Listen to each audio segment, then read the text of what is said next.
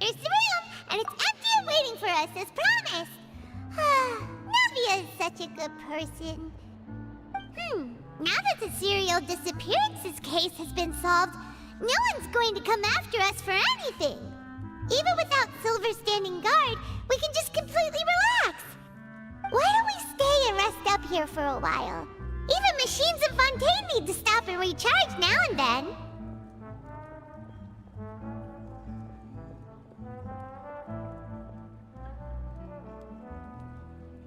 Oh, come on! This place isn't that bad. Besides, how often do we get to stay in an actual base? Oh, fine. Remember that detective story Paimon read before? Well, the author is about to release a new book, so Paimon wanted to buy it as soon as it came out and have a quiet place to read it. Yippee! Then it's agreed. Come on, let's get some sleep. We'll need to be up first thing in the morning to get in line and buy a copy.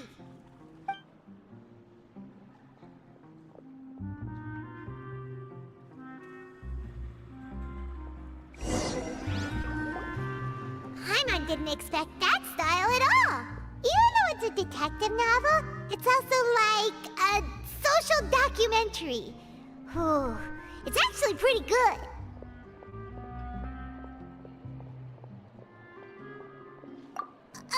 No! Paimon just spends a bit more time sleeping than you, that's all. Excuse me, but do you know if the Traveler and Paimon are lodging here? Huh? Who are you? Paimon doesn't recall seeing you before. Wait, you're not here to give us trouble, are you? A blonde traveler and a chatty little fairy. Phew, looks like I found the place. Good thing I asked the Spina di Rosula. Seems they sent me the right way. Hey, what do you mean by chatty? Paimon's always careful not to talk too much. Most of the time, anyway. It's an honor to meet you both. I was sent from the Palais Mermonia. Monsieur Nourilette wishes to see you.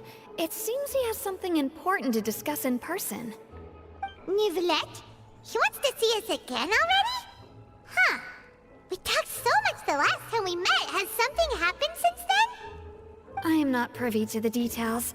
It would be best if you came to the Palais Mermonia and asked Monsieur Nourilette in person. If you say so, but Paimon has a bad feeling about this. Now that I've delivered the message, I'll take my leave. Thanks! We haven't left the room for a few days, so we'll head over once we've freshened up a bit.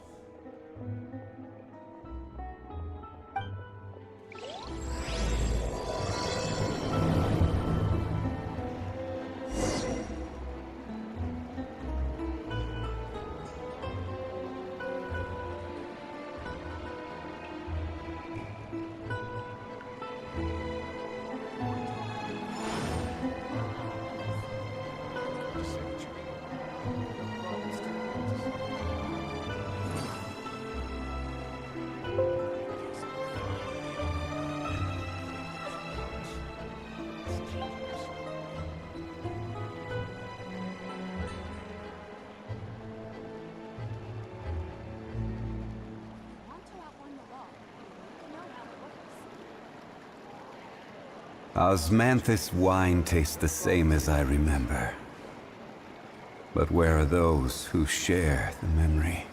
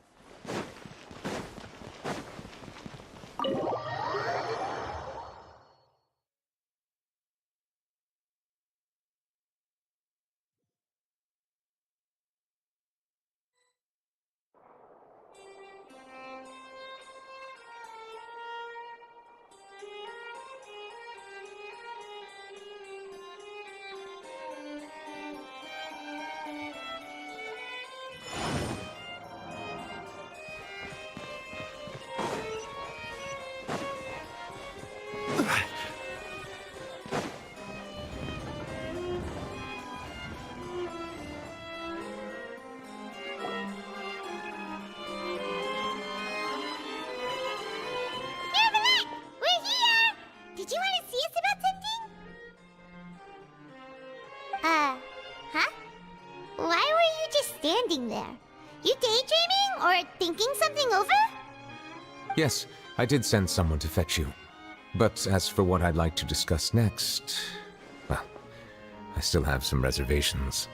Given that we've already made the trip here, you should just tell us. Bet you need us to help you with something, right? I do indeed have something I'd like to ask you to do. However, you should wait until after I tell you the details, then decide for yourselves whether you'd like to help or not. The situation is this.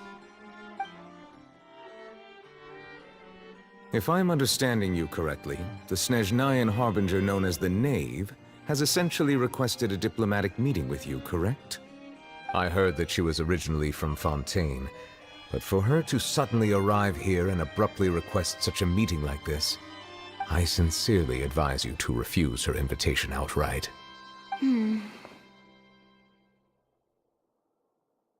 I'm sure you're aware that her purpose is most likely related to Child's recent predicament. We convicted one of the Snezhnayan Harbingers in a court of law, but we have yet to provide any form of detailed report on the matter.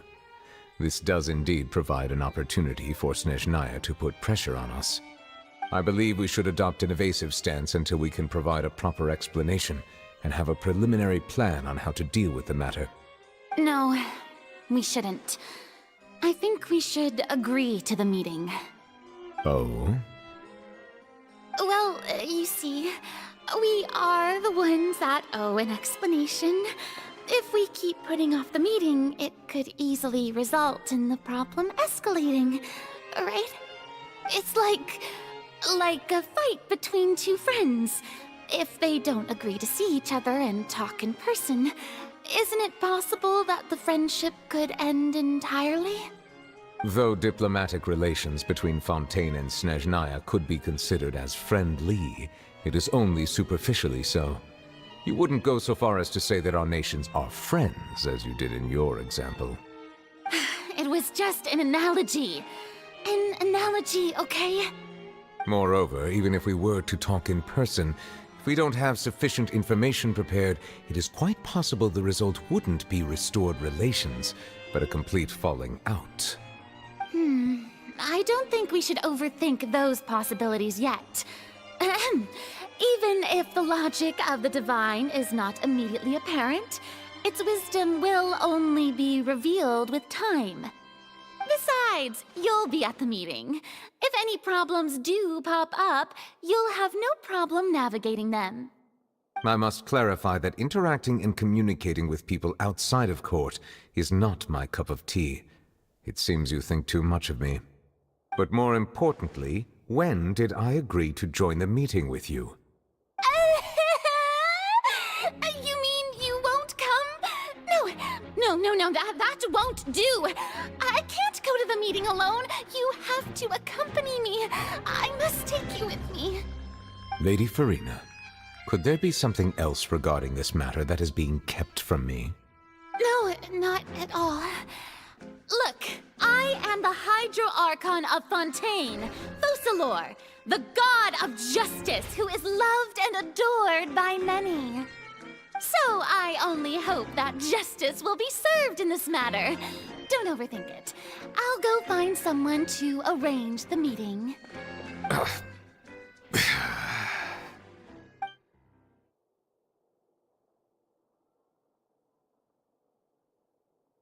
Though it could officially be considered a diplomatic conference, I prefer to see our meeting today as an ordinary tea party. I assume you see it the same way, Miss Farina?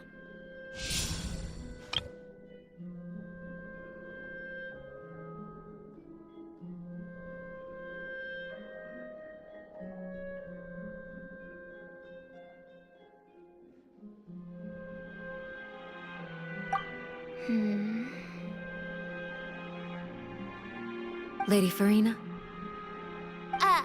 Oh, yes, that's right. Just like you said, a tea party. I should thank you for providing the pastries. They look delectable. To make this tea party even more lively, I've invited someone else to join us today. It's a pleasure to meet you, Monsieur Neuvillette. I was born in Fontaine, so naturally, there's no need to introduce the nation's revered Eudex to me. Hello. The pleasure is also mine. First, I would like to thank the two of you. I'm often away on business outside of Fontaine, and I'm told that the children of the House of the Hearth have been well taken care of by you. Oh, I'm not referring to when my children, Linny and Lynette, were falsely accused by you. Please don't misunderstand. The children of the House of the Hearth are often misunderstood, perhaps due to the reputation of the Fatui. There's no getting around that. All I meant to say is that Fontaine has been stable in recent years. The people are well off and the children lead happy, fulfilled lives. That is something truly worth cherishing, and no one wishes to disrupt such peace. Now then, you have come regarding the matter of child, correct? Well, yes. It appears the ever-busy Eudex Neuvillette doesn't wish to waste time with diplomatic pleasantries, and hopes that we can get straight to the point of our talk. Yes, as you surmised, understanding child's situation is indeed one of the goals of this trip. As we are both diplomats from Snezhnaya, as well as Fatui harbingers, Child and I have always been colleagues. Were anything to happen in Fontaine, each of us would serve as the other's attorney to resolve the issue. So now, in my capacity as his attorney, I request that Child be turned over to Snezhnaya. We have a responsibility to cooperate with Fontaine and resolve what has happened to him together. The rules governing attorneys only apply before a trial has concluded. Since a verdict has already been rendered, we see the case as settled. I apologize for being unable to grant your request. An outright refusal. Very well. I respect all the rules of Fontaine's courts, just as I respect you as Chief Justice. Okay, why don't we back up a step? You don't need to transfer Child to us. I only request to enter the fortress of Meripede to see Child and confirm his condition. It's not like you couldn't even manage to fulfill a simple request like that. Right, Miss Farina? About that. The fortress of Meripede has always been completely autonomous. Even we have no authority to interfere there, and diplomatic issues do not suffice as an excuse. However, if you absolutely must confirm the situation of the Harbinger, I have a proposal.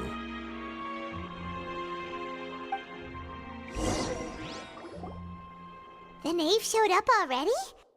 Well, Linny did say that Father will be returning soon. We didn't even know that Lenny was from the House of the Hearth at the time, so we kinda overlooked that information.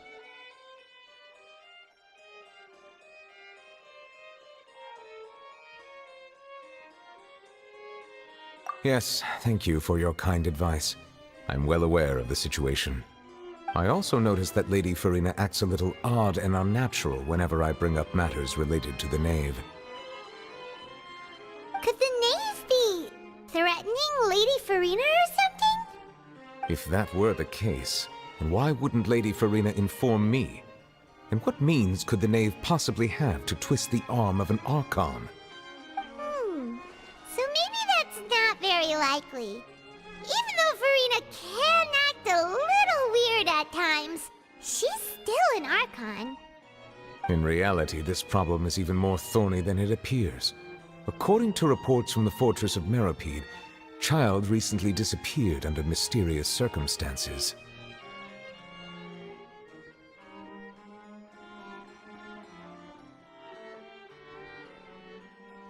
The details are still unclear.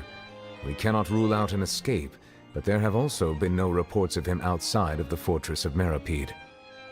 Special guards oversee the fortress, and its internal systems are extensive.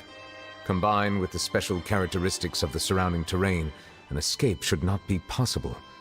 I suspect that there's something else behind Child's disappearance. I was only willing to share this information with you because you are friends of Child, and it is my duty to see justice done. So this is what you wanted to see us about before. Yes. I would like you to go to the Fortress of Meropide and investigate Child's disappearance. This was my proposal during our meeting with the Knave. Rather than allowing her to intervene, I offered to send someone to find out about Child's situation and report back to her in detail.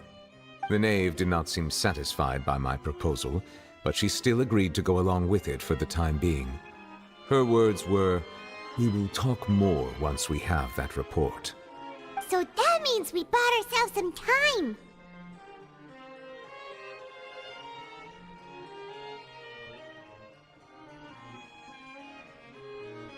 Firstly, you're already acquainted with Child. Your eyes may discern relevant details there that others would miss.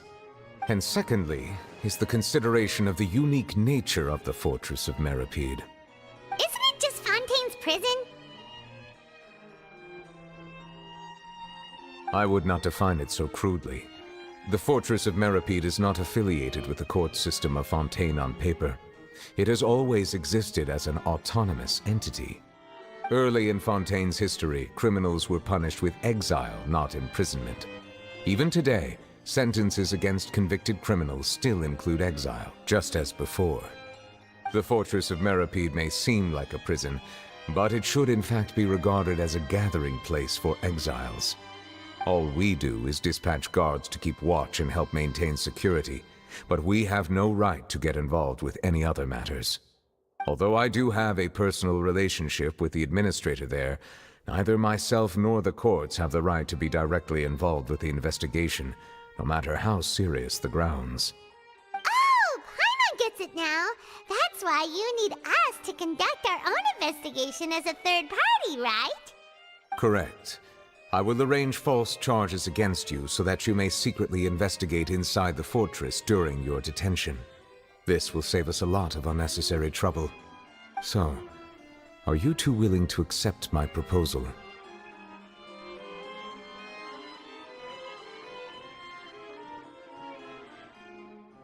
Yeah, no matter how you look at it, it seems we're the best choice. Alright, we hereby accept this difficult task. Reluctantly. You two have my sincere thanks. This matter is of critical importance to Fontaine's current situation. Also, I hope that both of you can keep this operation a secret. We will rendezvous at the Fortress of Meropide's entrance on Erinius once you've prepared yourselves. I will arrange for someone to take you inside. Prepared ourselves? Is there something we need to prepare? Perhaps you could enjoy a good meal and have a nice bath. I'm afraid that living conditions inside the fortress are nothing like those on the outside world.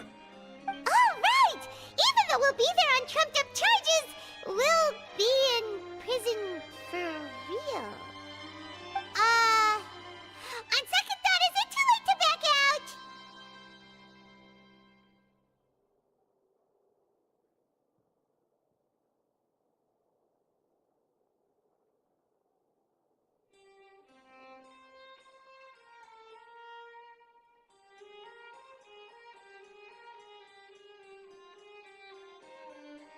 Please do not worry.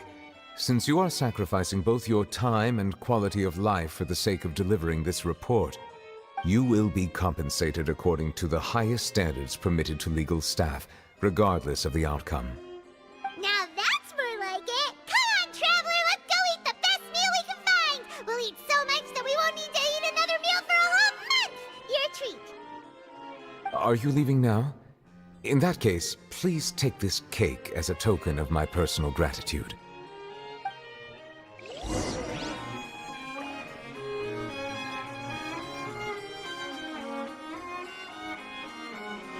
Oh, no need to thank me for it.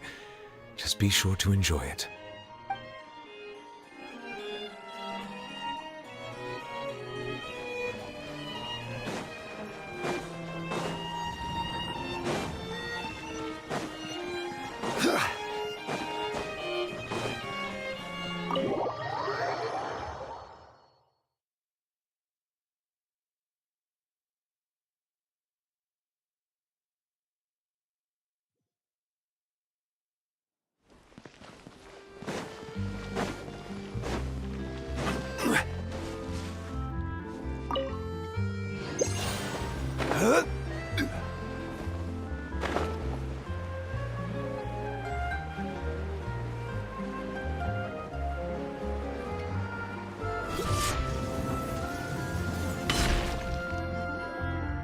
Paimon will have that, and that.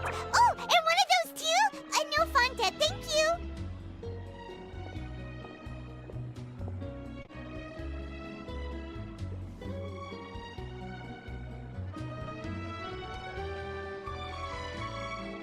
That cake was pretty good. But as soon as Paimon remembered that we're about to go to prison, Paimon's stomach suddenly became completely empty. Now that Paimon thinks about it, we've always been super careful ever since we arrived in Fontaine. Just to avoid breaking any strange laws here. But here we are, about to willingly send ourselves off to the Fortress of Meropide. Maybe this is what they call fate. Let's just try our best to investigate everything quickly once we get there. Paimon doesn't want to stay in prison too long.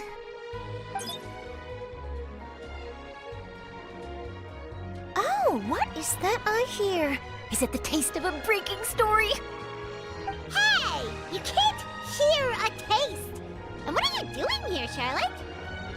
Oh, don't remind me. I invited an eyewitness to a case to eat here, and I was planning to get some great material out of him. But he didn't even show up. Calm down, calm down. This is nothing new. As a journalist, you should be used to this by now. And as long as you can score some juicy tidbits from the Traveler, you might still be able to recover the cost of the meal. You know we can still hear you, Charlotte. Never mind. It's nothing. I just heard you mention the Fortress of Meropide. You didn't commit a crime, did you? Please tell me all about it. No way! We would never! We're just going there to...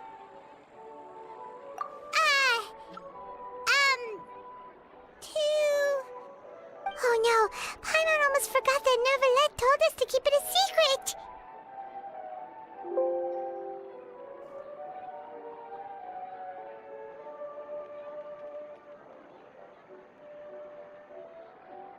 Huh? You're being arrested for that? Oh. But now that I think about it, I suppose that's not completely unreasonable. That's pretty despicable. Almost as offensive as committing theft. You mean Paimon really did something that serious?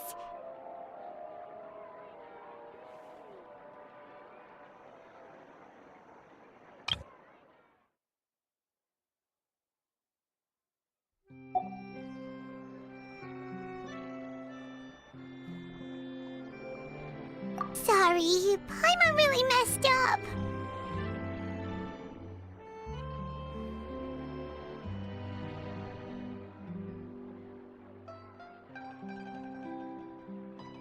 Well, in that case, it's nothing particularly newsworthy after all.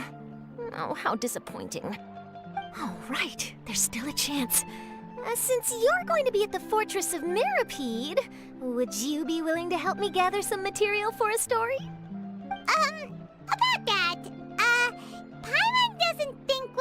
any time. Oh, it's nothing difficult. All you have to do is think of a way to get some time face to face with the warden of the fortress. He was awarded the honorary title of Duke in Fontaine. Sounds really cool, huh? Only those who have made significant contributions to the nation have been conferred this title. It's incredibly rare. On top of that, the Fortress of Meripede has never been under the jurisdiction of the courts. Practically nobody, including journalists like me, knows anything about the person in charge there. Oh, if I could write an exclusive article about him, I bet it would sell a boatload of papers. You make it sound easy, but it really depends.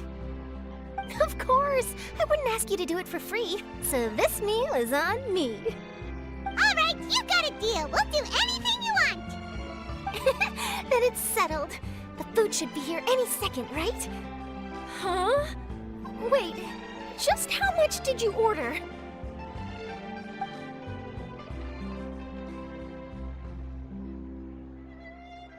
Oh, Paimon so full. Well, guess we have nothing to regret now, so let's get going. Wait. Paimon just said something really ominous, didn't she?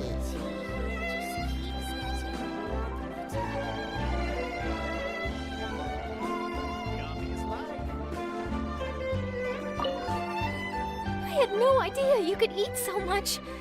That didn't go according to plan. Please, please, don't forget about the material for my news article.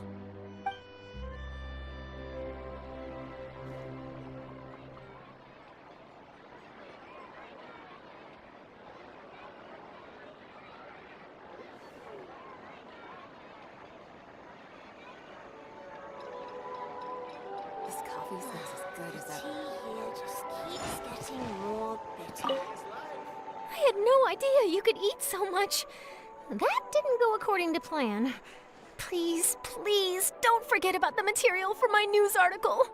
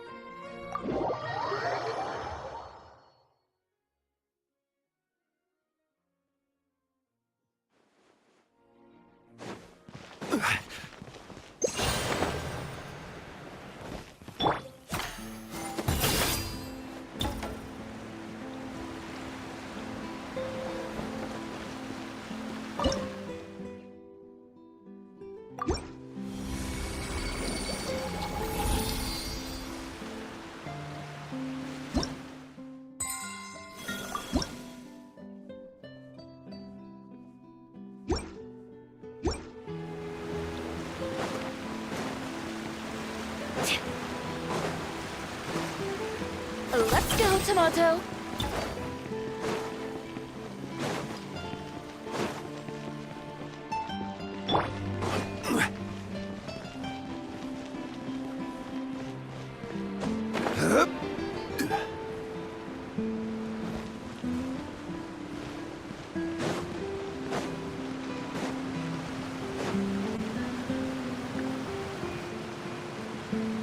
All right, Neverland, we're ready.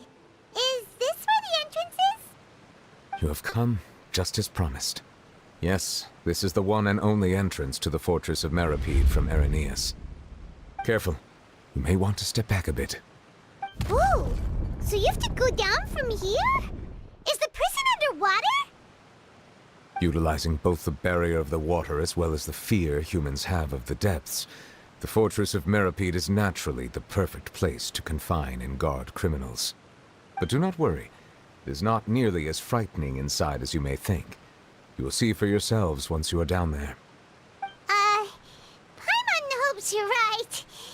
Don't know about you, but just thinking about being at the bottom of the sea like that gives Paimon the heebie-jeebies. Oh, and there's one more thing. I mentioned that I have had personal dealings with the administrator of the fortress, Writhsley. He's a very shrewd fellow. Yeah, we heard about him too. He's that Duke, right? Correct. He is the highest-ranking manager of the underwater prison. Even though you are going there to investigate at my behest, it would behoove you to avoid any confrontation with him or any of his subordinates. The Duke rarely ever leaves the fortress of Meripede, but that does not mean he is not privy to all that is happening inside and outside the fortress. He is quiet, but not unaware, so please bear that in mind.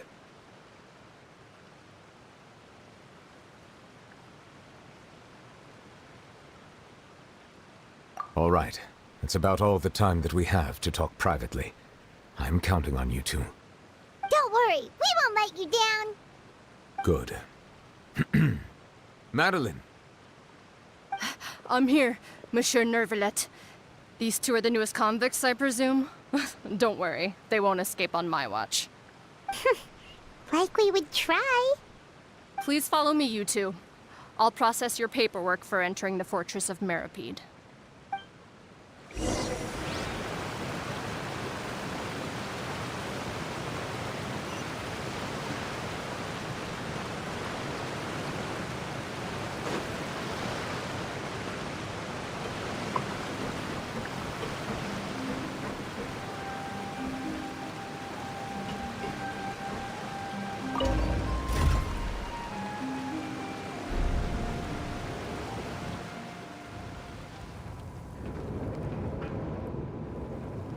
Are we already underwater now?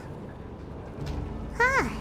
So this is what it feels like to be a criminal in Fontaine. You two seem to be taking this pretty well. It's rare to see convicts in such a good mood.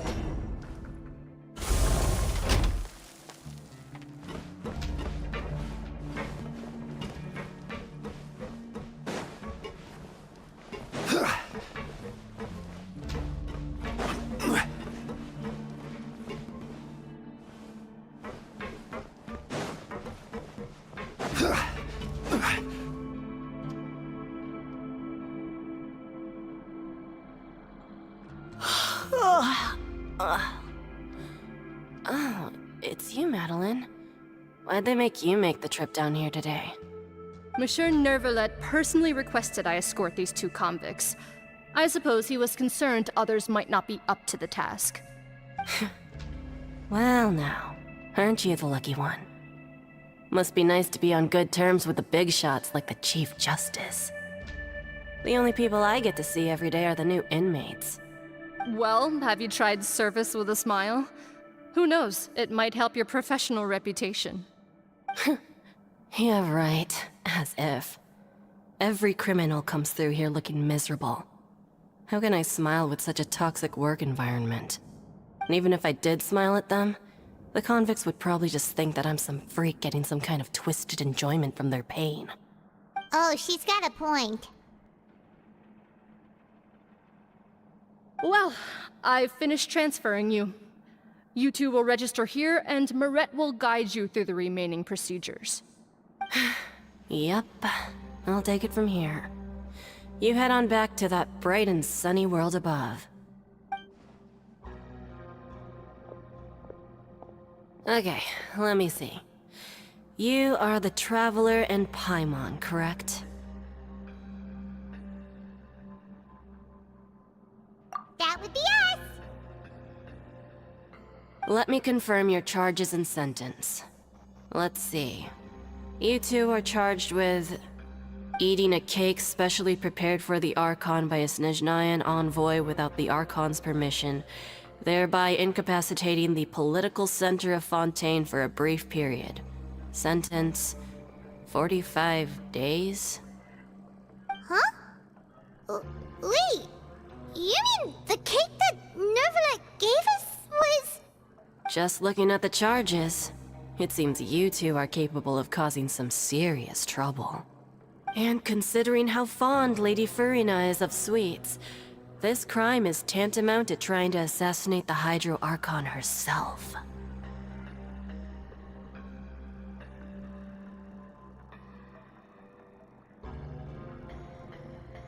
Now I've seen everything. Anyway, we still need to finish processing you before you can enter the Fortress of Meripede. Please stand in front of the board over there. I'll take your mugshots with my camera. Oh, all right. But be sure to catch Paimon's good side.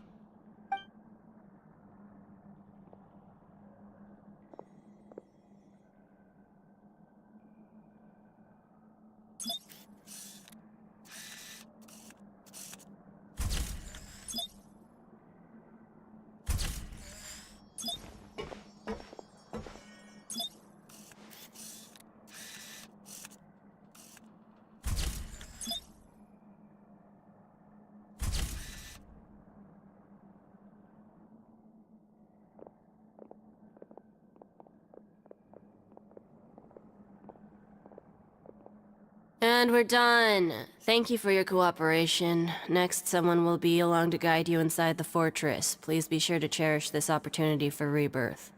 Huh? Rebirth? Isn't that a little much? We're only gonna be here for 45 days! You two are the new inmates, right? Follow me. Oh, okay! Paimon is Paimon and this is the Traveler! Save it.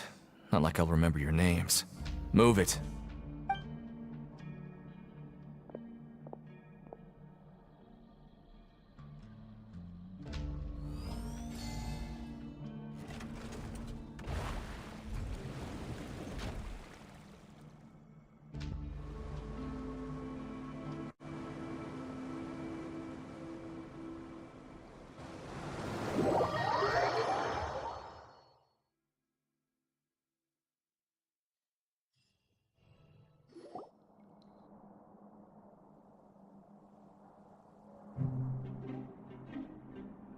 So, are you one of the guards here? Is there anything we should be careful of while we're here?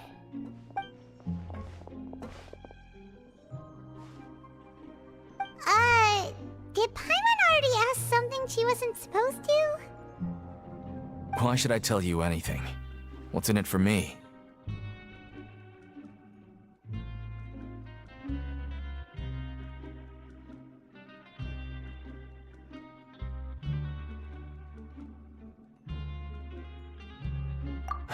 This is exactly why I can't stand you fish. I wouldn't even be doing this if it weren't for the credit coupons. Credit coupons? Alright, seeing as you're not the annoying kind that's getting dragged in here crying and blubbering, I guess I can tell you a few things. But next time, it'll cost you some coupons. Mora means nothing here. Here, we use credit coupons. Coupons can get you almost anything in the Fortress of Meripede. Desires? Fulfilled. You want power? No problem. Coupons can even change fate itself. So, credit coupons are a currency that can only be used here? It's not as simple as that. Like Marette said, everyone gets a chance at rebirth.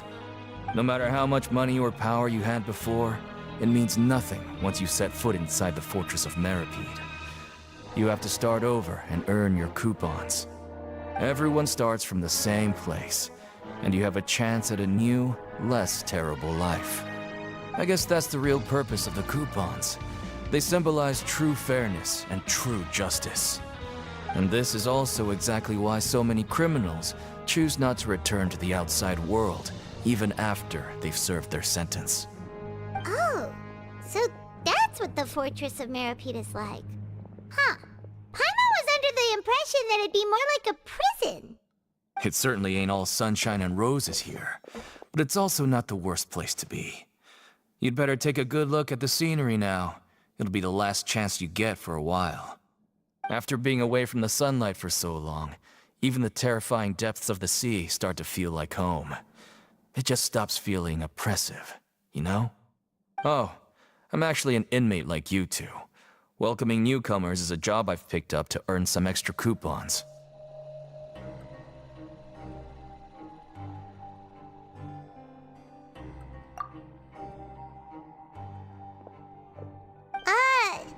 Why aren't you answering us again? I've told you enough for free. Any more info is gonna cost you. So all you care about is Mora! Wait, no. Coupons? Almost there. It's down through here. Your turn to give it a try.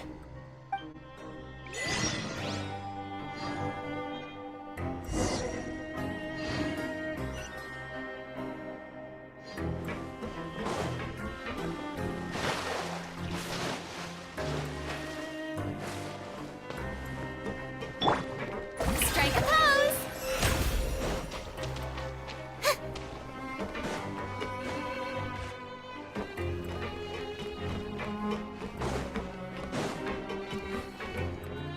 I will have order!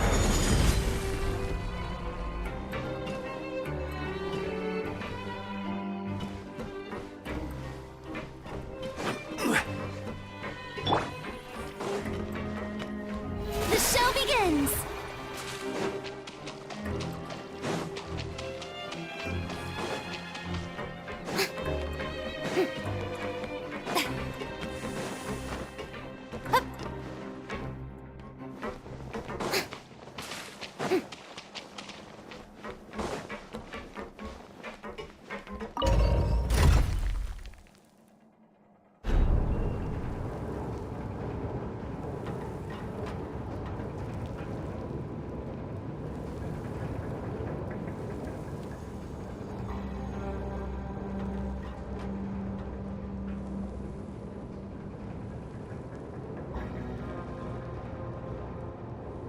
So, we're going even deeper now?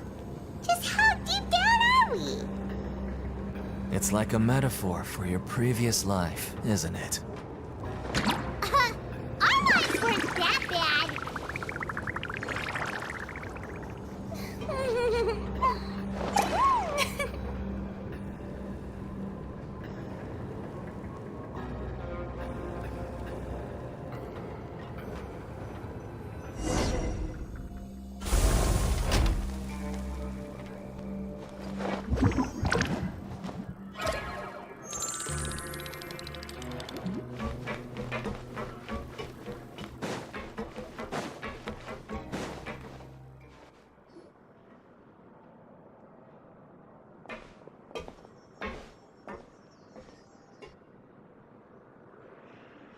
So this is the actual entrance to the Fortress of Meripede? Huh. It looks like there are other new arrivals, too. Oh, they sure don't look happy. Maybe we look too relaxed for fresh convicts.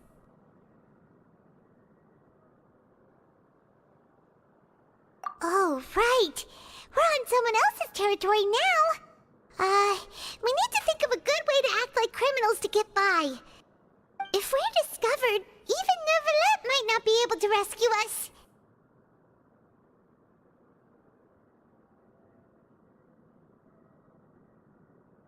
Hey! Don't scare Paimon! Oh, Paimon's not ready for all this.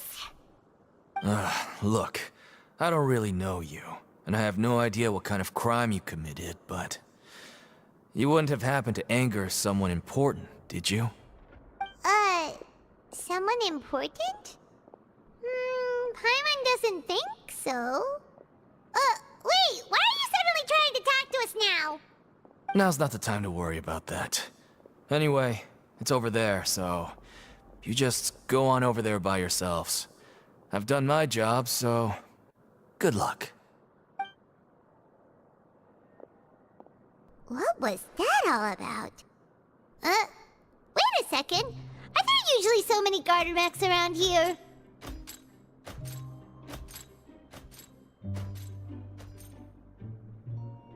They're already onto us? Prisoners numbers 7459 and 7560. Welcome. Oh, no need to be anxious. These Gardermechs aren't here to attack you. In fact, they're here as your honor guard. When I heard that you were friends of Monsieur Neuvillette, I had the Gardermechs come and wait in formation. Wait, you know about our connection with Neuvillette? The seafloor isn't as cut off from the world as you might imagine. However, I'm afraid that I know nothing more than that you are friends of the Udex. And as you can see, committing a crime means being sentenced here, even if you're friends with the Chief Justice. Quite fair.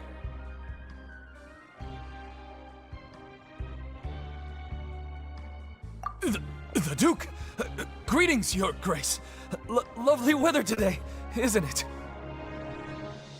Oh, greetings, my good fellow.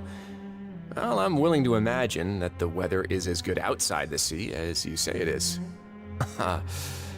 How great it would have been if only the Fortress of Meripede had been built on the coast, huh? It would have been so convenient to enjoy a nice chat in the sunshine. My profuse apologies. I just got so nervous when I saw you, So this is the Duke. He sure looks a lot younger than Paimon imagined. The Traveler and Paimon, correct? Mr. Deacon here was responsible for your welcome. I trust you were satisfied with his guidance?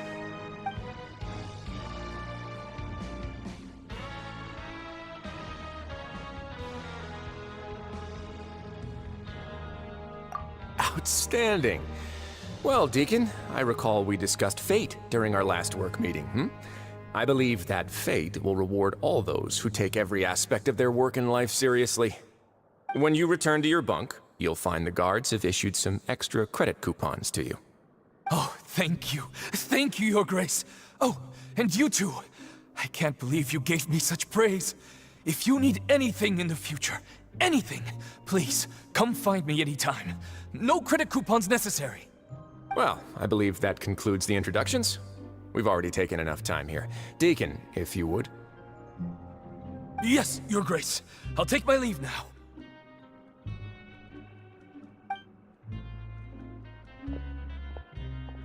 Please, follow me. To make you feel more welcome, I'll show you around the various facilities of the Fortress of Meripede. I hope it'll help you adjust to life here. He's going to personally give us a cure? Huh. Paimon can't figure out what this guy's thinking at all.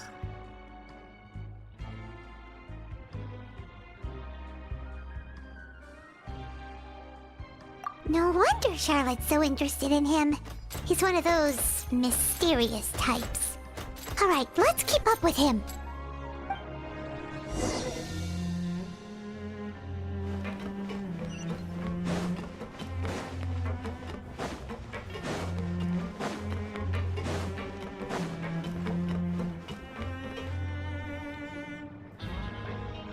There's no need to be so reserved. The label of criminal is nothing but one of many identities, and being criminally inclined here at the Fortress is just one of many ways to survive. Is it really okay for the Warden to think like that? We're real criminals, you know. What if we're too difficult to handle? Well, then maybe you'll be able to carve out a name and a place for yourselves in this underwater world, But before you go in swinging, please remember that in the Fortress of Meripede, it's better to not cause trouble for yourself or for the guards. Now, we've arrived at a very important place. the Coupon Cafeteria. You can come here and claim one welfare meal each day. Welfare meal? You mean it doesn't cost anything? That's right. Criminals are essential to Fortress operations, so we must guarantee that they at least have the basic means to survive. But that's not how it was. Back in the day, it cost you credit coupons just to get a cup of water here. For fish like you who just arrived with nothing, you'd have to go to work hungry until you earned enough coupons to eat. It was only after His Grace became the administrator that we got the free meal rule. Now everyone gets a square meal every day, even no-good slackers who've never picked up a wrench in their whole lives. Nobody starves to death here. In the Fortress of Meripede, credit coupons are the only currency, and everything must be purchased. In some sense, you could say using the coupons is a form of trade. But trade is always conducted by people. So if we want trade here to prosper, we need everyone to work hard and live their lives. If nobody could even afford a meal, then the whole fortress would be up in arms. And that would only make things more difficult for me. So, rather than saying that we're giving everyone a free meal here, you should say that everyone's hard work has improved the living conditions in the Fortress of Meripede. Your Grace's reasoning is correct, but what I said is also true. Whatever the case, hard work is rewarded here. You'd be hard-pressed to find anywhere else as fair and reasonable. Right! Paimon sees your point. By that logic, this place doesn't seem so bad after all. Oh, wait, no. We shouldn't drop our guard so quickly. But it seems the inmates really respect the Duke because of his attitude, right? We should still try to verify the truth with our own eyes. Let's continue this way.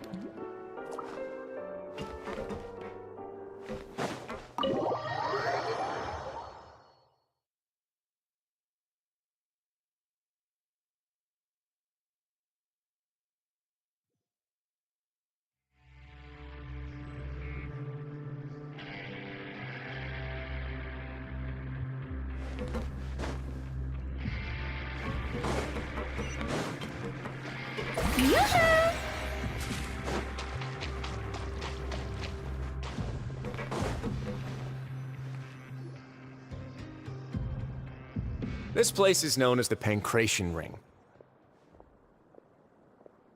Sometimes we have criminals who have more energy than they know what to do with. Their daily work alone isn't enough of an outlet for them. So, instead of leaving them to their own devices, we've provided them with this dedicated venue. This way, nobody will get involved unless they want to be. Pancration matches? And you can earn extra coupons?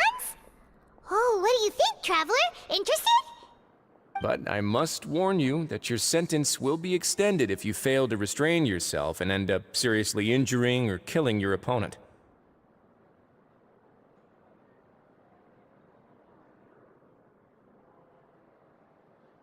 So, did you set this place up too? No, actually. I just granted approval for the organizer to use this area to build the ring, and I collect a portion of the proceeds in return. Of course, the fees are also quite useful. Oh. Do you mind if we ask what they're used for? Sure. Ensuring personal safety, maintaining the arena, and resolving any conflicts that arise. Why? Are you interested in how to manage a pancration ring? Oh, no. Paimon was just wondering if that's how you paid for everyone's welfare meals. A reasonable guess. I see you have a talent for entrepreneurship. Oh, you hear that, Paimon? That is something you can discuss between yourselves later. Let's move on for now.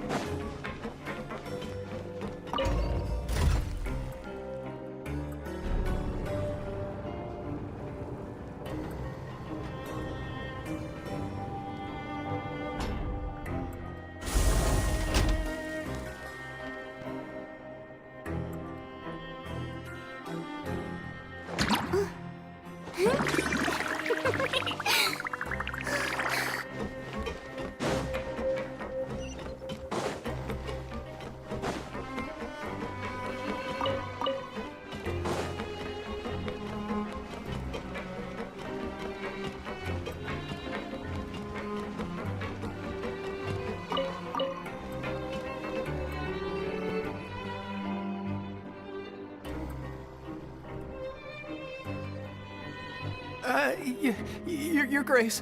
Good morning. I mean, good afternoon. No, wait, what time is it again? What time indeed? Time waits for no one, so it's best to keep an eye on it. Ah, my apologies, Your Grace. Jeez, that guy's so nervous he almost forgot to breathe. Sorry, forgive my manners.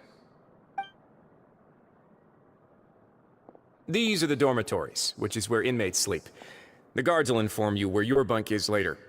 In the Fortress of Meripede, criminals usually spend most of their time in either the production zone or the sleeping areas. The production zone? What does it produce? Is that where we'll be working? Not necessarily. Though working in the production zone is the most reliable way to earn credit coupons, if you have other skills, you can skip your shifts to earn them in other ways. Wow. Wait, you're the manager of this place, and you're just telling us to our faces that it's okay to skip work? The fact that the Fortress of Meripede has continued operating completely autonomously is proof enough that most people are willing to work honestly and earn a stable income. As for what we produce, many of the clockwork machines seen all over Fontaine originate from our workshop. Therefore, the Fortress of Meripede is not only a place where criminals serve their sentences, but also a giant machine factory. There's no need for me to get into specifics about the production process now. You'll experience it all firsthand when you report for work tomorrow.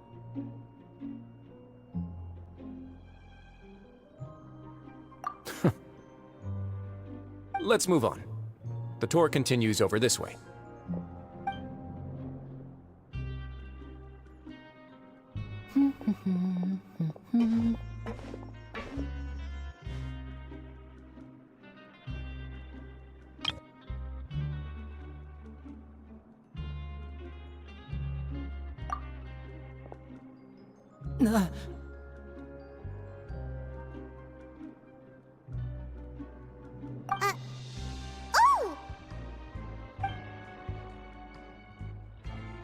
Oh!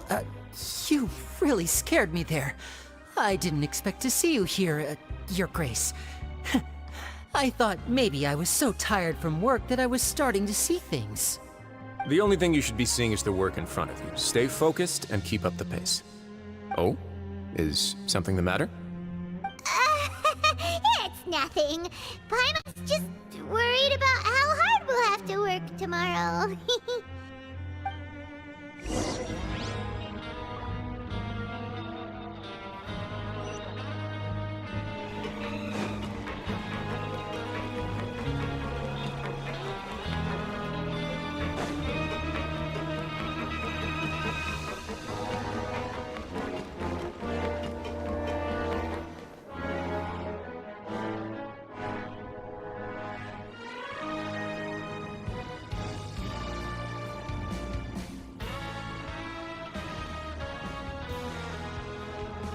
Your Grace? What are you doing in the infirmary at a time like this? Oh no, you didn't injure yourself, did you? Not yet, unfortunately for you. But thank you for your concern, Sigewinne. Oh, then you must be here for those two. Allow me to introduce you. This is the infirmary, and Sigewinne here is the Fortress of Meripede's head nurse. Hello, new faces. They call me the head nurse, but I actually handle all the nurse-related work all by myself down here. Since you seem to have some rare downtime with no patients, perhaps you could find the time to join us for dinner? Oh, then these two must be some important convicts. Sure, I'll join the welcome party. Thank you. Your presence will be the pièce de résistance for today's tour. Oh, so the tour part is over now? I believe I've already covered the primary aspects of life here in the fortress. As for your work, there'll be someone else to guide you through the details. Is there anything else? I seldom conduct tours, so why don't you just ask if you have any questions? Well, this is our first time here. Paimon's not sure what to ask. Then let's head back to the coupon cafeteria. Maybe a meal will help you think up some questions. You should at least try to be excited. Our free meals are actually pretty good here.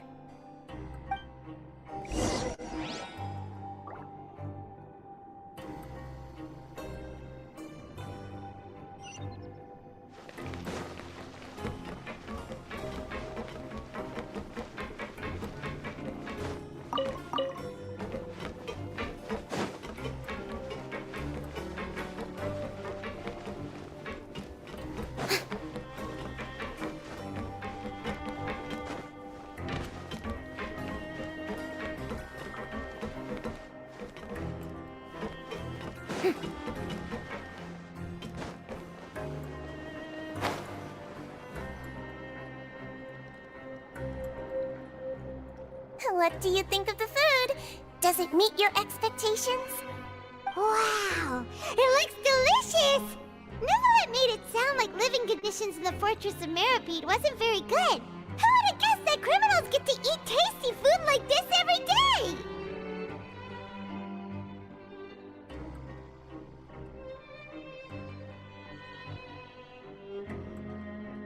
Oh, isn't that the meal box that only super lucky people manage to draw?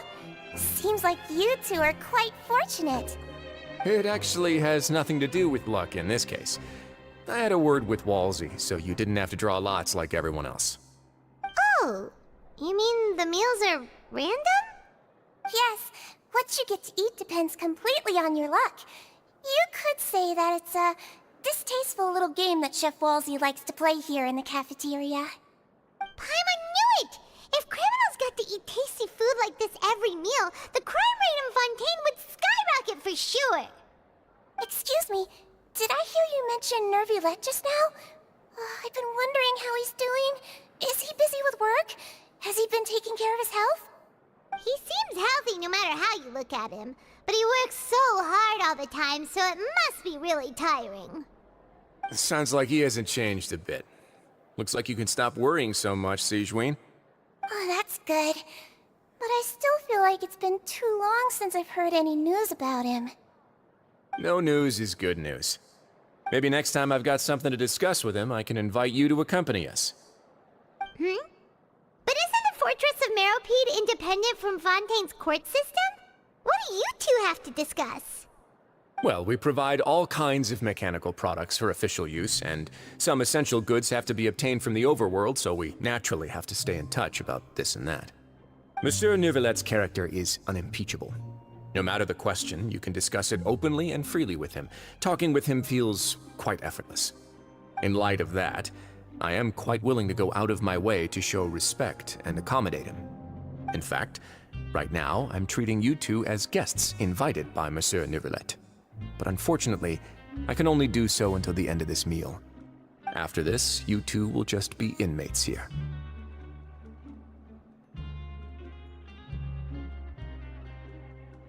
You're very welcome. Well, your new life awaits.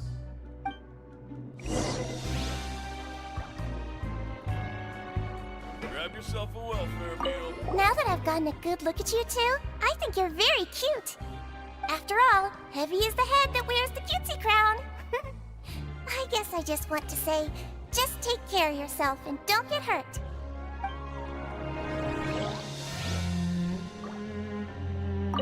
Are you finished eating?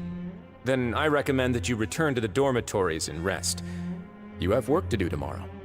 Perhaps you were hoping to ask for some special privileges? Sorry, you'll have to use credit coupons like everyone else. It's not as comfy here as you might imagine.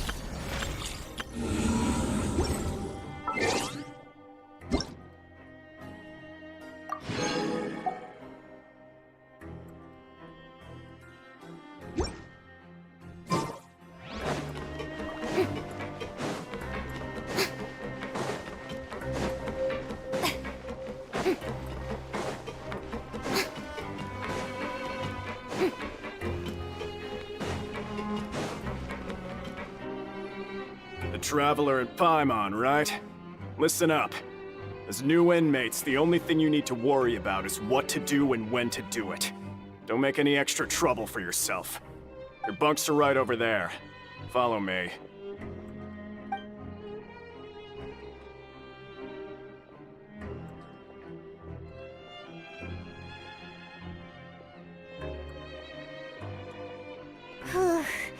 So this is where we'll be sleeping from now on.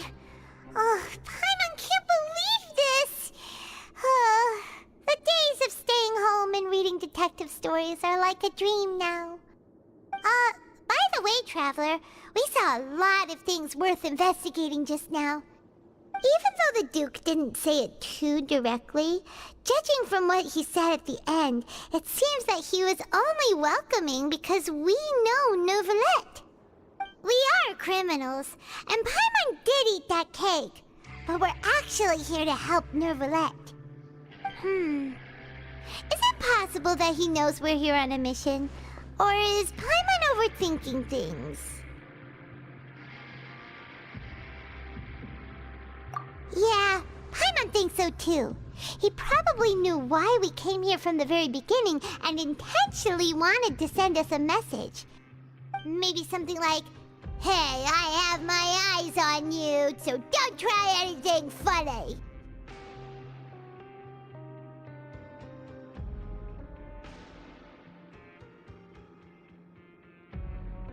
Yeah, you're right.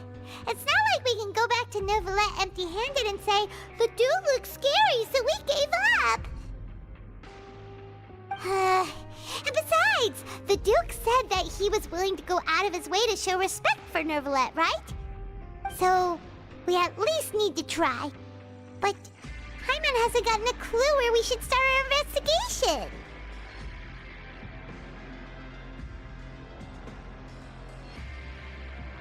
You mean...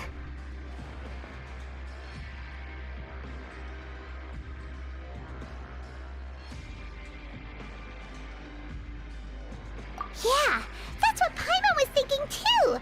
Paimon almost spilled the beans when we ran into him. Fortunately, based on his attitude, it looks like the Duke sees Linny as just another inmate. We worked so hard to help clear Linny and Lynette's names, and yet we turn around and bam! He's in prison anyway!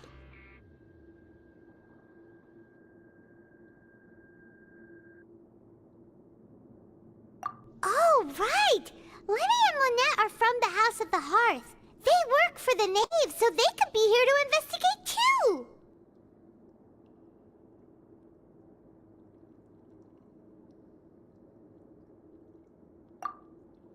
Huh? Oh, it's a card! Paimon didn't notice it earlier. It looks like a magician's prop. Lenny must have left it here. He's in prison and still doing his little tricks, huh? Let Paimon have a look. It was nice to bump into you again. Let's catch up in the production zone tomorrow. What in the world? It's written like he's greeting a buddy on the street. Paimon thought he'd write something important.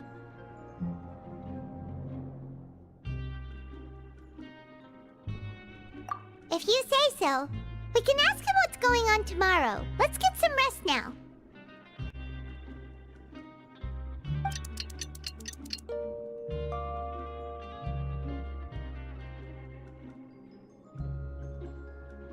Hey, you're finally awake!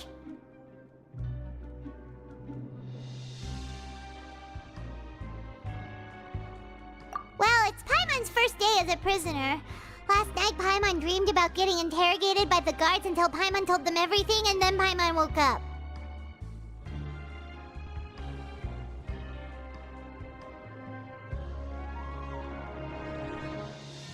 Hey, come on! It's just a dream, okay? Paimon wouldn't really squeal.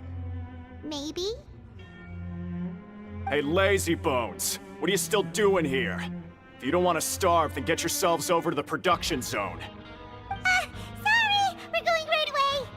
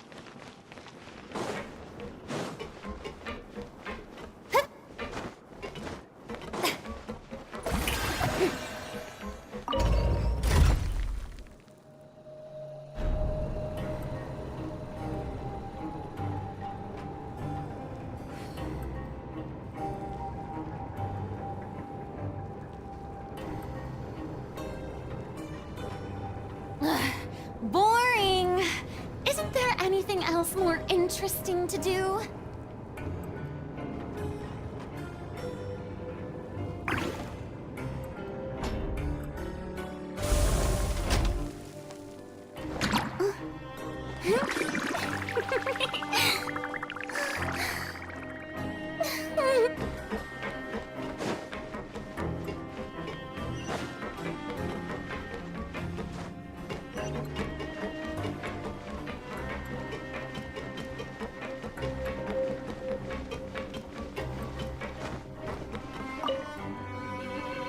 Ah, you must be the catch of the day.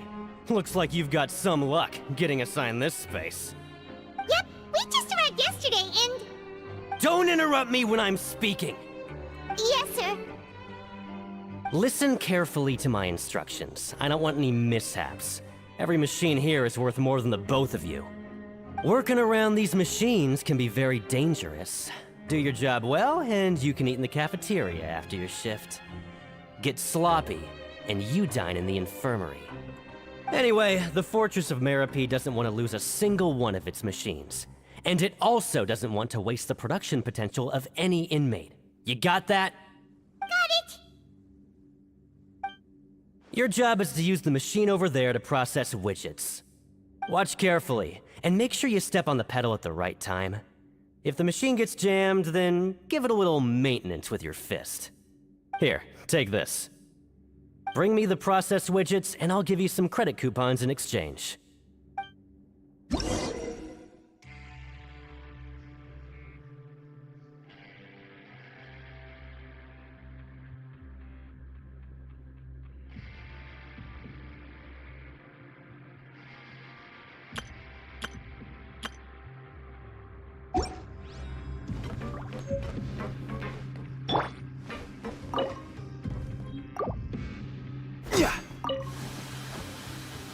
Once the widget is hot enough to glow, jump to step on the pedal and hit the widget with the... So if the machine gets jammed, you just need to attack it to fix the problem.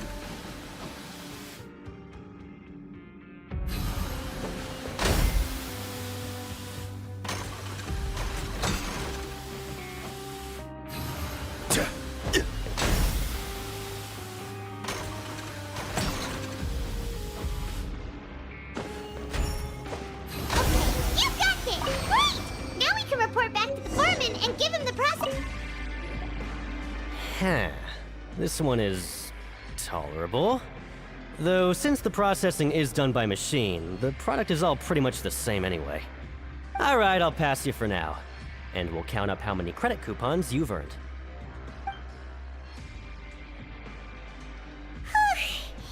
Paimon's exhausted. We're done now, right? Oh, that foreman. He's so scary that Paimon couldn't even speak. Ugh. Even though Paimon's starving and wants to head straight to the coupon cafeteria, we still need to meet Lenny first, right? He probably just finished up his work, too. He should be around here somewhere.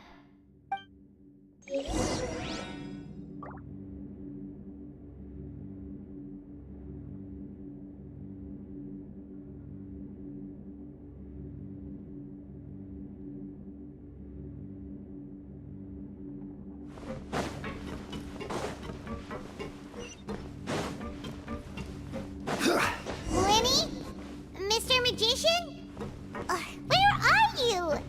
Oh, this had better not be some disappearing act. He doesn't seem to be around here. Let's try looking somewhere else.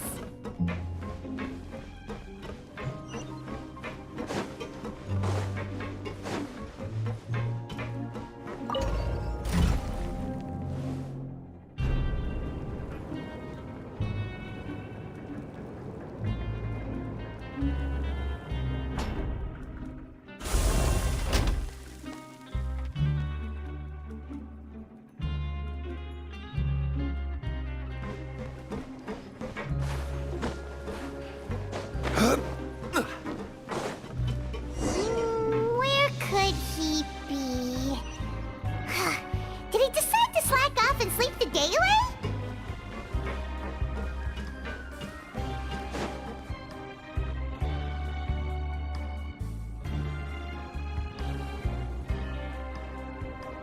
Hey, over here. Oh, you scared Paimon! How did you appear out of nowhere like that? Oh, you scare so easily now? Is there something worrying you these days? Oh, you little... The only thing we're worried about was trying to find you. Sorry. Come over here and keep it down.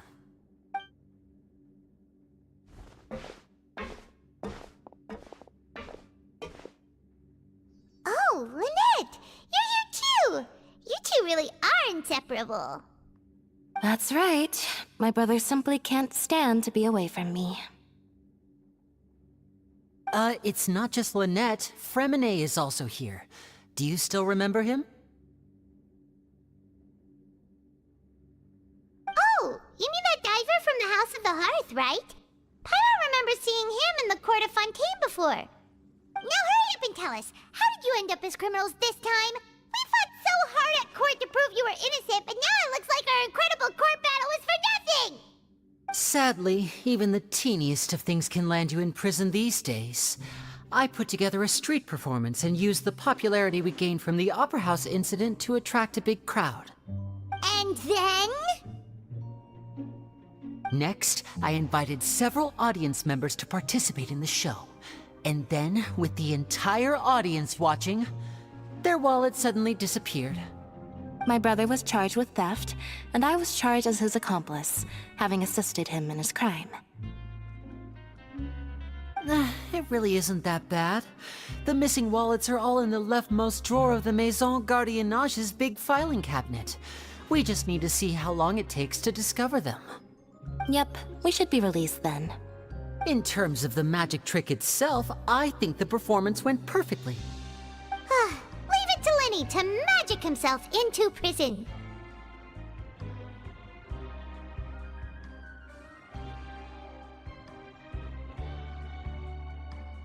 Indeed.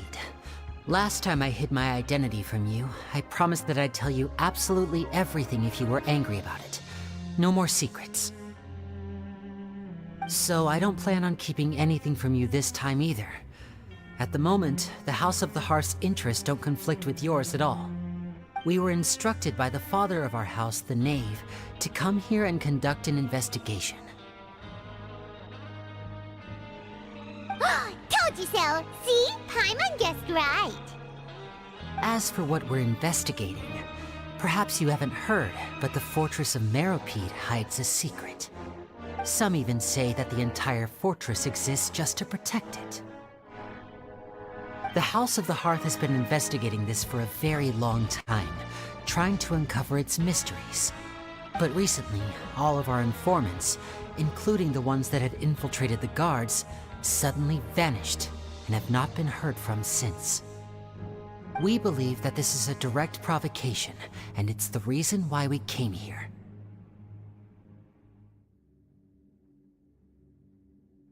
Father has somehow managed to confirm that Focalors does not have Fontaine's Gnosis. Huh? How did she manage to learn information that important? Father has her ways.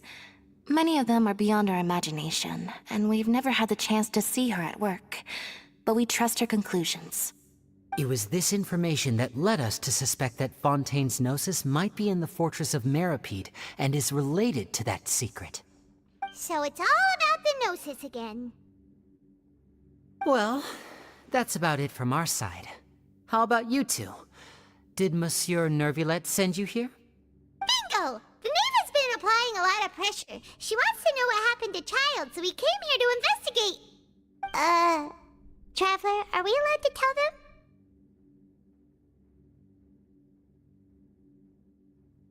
them? You don't need to worry too much about that. She's just asking for a report on Master Child's predicament as a means of pressuring you.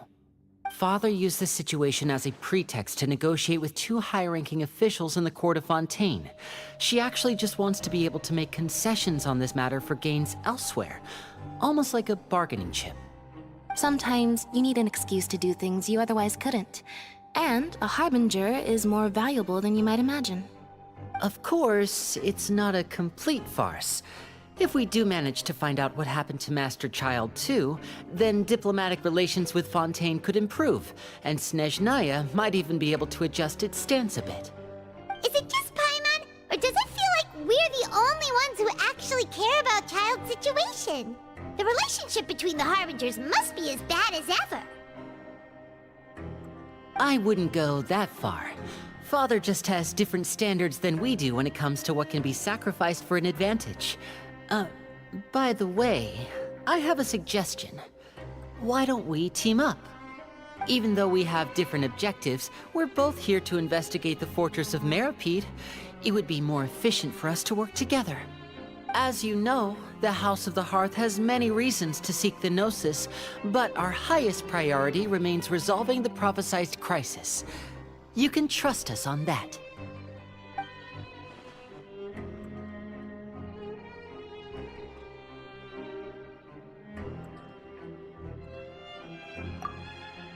See, I told you. Is that so?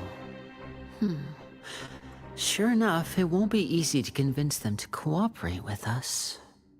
Lenny seems to be thinking pretty hard about something. Of course he is. Lenny has been looking forward to a chance to reach an understanding with you ever since last we met.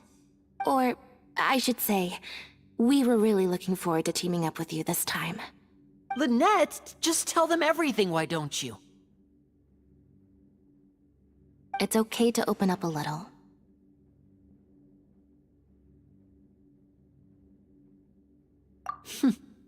Very prudent of you, and consistent with your behavior since we first met. That's reasonable enough, and I agreed to cooperate on these terms as well. I was prepared for the worst, but you were actually more agreeable than I anticipated. All right then, there's no time to lose. I have some information to share, so listen carefully. Since Lynette and I arrived here, our investigation uncovered the fact that the Fortress of Meropide has a forbidden zone. Most people just clammed up and wouldn't talk, but after asking the right questions, we were able to confirm the existence of the forbidden zone from the guards. You should be aware of that while you're investigating. A forbidden zone? Could that be where the child disappeared to? You're right, we'll definitely keep that in mind. Good. That's the most suspicious thing about the fortress that we know of so far. We have a few other unanswered questions, and we'll be investigating those as quickly as we can. Anyway, I hope you find our information useful at least. Oh, look at the time. You two must be hungry. You should go to the coupon cafeteria and get something to eat. I'll use my cards to get in touch with you again in the future. Oh, that's just what Paimon wanted to hear! Paimon's starving after all that work today. We can talk more about the investigation later. Let's go get some grub!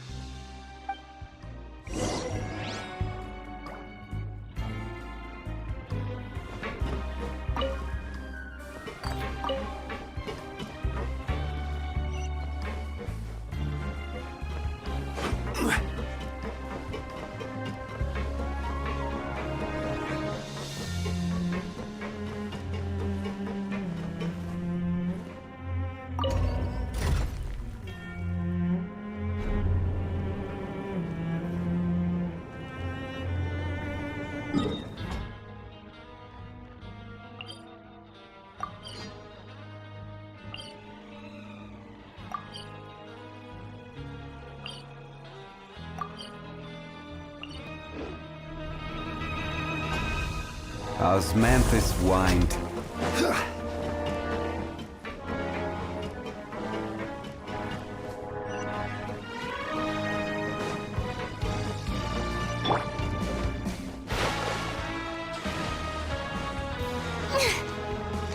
Strike a pose!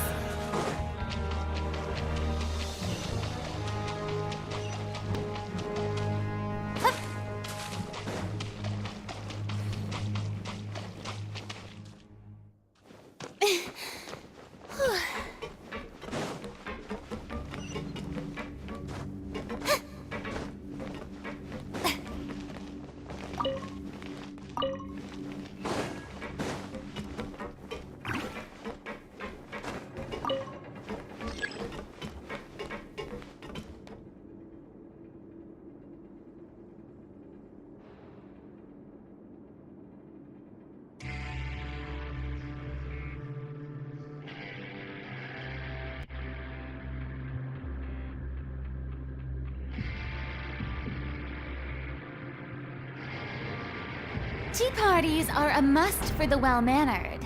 If you'd like to learn the proper etiquette, I'd be happy to teach you.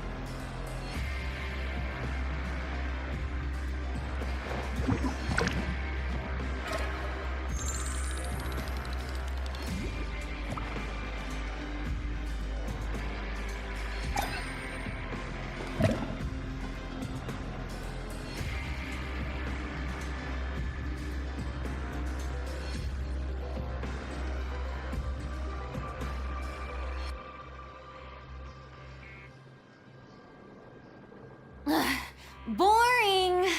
Isn't there anything else more interesting to do? I sure hope everything is...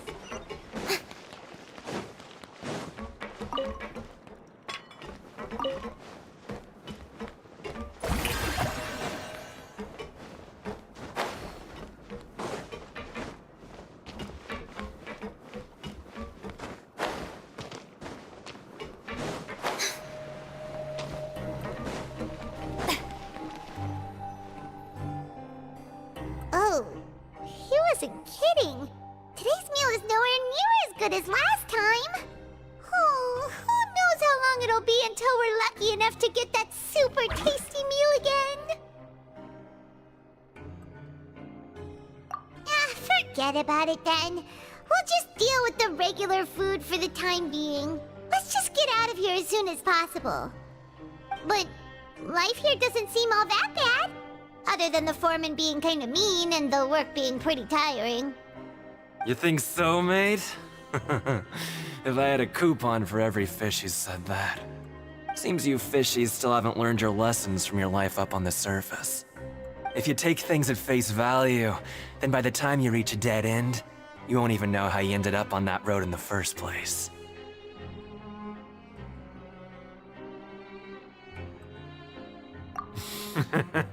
I like your attitude. I can, let you in on a little something. Everyone's been telling you to just follow the rules and not cause any trouble for yourself. Am I right? But what they don't tell you is that the rules aren't exactly what they pretend to be. The rules for being a prisoner. The truth is, this place has a lot of hidden rules. Huh? Hidden rules? What do you mean? Not everyone knows about those rules, but whether you know them or not, once you break one, you might encounter something even worse than death. Really? Oh, now you're really scaring poor Paimon. Don't joke around like that!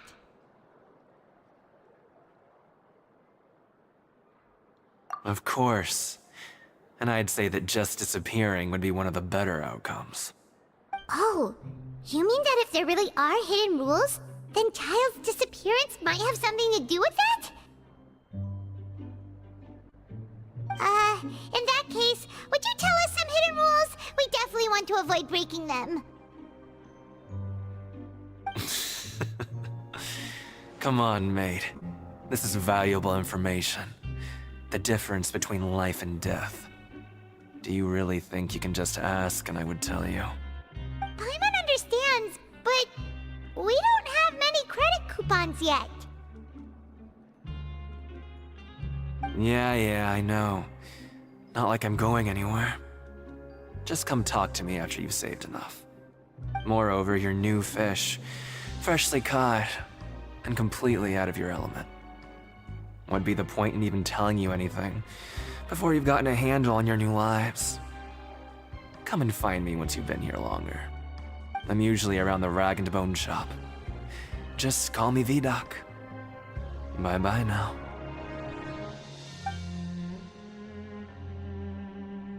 He left. Just like that. Huh. Do you think he's just trying to scare us into buying fake information from him?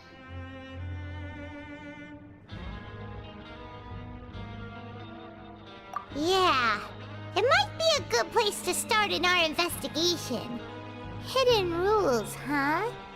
But, like he said, we don't have any coupons and we're still not familiar with this place. Oh, there's nothing we can do about it now.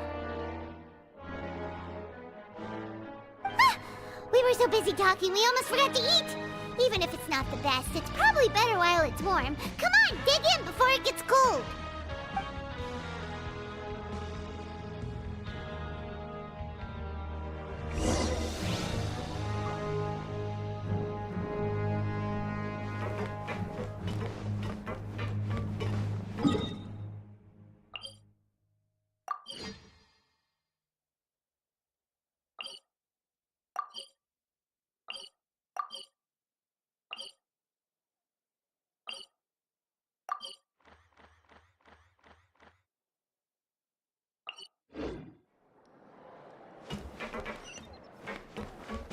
Grab yourself a welfare meal.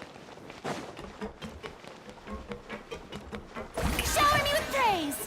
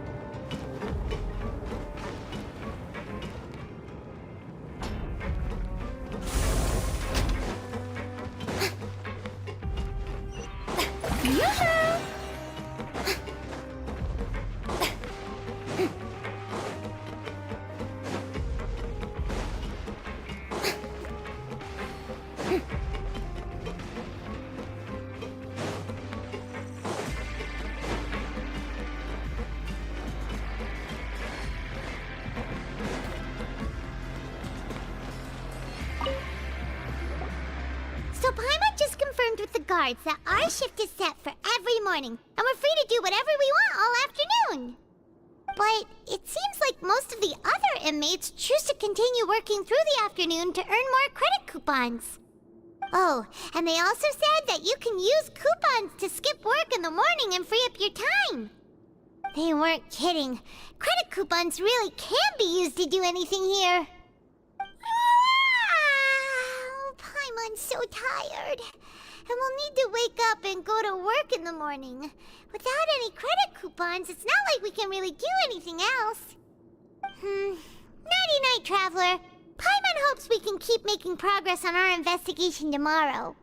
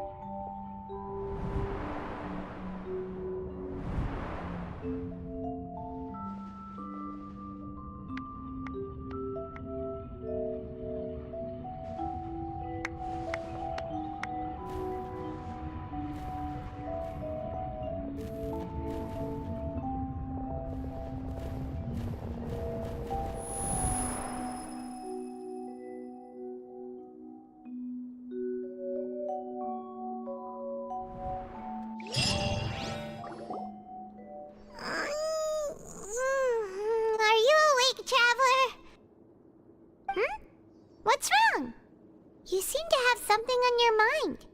Did you dream about something last night?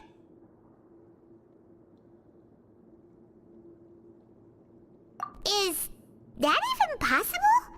Unless it wasn't an ordinary dream? Oh, child's vision! So you had it with you this whole time?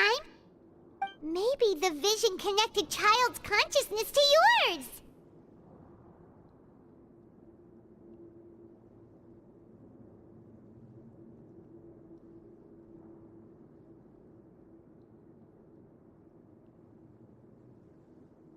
And our investigation has its first major breakthrough! Good thing you brought the vision with you here.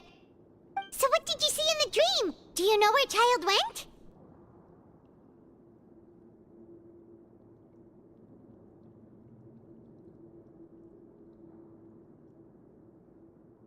Huh. Okay. Well, hopefully it'll be a bit more helpful in the future. What's more important now is that it's the start of another new day as prisoners. Let's do our best to earn more credit coupons.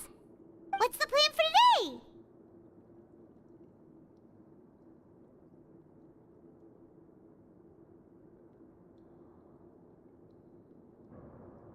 Huh?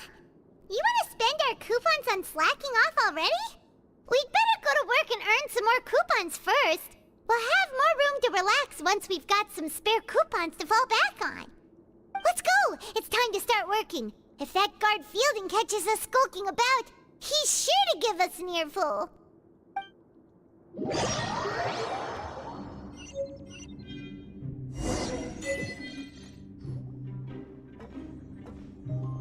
Look who decided to show up! Get your butts in gear and get to work. Time's a-wasting.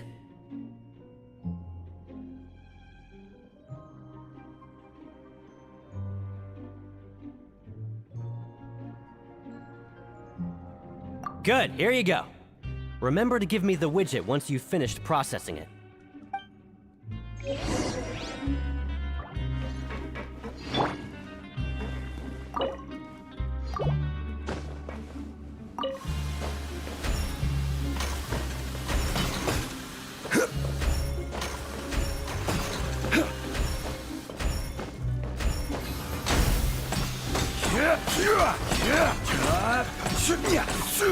Stabilize!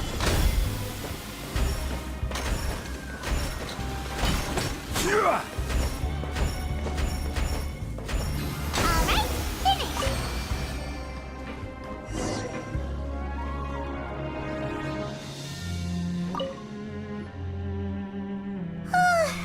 Paimon's beat. But after so many shifts, it seems we're really getting the hang of it now.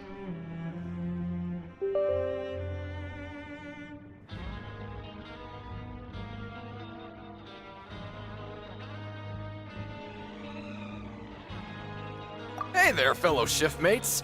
I saw you finished your work, so I thought I'd come over and say hi. Oh, hey there! We've seen you before. Your assigned workspace is really close, isn't it? That's right. The name's Rowan. This past few days, I couldn't help but notice the new faces working nearby. I guess we were destined to meet. I've been working here for almost 15 years. Even the foreman, Grainville, always calls me Chief. Whoa, you've been working here a long time, Chief.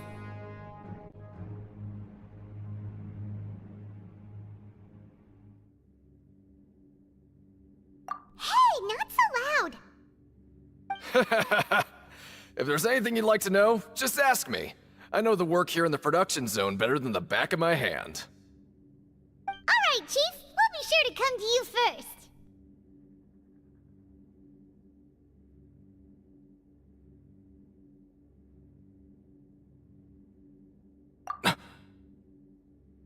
Did you just ask about the rules? Pretty sharp for newcomers. You've already heard about the rules, huh? Who'd you hear it from?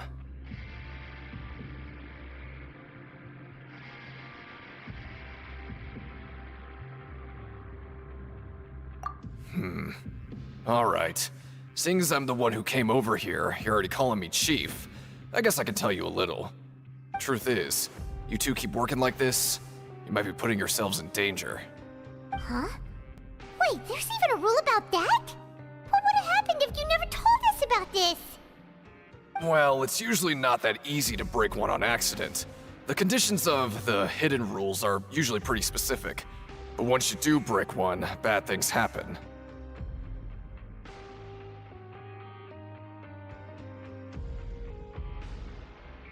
If you work continuously in the production zone for 3 days, and if all you do besides eating and sleeping is just work, then something bad will happen during lunch on the 3rd day. Huh? Like what? Oh, don't scare Paimon! If I knew that, then I wouldn't be standing here talking to you, now would I? You mean, even you have never tried working 3 days like that before? There's actually a legend about this rule. They say that there was a worker who worked way harder than me. He was both efficient and eager on the job, and most other workers couldn't hold a candle to him. One time, he tried to test his limits and worked as long as he could. Then during lunch on the 3rd day, he disappeared into thin air, as if he'd evaporated. Later, some people went and asked some of his past friends about him, but they said, never heard of the guy. What the? How could that happen?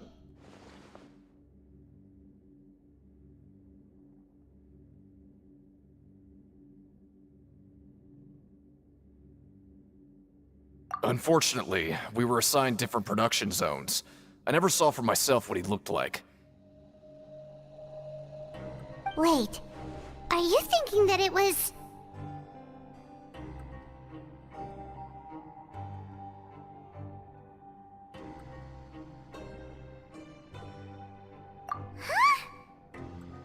Oh? You...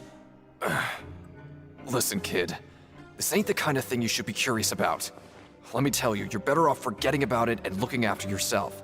Now I kind of regret ever telling you. Yeah, I agree with Chief here. Do you really want to try?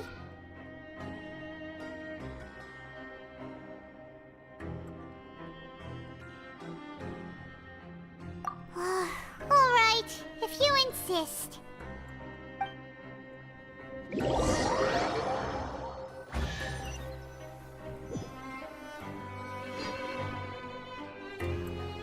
Oh, just a regular meal set. Guess Paimon shouldn't get her hopes up. What would you like to do this afternoon?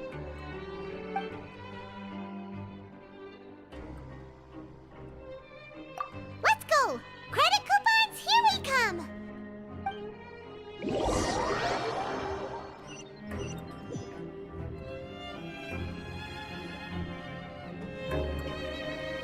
Look who decided to show up! Get your butts in gear and get to work. Time's a-wasting.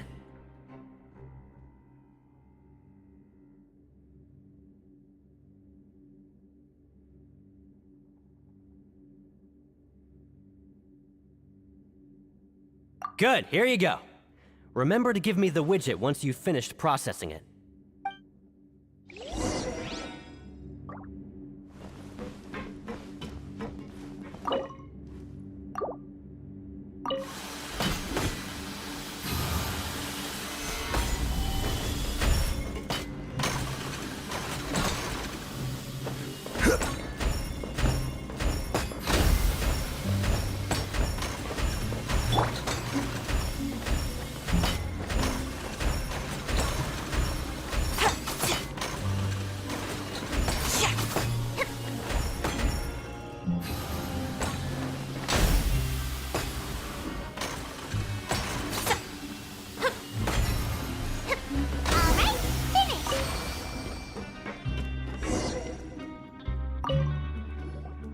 Let me have a look.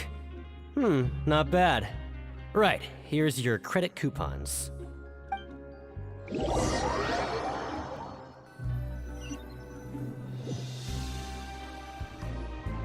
Aw, looks like we won't get a chance to sleep in as long as we're here. Let's get to bed early.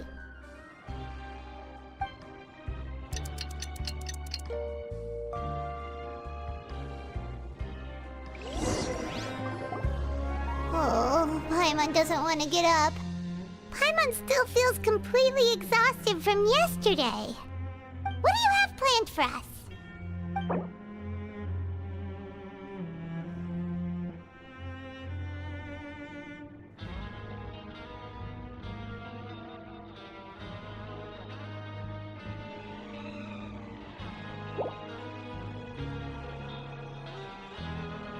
Right, we just need to keep at it.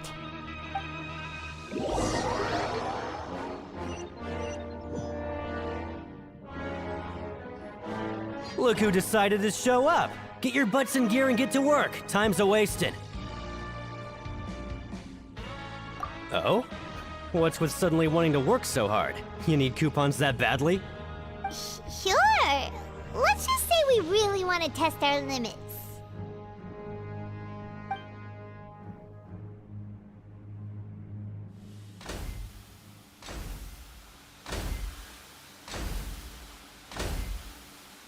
Nice! We did well today. Let's keep it up!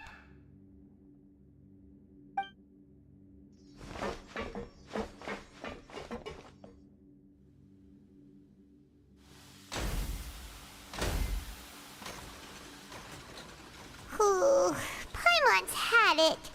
Who knew that processing these widgets would be so tiring?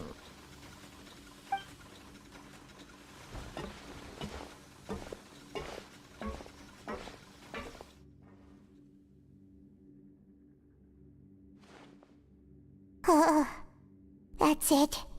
Paimon doesn't even have the energy to talk anymore. Is it time to eat yet?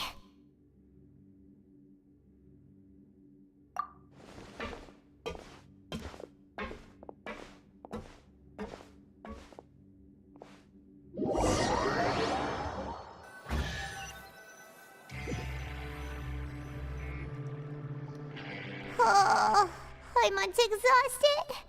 It's just work, work, and more work. Paimon's little body can't handle this much longer. Wait a sec. Now that Paimon thinks about it, haven't we been working non-stop for 3 days now? And now it's lunchtime! Oh, Paimon feels a shiver going down her spine. What's going to happen? But it doesn't seem like anything's changed at all. And we made it to the coupon cafeteria safely. Are the so-called hidden rules only a rumor after all?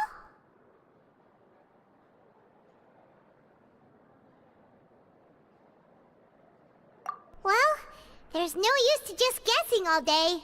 Paimon's stomach has been grumbling the whole time. Let's just eat already. Paimon wonders what we'll get today. Maybe we'll get the super lucky meal. Wait, what? What in the world is this? What's with Paimon's food? And yours is the same. Is this stuff meat?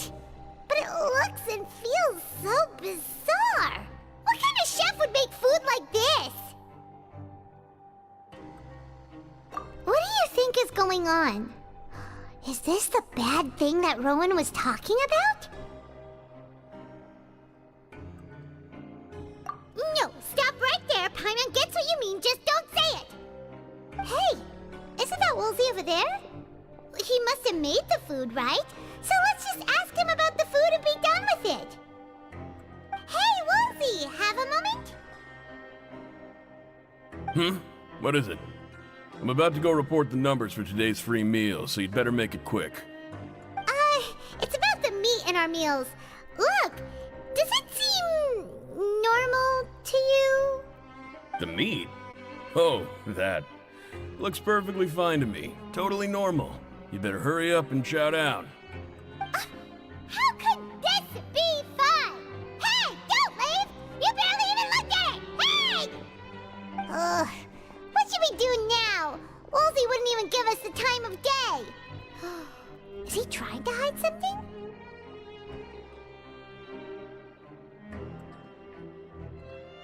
Yeah, looks like we have no other choice.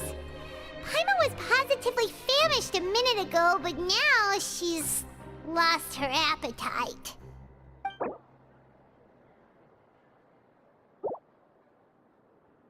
What would you like to do this afternoon?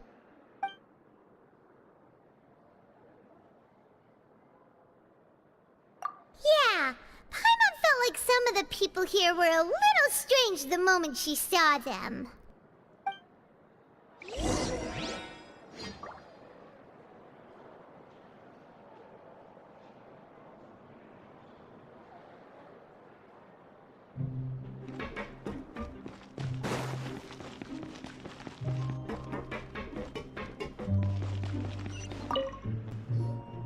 Oh, hello. You two are the ones who were with His Grace. No need to be so nervous. Sorry, I couldn't help but think of His Grace once I saw you, and I...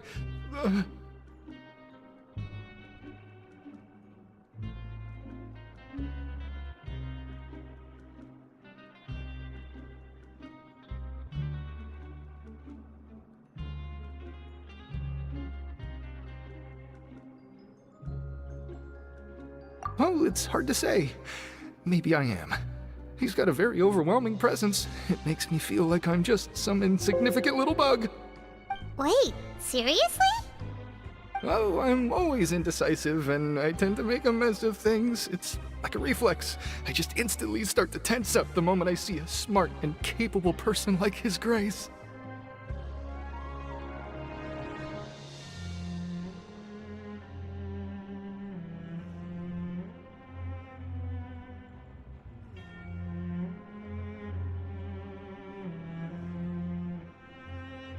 What? Please, don't say anything like that out loud. How could you possibly think something like that?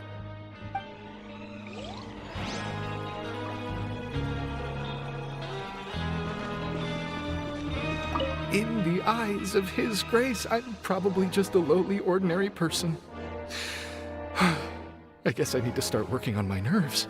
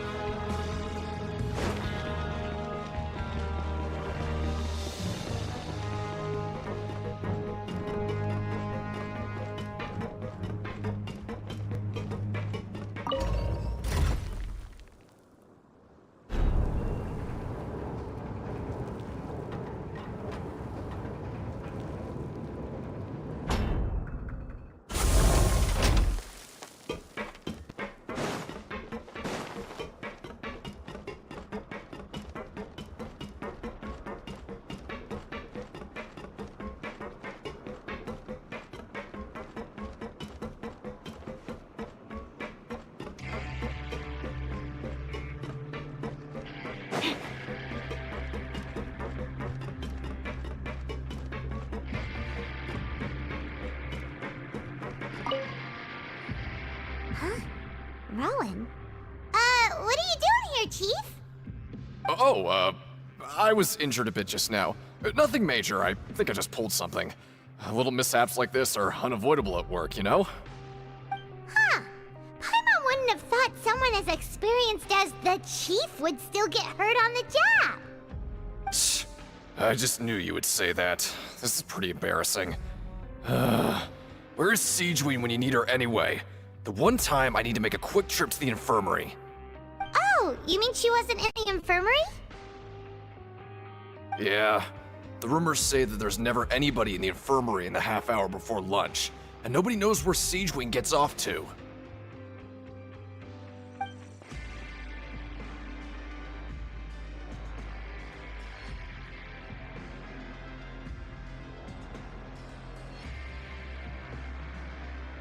Huh.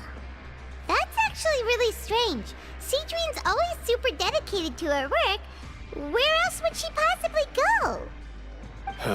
Forget it. I can take care of a small sprain like this on my own anyway. No need to trouble her.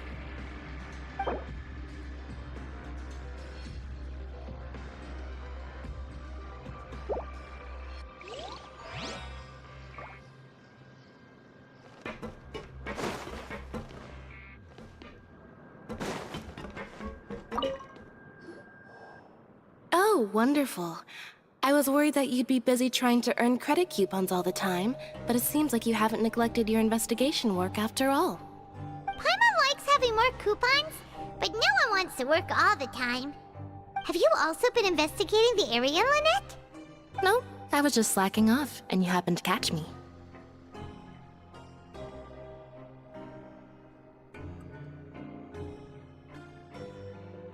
My brother is still obsessed with anything remotely related to the Forbidden Zone. But knowing him, it won't be long before we get more leads. Oh, before I forget, this is for you. Huh? Credit coupons? Why are you giving us these? I've been here longer than you, so credit coupons aren't a resource in particularly short supply. What is in short supply are interesting people to talk with. Aw, that's so nice of you, Lynette. We'll be sure to make good use of these coupons then. Thanks a bunch!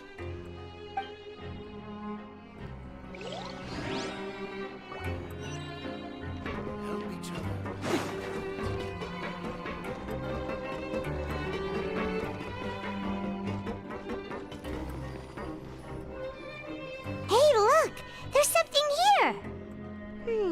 Looks like a research notebook. That suspicious guy peeking into the infirmary just now. Is he a fan of Seedwing? He must have dropped this. Let Paimon read it real quick. The Melusine perceive the world very differently from humans. There are significant deviations. As a result, their sense of aesthetics and beauty is also very different from that of humans. This must be taken into consideration when giving gifts. Ooh, this all sounds pretty serious. He sure did his homework.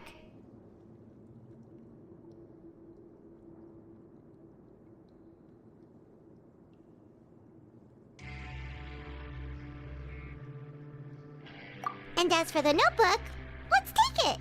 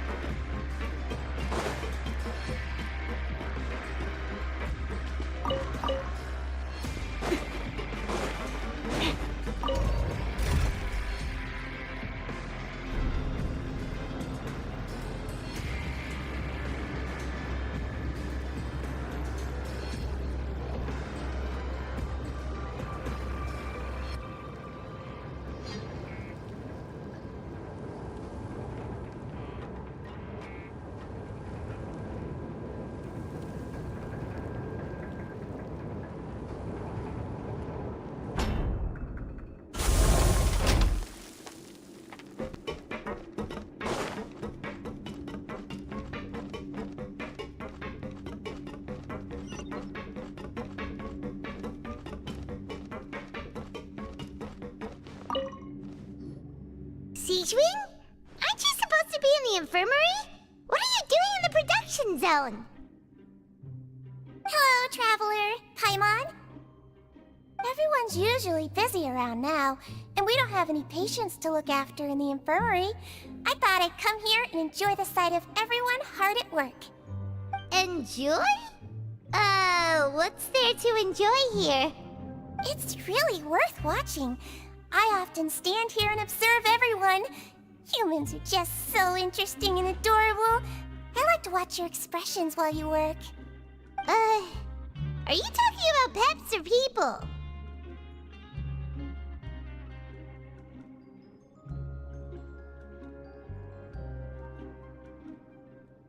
Oh, I can see why you think that, but you shouldn't jump to conclusions. See, we Melusines are a different species, and we see the world very differently from humans. It's very easy for me to observe everyone's condition. All it takes is one look, and I can tell which workers are exhausted. Wait, Melusines can see that? Huh. That does sound useful for being a nurse. Yes, running around tending to everyone's health is very fulfilling. But I'd much prefer it if you're all happy and free from exhaustion and pain in the first place. Take care of your body, and make sure you eat well. Always rest when you're tired from work, and don't push yourself too hard. We'll definitely take care of ourselves. Thanks for the reminder.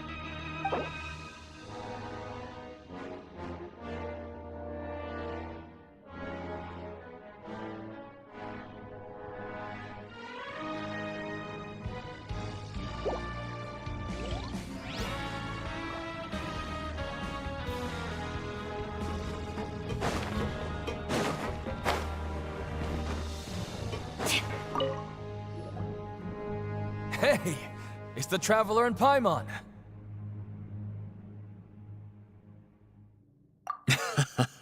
No need to tease me, okay? I won't trip on the same step twice. Listen, I feel ashamed about last time. Thank you for praising me in front of His Grace. Here are the extra credit coupons he gave me. I'd like you to have them. Huh? No, we couldn't take them. They're your reward after all. But when I was welcoming you, I didn't do anything but give you the stink eye. Come on, I insist. These coupons are nothing compared to getting the attention of His Grace. I won't take no for an answer.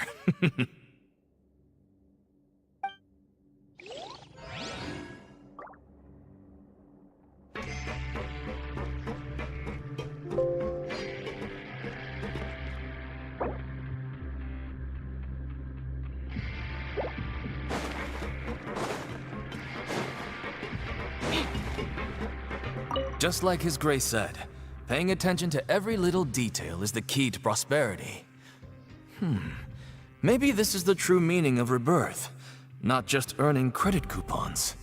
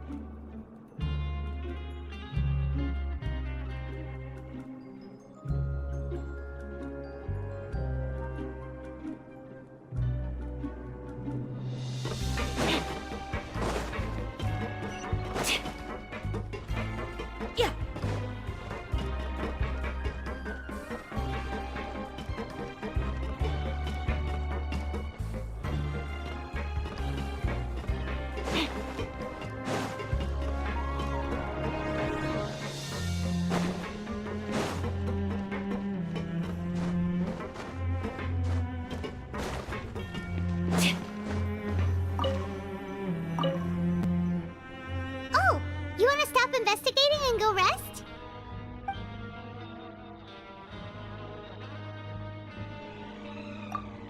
Okay, you should rest up. We'll be back at it tomorrow. So after working a few days straight, we got some strange meat in our lunch. What was that all about? Has our investigation turned up anything useful recently? Really? And it looks like that part of the investigation has hit a dead end. Well, we'll keep searching for more clues tomorrow. Good night, Traveler.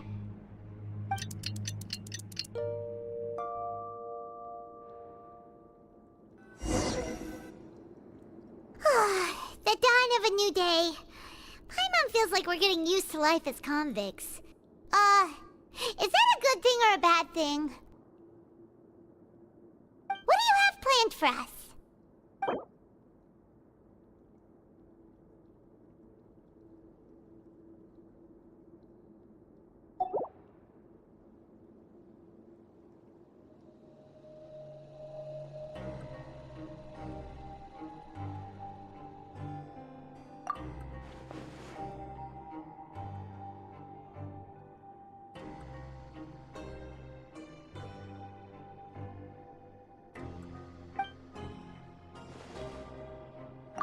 After working here so long, we're really starting to get the hang of it.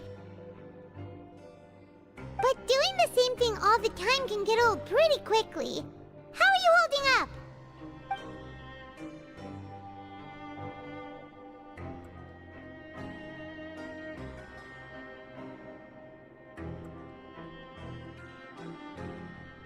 Yeah, it's good to kick back and relax once in a while.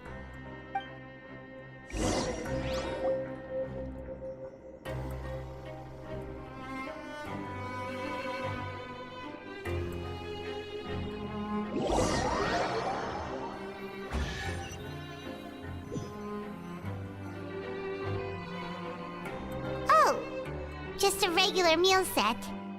Guess Paimon shouldn't get her hopes up. What would you like to do this afternoon?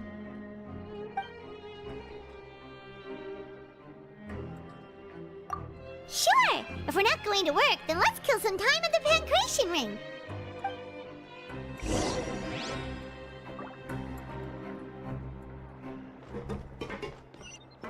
Grab yourself a welfare meal.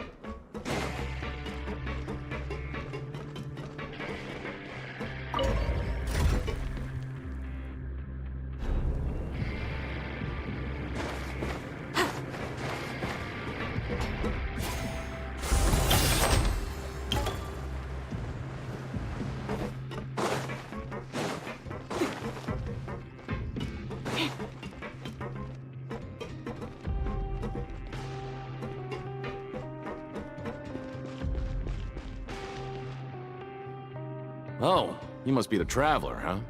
Sorry, mate, but competitors as strong as you are prohibited from participating. I don't make the rules, mind you, but I was given very specific instructions. Even convicts value their lives, don't they? I hope you can understand. But we have a game here that'll let you show off your strength, and you'll even earn some credit coupons in the process. What do you think? Interested? And if we lose the game, will it cost us credit coupons? Of course. That's the cruel reality facing every competitor in a place like the Pancration Ring. Okay, great.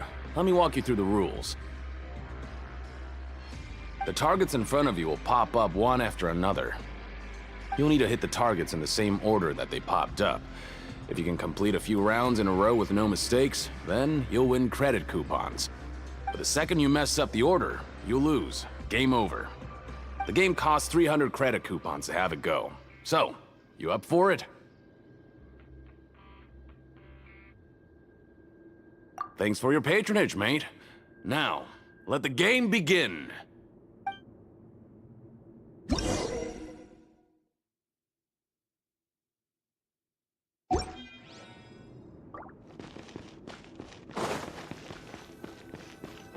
Okay, do your best to hit the targets, just as Connor said!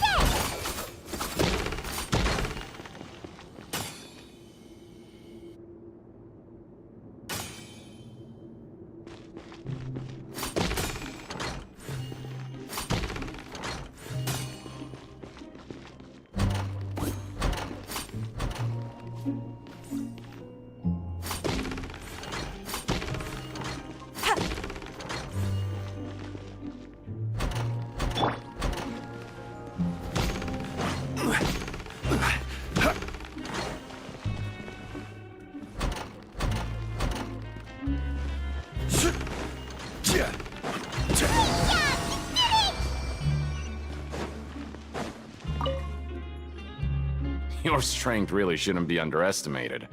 Now I get why you're prohibited from participating in any official fights. Nobody who values their life would be willing to get in the ring with you.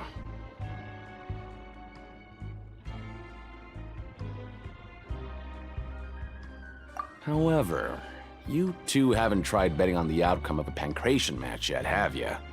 Just go talk to Rusimov. Buy a ticket for whichever fighter you think will win. There's a big payout if the fighter you support comes out on top. But we don't know anything about the fighters. How can we possibly know who to support? That's normal. Just watch a few matches and get a feel for the fighters. It won't be long before you can pick winners in your sleep. He's got a point. Why don't we give it a try? If we have enough coupons, we could probably bet at random until we figure everything out. Bet at random, huh? Well, how should I put it? It's not like you can't do that, but I'd advise you to give it some more thought first. Huh? We shouldn't get too carried away. What's the problem? What? Never even picked a boxer before, and you already know about the rules? You're not just strong fighters. Seems you're pretty perceptive, too. Might as well tell you about it, since you already know that much. Plus, I think you've got the potential to be one of my greatest customers. I think I can let you in a bit. Besides, I don't want to risk ever losing a customer like you. Is it that serious? Okay. The hidden rule here is, if you buy both boxers' tickets and support them both, something bad will happen the next morning. So the rule is that we shouldn't pick both boxers in the same fight. But if anyone actually did that, wouldn't they be guaranteed to lose coupons? Who would do that anyway? And what do you mean by something bad will happen? How would I know? Not like I'm stupid enough to do that. But I've heard a story about the rule. According to the rumor, there was a masked boxer who possessed incredible skill and power. None of his opponents even stood a chance against him. However, in the final match, the organizers told him to take off his mask. He refused and never showed up to the fight. And after that, he was never seen again. Some say he died, or that he was taken care of by the event's organizers. But everyone remembers that he was someone who cherished honor above all else.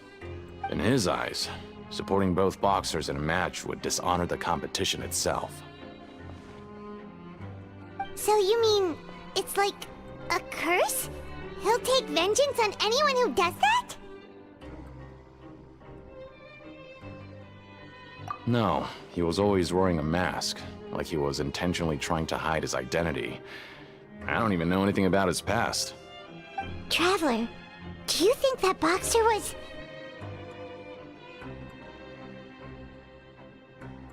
Huh? We will? You're not serious, are you?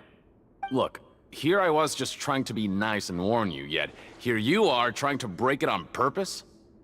Yeah, it sounds pretty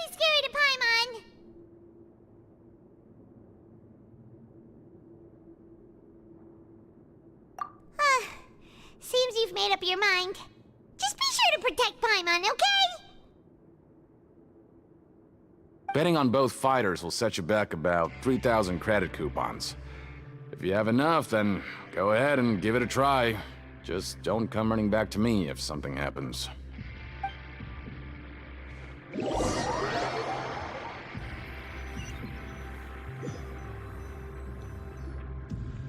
we had a productive day. Hope we can make even more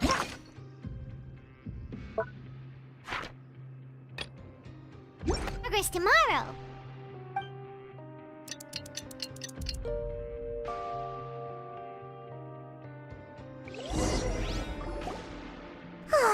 The dawn of a new day.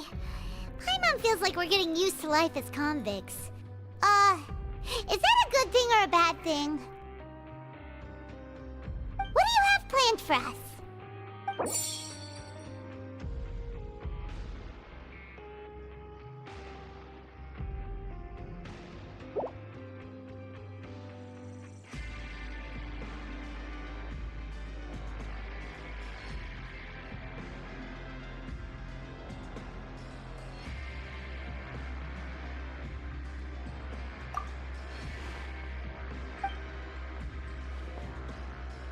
After working here so long, we're really starting to get the hang of it.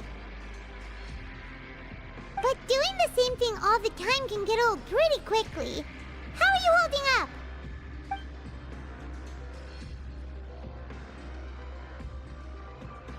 Yeah, it's good to kick back and relax once in a while.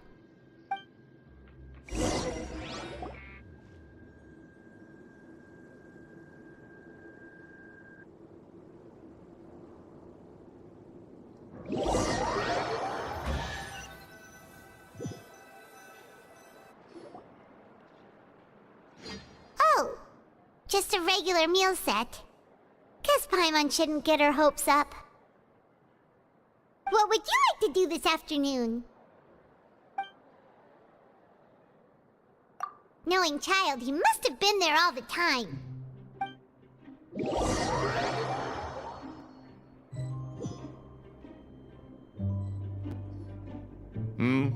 Are you two here to buy tickets? Better be quick about it. Another match is about to start. Who are the boxers in the next round?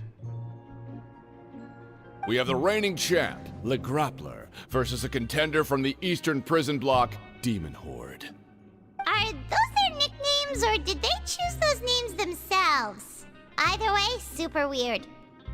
Since you're new around here, I'll help you out and give you a little suggestion. Even though Le Grappler is the crowd favorite, Demon Horde is a first-class dark horse with incredible potential. Anyway, for this match, I recommend that you pick...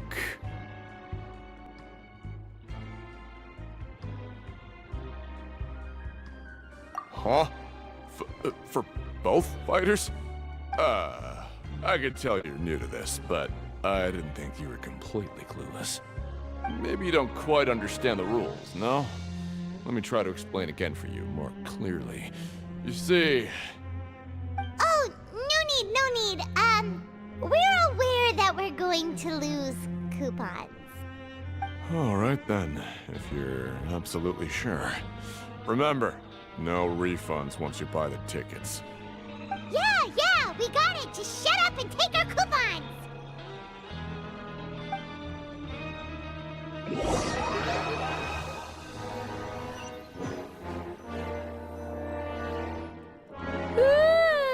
We woke up so early today that Paimon's been nodding off all afternoon. Good thing it's finally time for bed.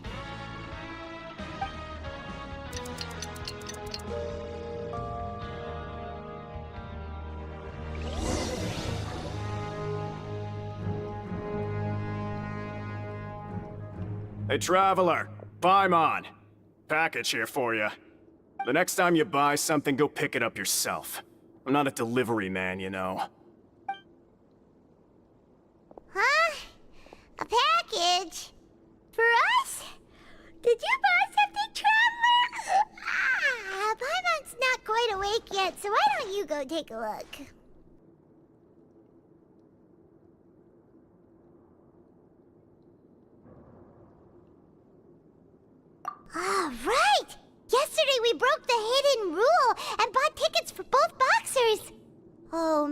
package is the bad thing that Colin said would happen.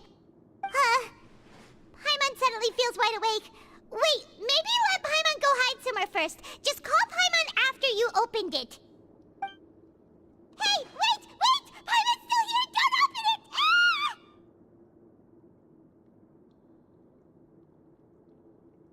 Ah! Huh? What is it? Are you okay? Let Paimon take a peek too.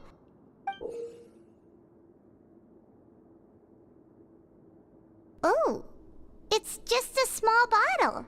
But the color of the liquid inside looks so wrong. Almost like...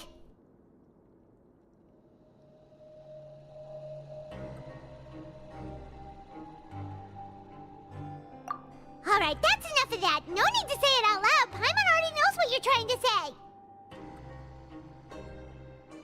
Ugh! No way! Get that stuff away from Paimon!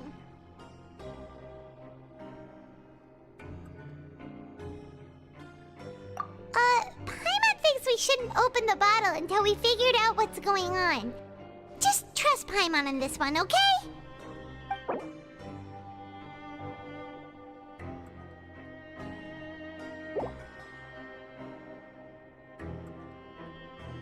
What do you have planned for us?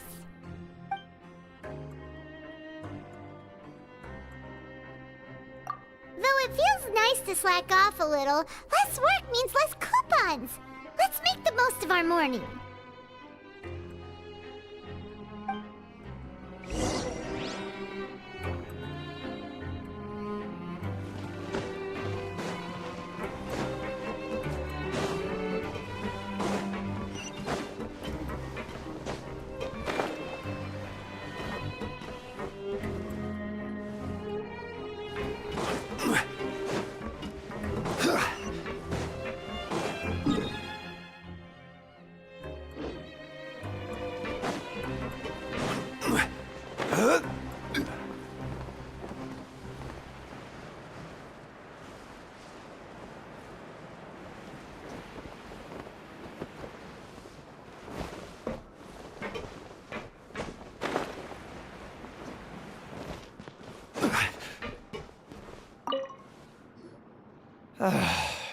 If there's no way to send it all out, then maybe I'll never get a chance to leave. Who are you? We've never seen you before, and you don't look like a fellow convict. I'm not! Of course I'm not. Please, don't mistake me for a criminal. I'm a good, law-abiding citizen. Then what are you doing here? You sure seem anxious about something. I'm a promoter for Fontico, and I'm usually responsible for promoting our drink products. I thought I could complete my task here quickly and return to headquarters, but I've been here way longer than I anticipated. Oh, a promoter from Fontico? So what kind of problem did you run into? I'm so upset. It's all because of that Duke. After discussing the company's promotional plans with him, he told me outright that my project was worthless. However, in light of our long history of successful collaboration, I still tried to patiently explain the details. However, to my surprise, he just cut me off while I was speaking. Let me take a moment and recall his exact words. I'm just gonna stop you there and say no. If anything, I'm saving you time. It seems you don't fully understand the value of credit coupons here, nor do you understand the value of your own products. The former is because you are from the overworld. That's understandable, and I don't blame you for that. But as for the latter, only someone monumentally stupid, so breathtakingly stupid that they were completely ignorant of the value of credit coupons, despite living in the underworld, would ever possibly consider buying your drink. Let's just forget it. Anyway, that's how he rejected my proposal and asked me to come up with the condition that it doesn't cause any trouble for him. Can you believe that guy? Well, he is the head honcho here. Not much you can do about that. We met him too and could tell that he's the kind of guy that's hard to pin down. Fine. I know I should just let it go. I'm on his turf after all. His house, his rules.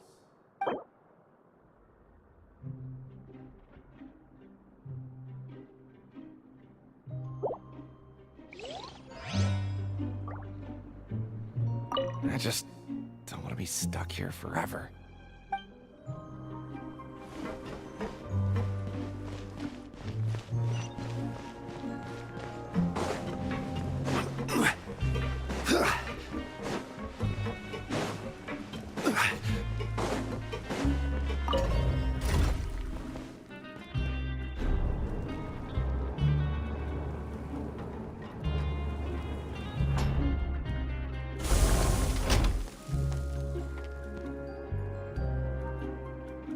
Where do you want to go next? If you'd like to see Liyue's tourist spots, I have a few references.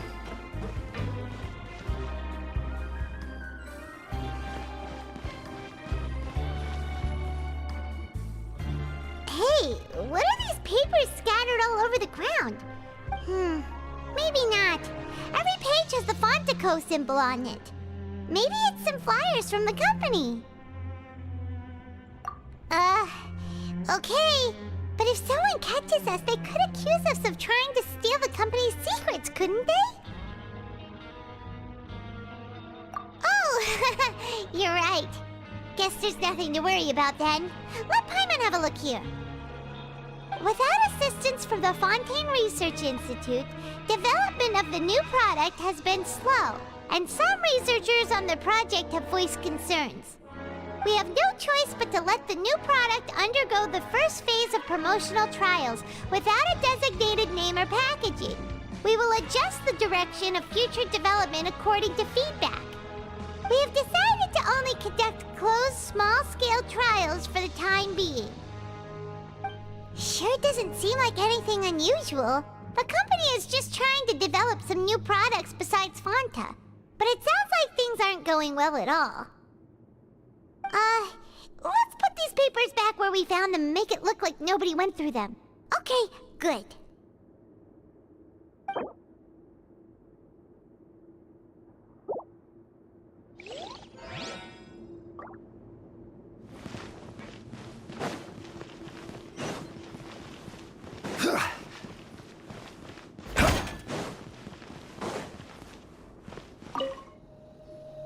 Hey, I heard you crazy fools really did it. You bought tickets to support both fighters, didn't ya? Well, did anything happen? Well, the next day we received a mysterious package, but we still haven't made any sense of the contents. So it is real. You didn't become cursed or anything like that, did ya? Are you both still okay? Wait. Are you sure that it's still you controlling your bodies right now? Paimon's not sure. What do you think, Traveler? Is Paimon still Paimon?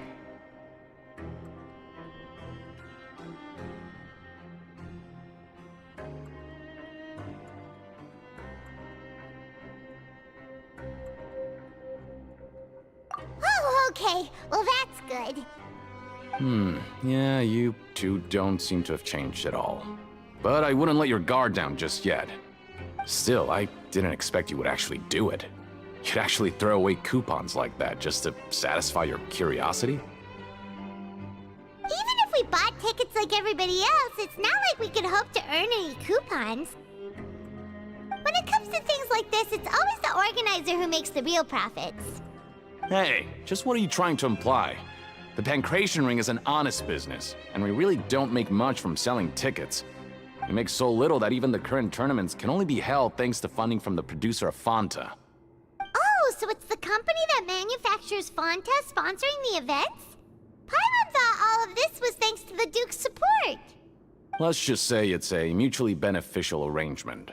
They reached out to us first, hoping to promote Fanta products in the Fortress of Meropide.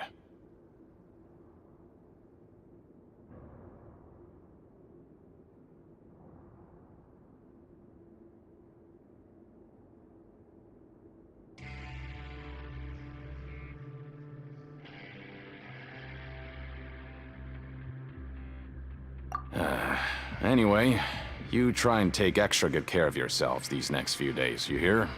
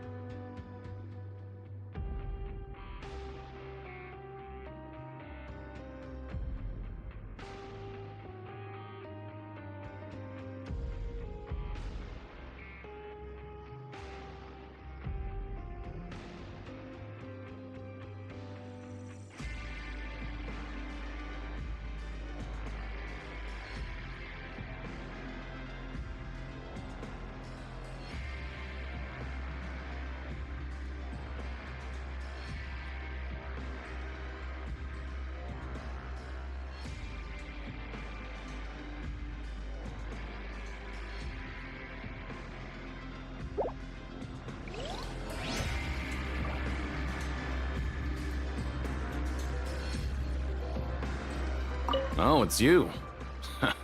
You must be absolutely loaded with coupons if you have time to stroll around like this.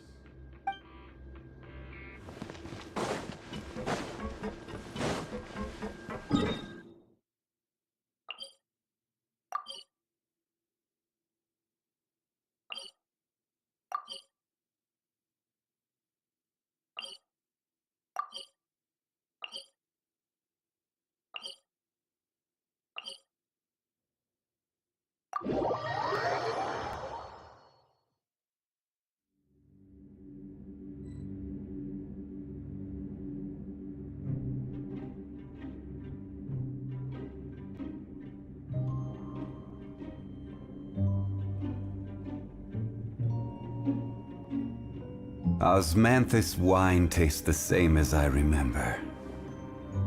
But where are those who share the memory?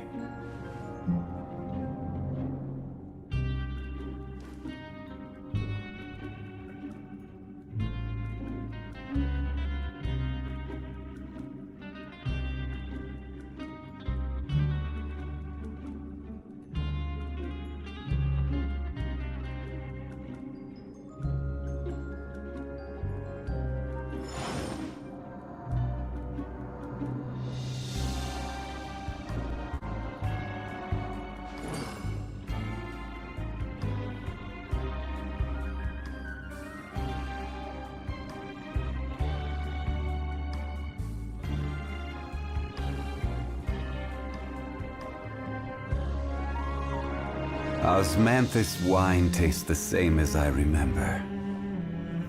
But where are those who share the memory?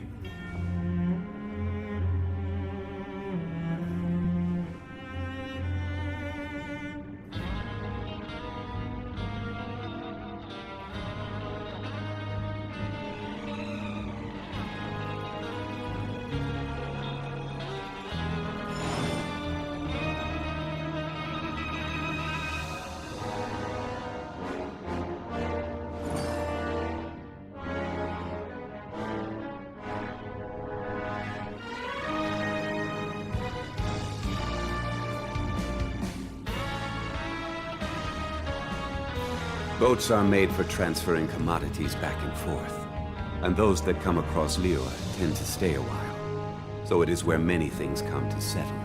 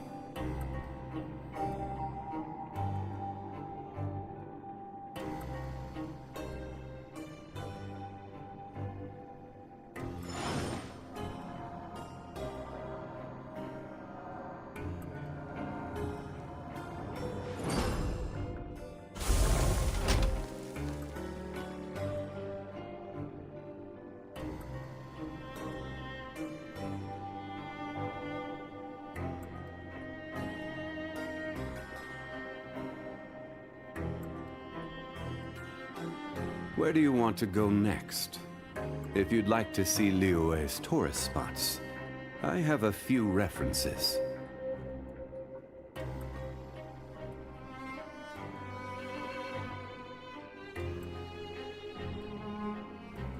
Osmanthus wine tastes the same as I remember. But where are those who share the memory?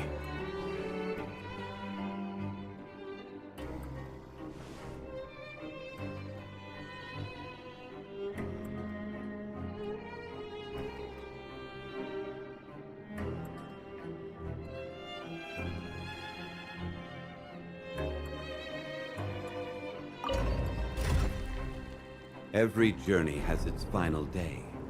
Don't rush.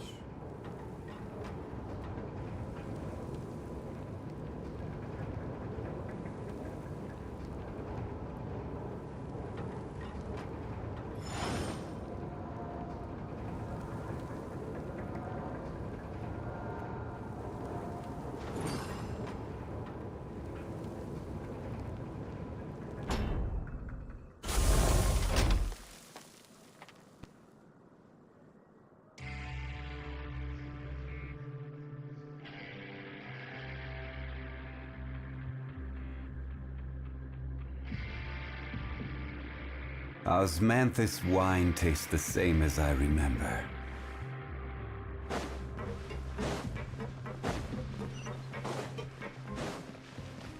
Watch out! Strike a pose!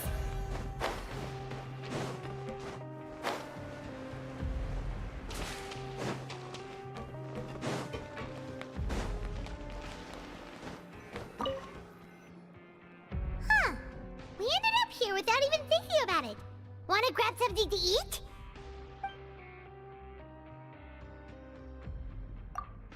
Alright, but remember that we bought this time with coupons, so let's make better use of it next time.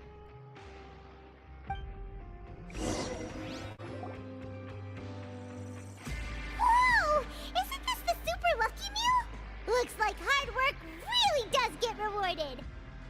Paimon's gonna take her time and savor every bite. What would you like to do this afternoon?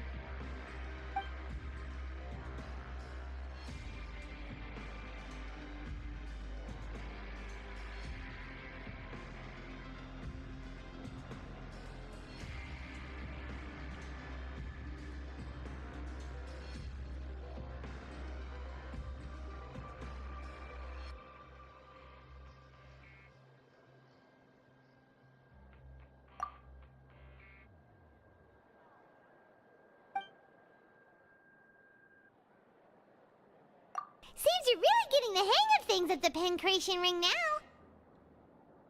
But just playing the same game over and over? It's getting kinda tiring. Yeah, why don't we have Collins lower the difficulty a little? You know, so we can just breeze through each level.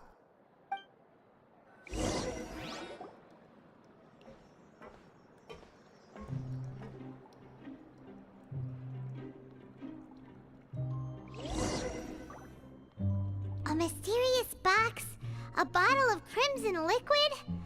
Paimon still doesn't know what to make of it. Do you have any ideas, Traveler?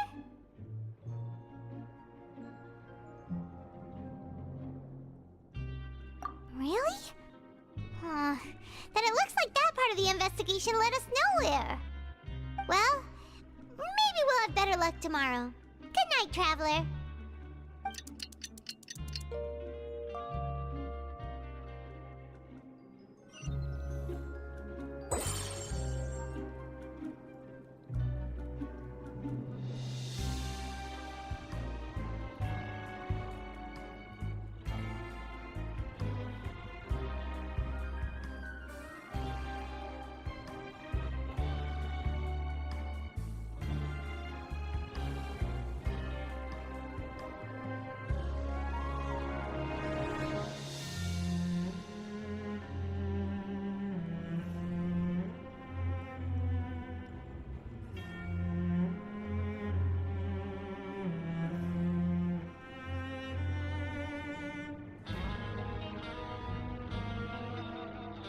Okay, so we've investigated 2 of the hidden rules. Paimon didn't think this prison would have so many weird things going on. We'd better pick up the pace with our investigation, otherwise we'll never get anywhere.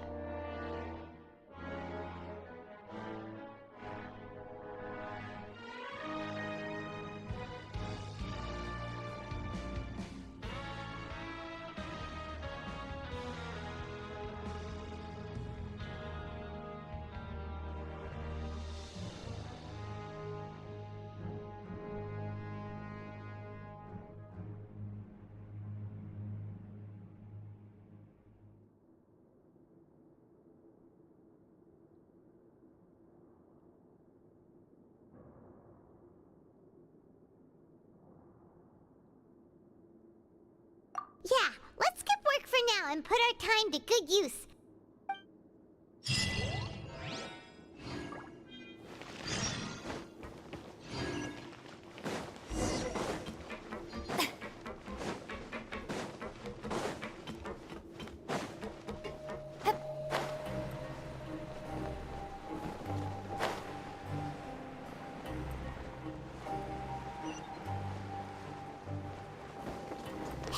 Isn't that Vidoc over there?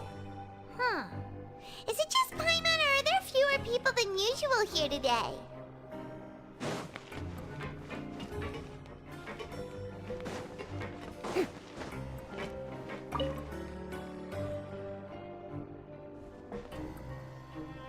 Ah. Seeing you at this time must mean you've already saved up a lot of credit coupons. Or at least enough to skip work. Seems you're getting into the swing of things around here.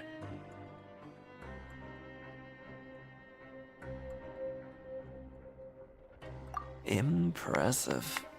Very impressive. So, now can you tell us about the hidden rules you know? If that's what you want to know, I guess you couldn't have come at a better time. Huh? What do you mean it's a good time? Leonid and those other pesky broke urchins have all gone to work in the production zone. I wouldn't want them listening in without paying up. We get it! Just tell us already! So, you know those pipes that make strange sounds? Don't ever, ever go near them at night. Even if you manage to avoid the guards, you might find something even more terrible there. Something even more terrible? Like what? A group of cannibals. Cannibals? In the Fortress of Meropide? Every month, they meet a few times in the dead of night. Rumor has it they might be connected to the people that have disappeared here. But what's even scarier is that they have a special proclivity. Since they have no way to dispose of the leftover remains, they have ways to transform them into other forms and keep them in the fortress forever. Paimon might already know what you mean by other forms. So that's what's going on here. Oh, Paimon's stomach doesn't feel so good.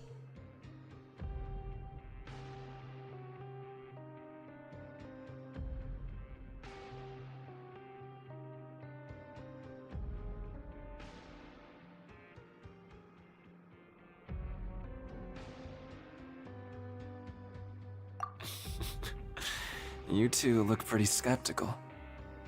No matter. Learning the truth behind dark secrets isn't necessarily a good thing. I've got things to do too. I suggest you just act like I never told you anything. Traveler, can we just trust him on this one? Oh, Paimon doesn't want her blood and flesh entombed here for all eternity?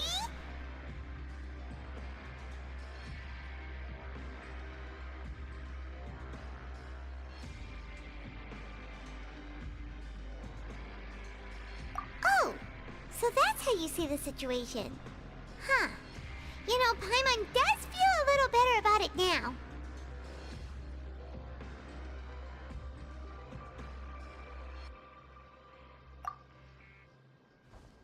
When will all the secrets end?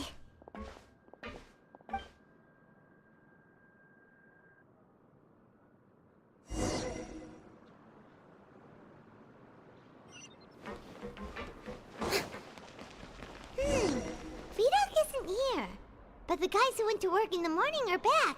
Let's go ask them! Always at your service. Just stay away from me.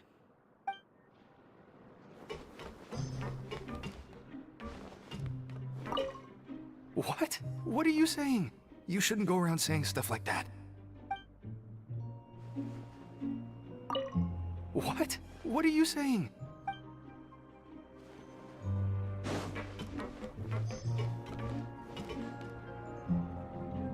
What are you talking about? Listen, you should keep your nose out of other people's business. Their attitude sure is suspicious. Like they're trying to avoid us. But if they're being so obvious about acting weirdly, do you think they might just be trying to lure us in? Oh, this is all getting way too creepy for Paimon.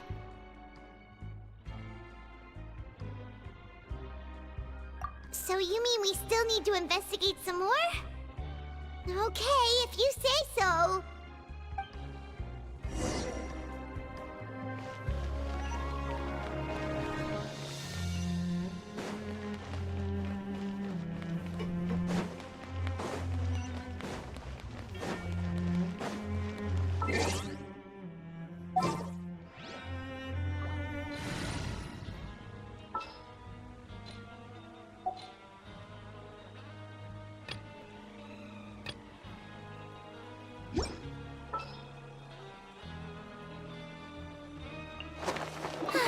I knew you'd miss me.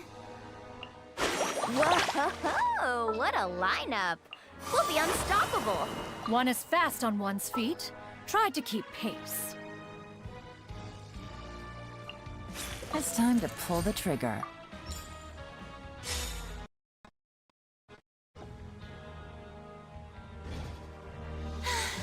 Being too popular can be such a hassle. Who knew the people would adore me so much?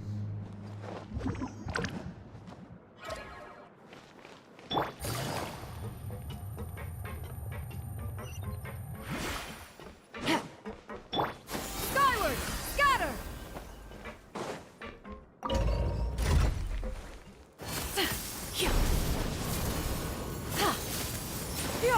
Skyward! Take it easy.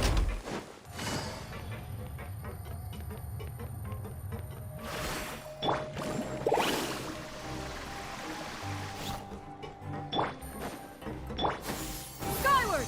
Scatter!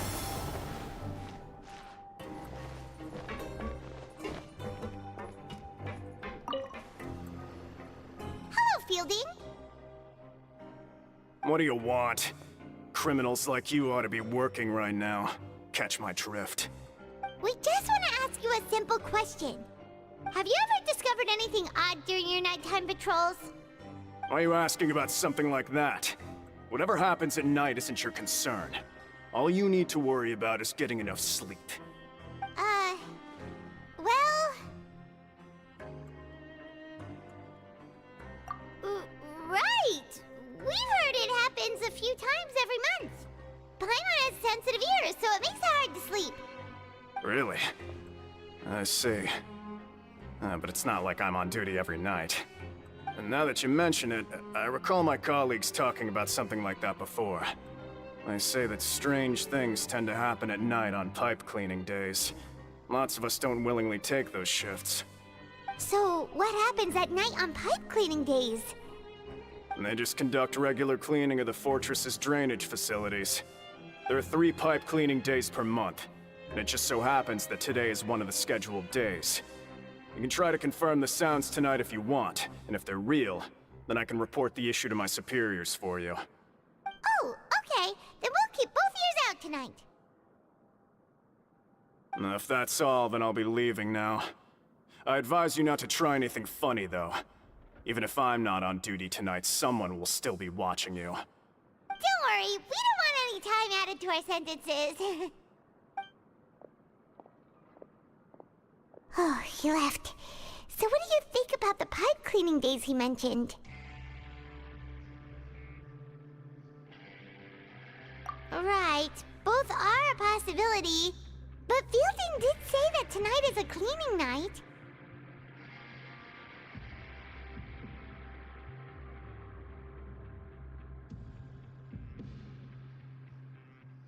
Paimon knew you would say that. Alright, sounds like we'll be up all night tonight then. Paimon just hopes the guards don't catch us.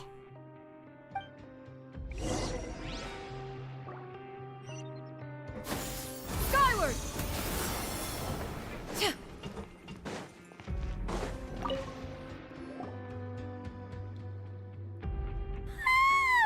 Oh, Paimon's so tired. But we can't sleep yet. They'll be cleaning the pipes tonight, so it's the perfect chance for us to investigate.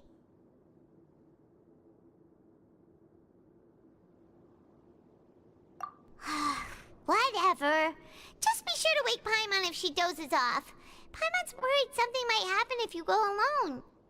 Huh? Traveler? Did you fall asleep already?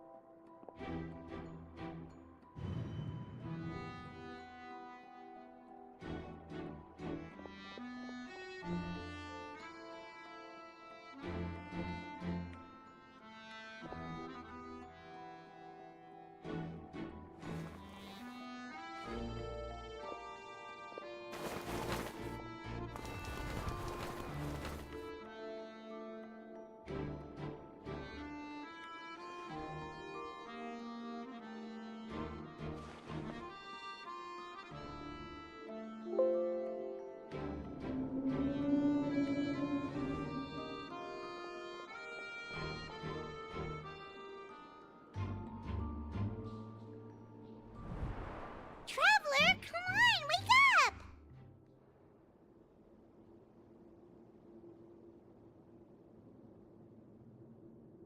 Oh, it looked like you were just peacefully sleeping to Paimon. Well, what did you see this time?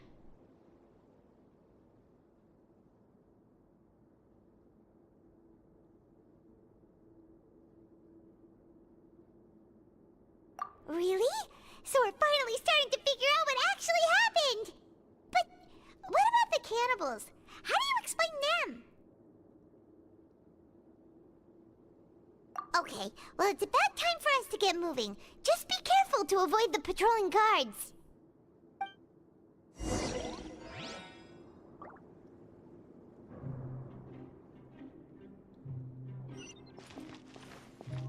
Yeah! Skyward! Scatter! Shh! Careful! We'll get in trouble if the guards catch us.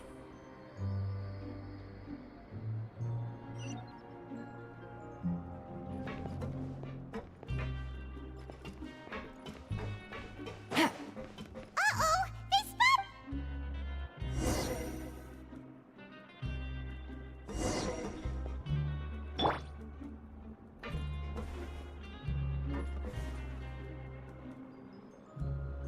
Yeah! Skyward! Scatter!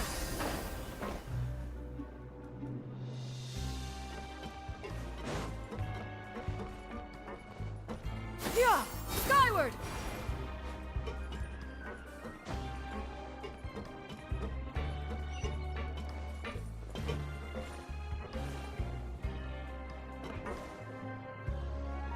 Yeah!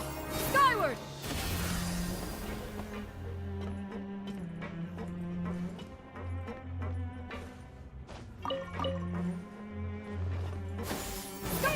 This should be the place.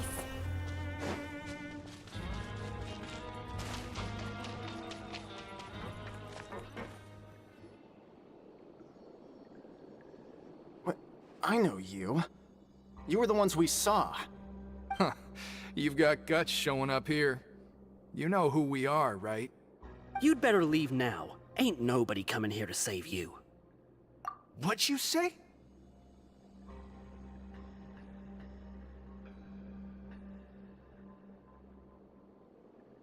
Yeah, so what if they were? If you push us, we can make those rumors a reality at any time. Hey, what's the point of all those rumors anyway? What exactly are you trying to do? I don't have to tell you anything. If you turn around, go back to the dormitories and act like you never saw anything, then I'll pretend that you never showed up here. Yeah, scram. Nothing worth seeing here. Huh? What did you say? Isn't that exactly what Boss said when he left? Hey, do you know our boss? Whoa. We had no idea our boss was such a big deal. He always kept his identity a secret. So, did he have you come here to find us? Oh, so your child's crew here? Seems like he had no problem fitting in. We're the only ones who heard him say those words when he left that night. So unless he somehow told you those exact same words after that... All right. I guess that's proof enough for me. I believe you. Wow, those dreams of yours sure come in handy. We gave him the business for a while and would always give him a hard time when he first came to the Fortress of Meripede. But here in the fortress, the strong will always earn respect. He was working the longest hours and racking up wins in the Pancration Ring. You could always see how amazing he was, even when he was teaching us a lesson. So eventually, we all decided to follow him. But one day, he suddenly told us that he had to find a way to escape this place, no matter the cost. He said it was because he heard that call again. And as his crew, if the boss wants something, then it's our job to get it done. So, we got to work, and used the hidden rules that were here to make up and spread the rumor about the cannibal rule. We just wanted to give him a better chance of escaping on a night after the pipes had been cleaned. Oh, thanks to your rumor, nobody would want to come anywhere near here, prisoner or guard. Wow, it sure is easy to exploit people's fear of the unknown. But hasn't Child already escaped? Why are you all still coming here after pipe cleaning day? Because as far as we know, the pipe he went into isn't actually an exit. It should be a dead end. It leads to an abandoned factory area, and even if there were a way to escape from there into the sea, we're still way too deep. No one could ever reach the surface alive. But Boss still insisted on going in. It's like he was obsessed about it. So we told him that we'd pretend as if he never existed while he was gone. And that if he wanted to come back, he should wait for nighttime on a pipe cleaning day. That way, we could meet him here and help cover the whole thing up. So you come and wait here through the night a few times a month just because of that promise? Yeah, but it's been so long now. We already know in our hearts that he must have managed to escape somehow. Is it also possible that something unfortunate happened to him? Nothing could ever defeat Boss or slow him down. It's one thing we know for sure. Okay. Paimon was just brainstorming possibilities.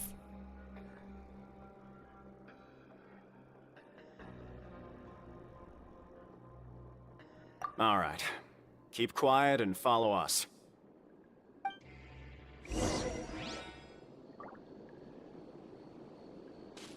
Yeah! Skyward! Scatter!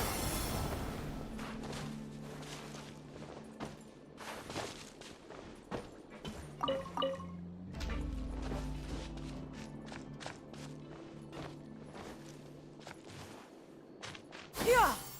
Skyward! Scatter!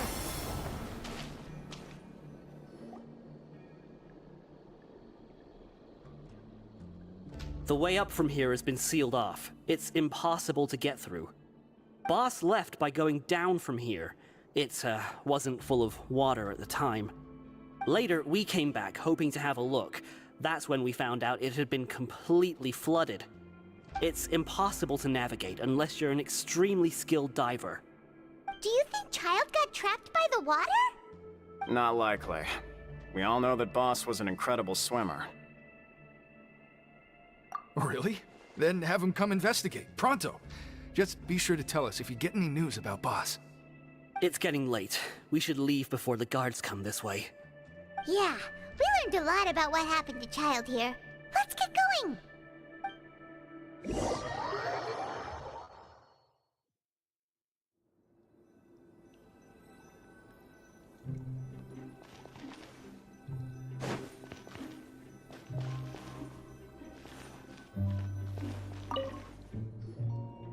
Whew. We finally learned some key information.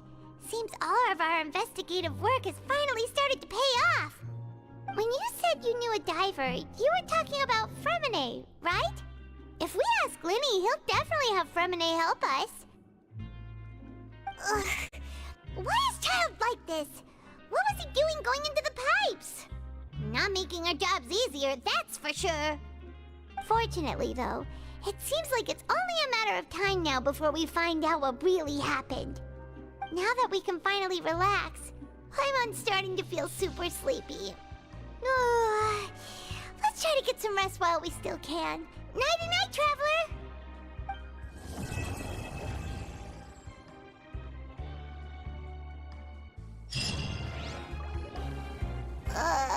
It's morning already?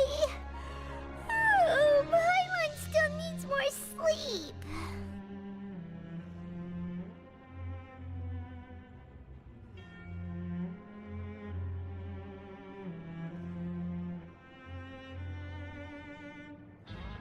Huh? Wait, look over there! Isn't that... It's one of Linny's cards! Let Paimon see what's written on it! Maybe you haven't heard, but today is the monthly free day. Everyone has the day off today, which makes it the perfect time to do some investigating. It's been a while since we last talked. Have you been making any progress lately? Let's meet at our usual spot in the factory area before lunchtime. I have new information. Ooh, today's our lucky day. We have the day off. From the sound of it, Lenny's been making progress with his investigation. Wonder what he's discovered. We still have some time before we meet up. Let's talk with the people here for a bit more before we go.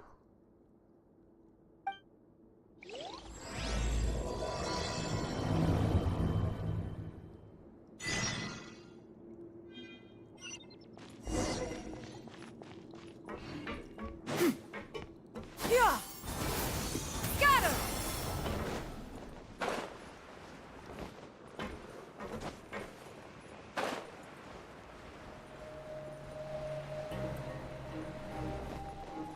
Yeah!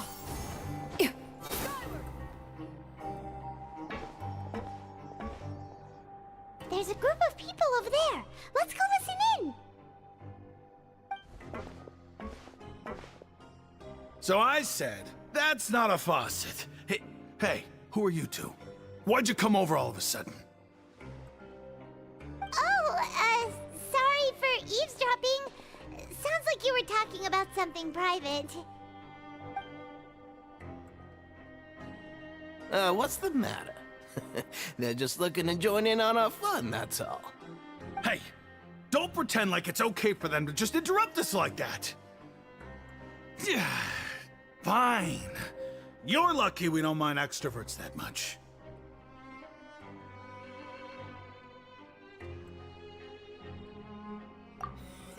You hear that, Quisto? What nice!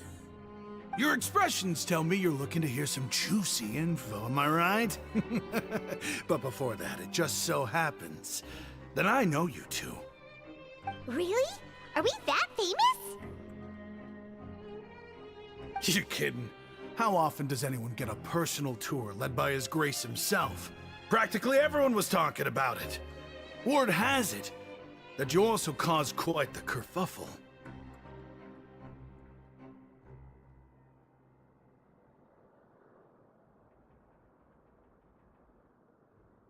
A little mistake, huh? I like the way you put it. You see, people with a good attitude can join our group anytime, unlike some of the others here. Your group? I'm Quisto, and this is Lavaroon. People usually call us the Bombshell Bros, but don't worry. We're not playing with bombs or anything. It's just that our information is always so explosive, and we blow minds on the regular. So, you two really like to gossip? Whew, you sure know how to embellish. No. You don't get it. Knowing intelligence will make things better for you here. For example, knowing who's working with whom, who has the latest rumors, who's not getting along. Wouldn't you like to know all that?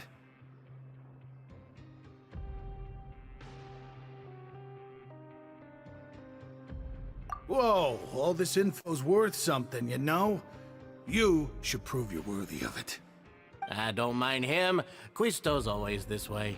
Just play nice and say something to massage his ego. The welfare meals. Talk about the welfare meals.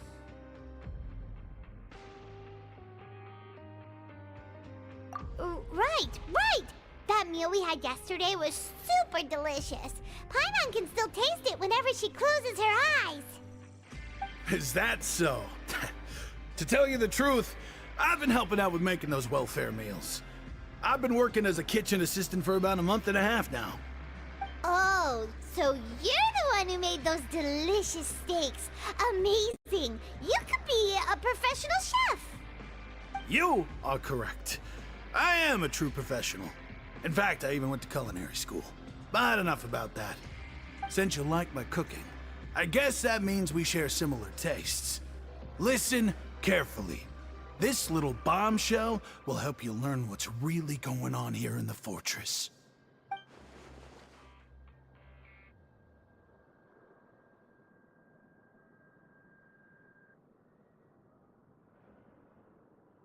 Listen, kids. The power structure within the fortress is quite complicated. The overworlders couldn't care less about us down here. We're basically dogs to them. You've already met the one person here you should never cross, the Duke, Risley. He knows more than you think. And if he doesn't care about something, then he often doesn't bother dealing with it. Those who have the Duke's attention get all kinds of special perks. Even better treatment in the infirmary. I know who you mean. It's that Jurier character, right? I don't think there's anything useful about him at all. Why does he visit the infirmary practically every day? Is it normal for anyone to be going in and out of there so often? If you ask me, he's just faking it to get out of work. But did you know that Jurier was a talented researcher from the Fontaine Research Institute before he came here? There's no denying that. I don't care if he was a researcher that could turn dirt into Mora. Once you're in the fortress of Meripede, you're just another inmate like everybody else.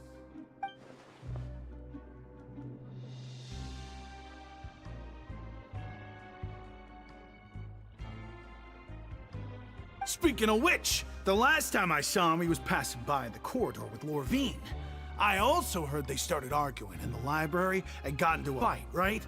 Guess that's just how terrible of a guy he is. You mean he hit a woman? Wow, I never imagined he was that bad. But that Lorvine's also quite the odd one, you know? She's always gabbing away, got into a fight with a man, and she also got sent to the infirmary. Come to think of it, I always see her going to the sick bay every couple of days, too. Huh. Wait a second. You don't think? Do you think could it be that they're secretly meeting there to go on dates? But it's really hard to imagine. After all, I do remember seeing Lorvine beat Jurier to a pulp that one time. And we might be overthinking things.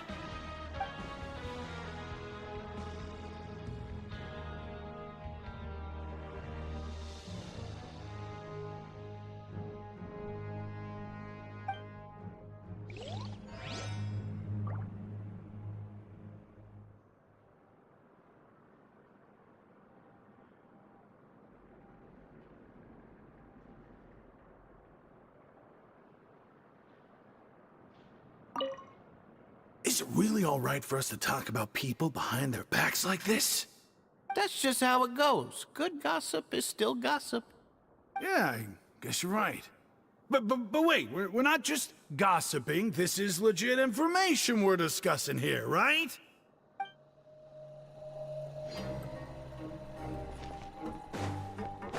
Yeah! Skyward!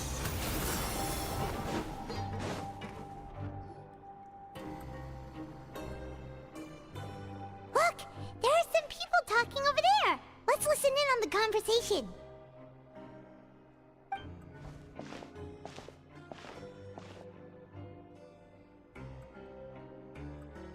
If you ask me, those pompous parasites on the surface act like they're all a bunch of aristocrats.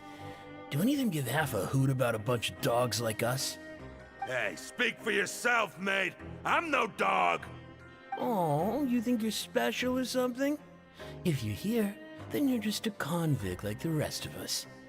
I've heard that even if you're released after serving your sentence, going back to life on the surface ain't any better. Once a criminal, always a criminal. We're marked for life. I don't buy that. Hey, how cool would it be if the whole world was destroyed by a giant flood and everyone had to start over from nothing? What kind of filthy bilgewater are you spewing? I have family up there. You best shut your sewer hole with talk like that. Listen, things ain't so great on the surface, but who says that you have to leave? I've heard that you can still stay here and work even after you've served your sentence. Not bad if you ask me. Who wants to live in the ruddy overworld anyway? And what makes you think they want to hire someone like you?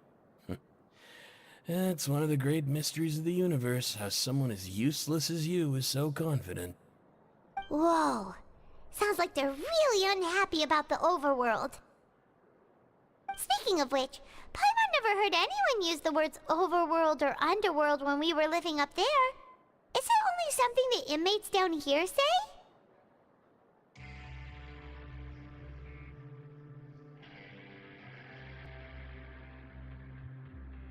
That's true.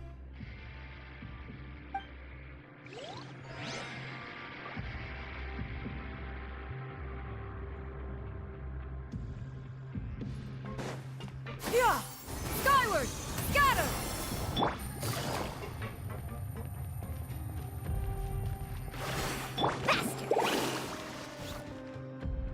Hey, you over there.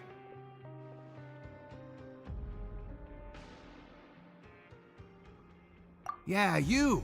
Say, do you like playing card games? You know, like Genius Invocation TCG?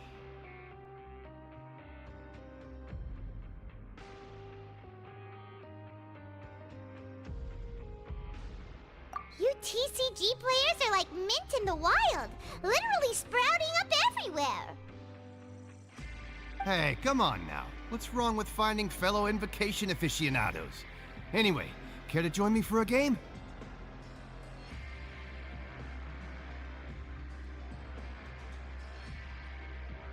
All right. No pressure. But why would you be looking for people to play Genius Invocation in a place like this? Don't people usually come here to fight? Whether you're throwing down cards or throwing punches, it's all a competition, isn't it? It's all the same in my eyes. There are lots of card players here in the fortress. When I saw you, I immediately thought, hey, even outsiders from other nations play cards. So I came over to say hi.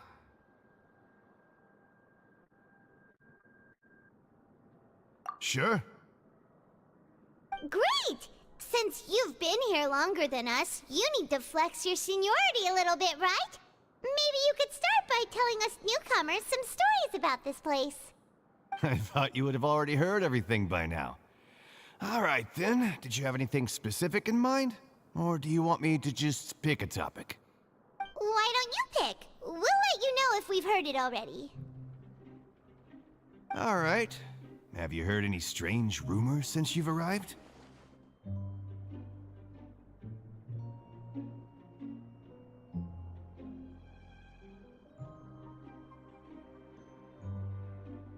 Then, did you know that there are some people who are always gossiping over in the corner?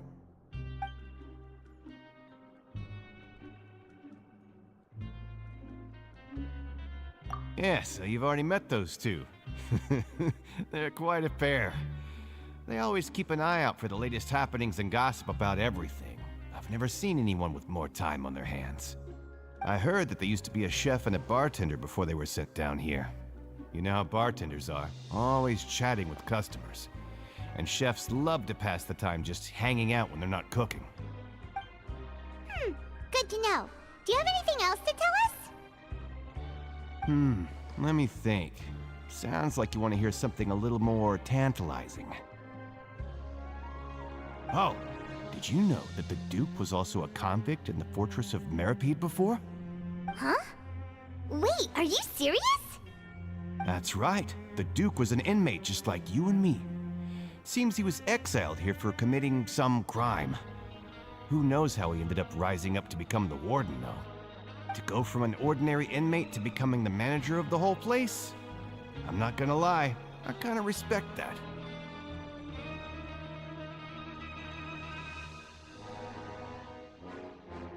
A forbidden zone?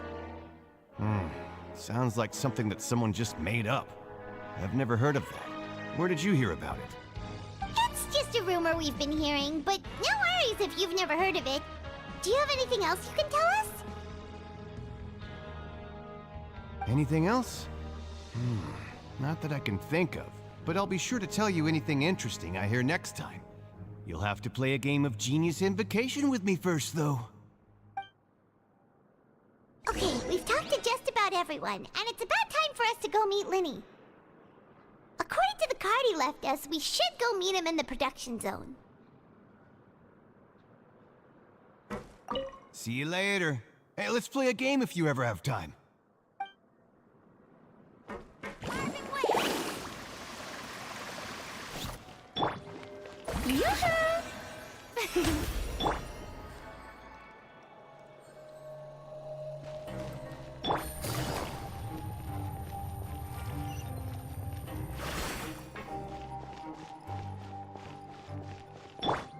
Let's ride!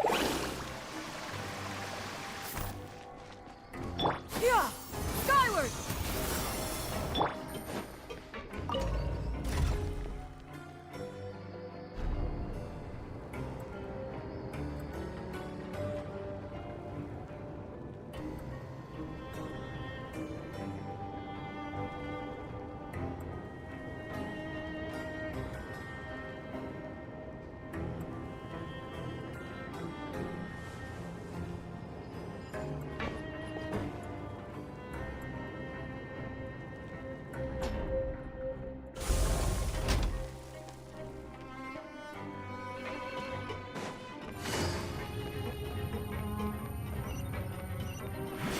Take it easy.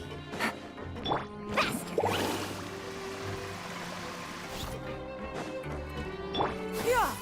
Skyward! Scatter!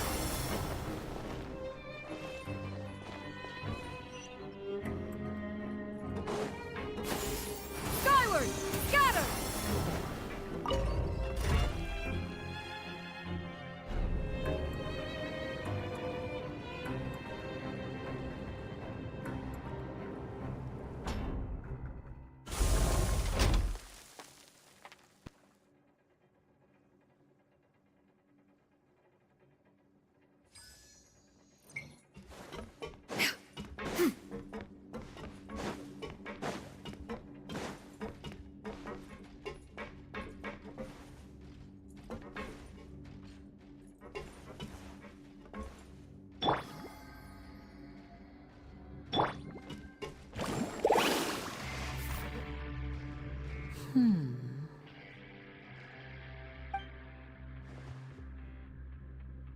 Huh?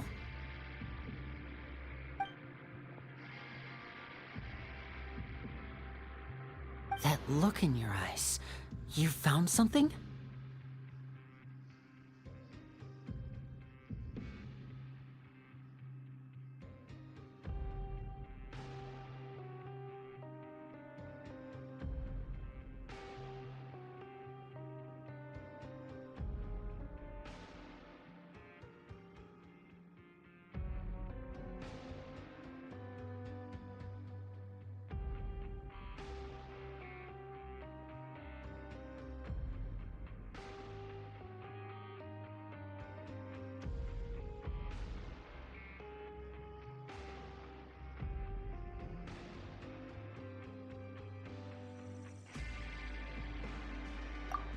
this is no time to be modest. Just tell him we found a boatload of information. Oh, as expected of the legendary duo, you have my full and undivided attention. Huh. I'd have never guessed that myself. The rumors swirling about this place are unreliable after all, and Master Child probably went missing because he found a way out. He is a harbinger after all. I suppose he's much more resourceful than I initially gave him credit for. Unfortunately, this isn't enough for our final report to Father.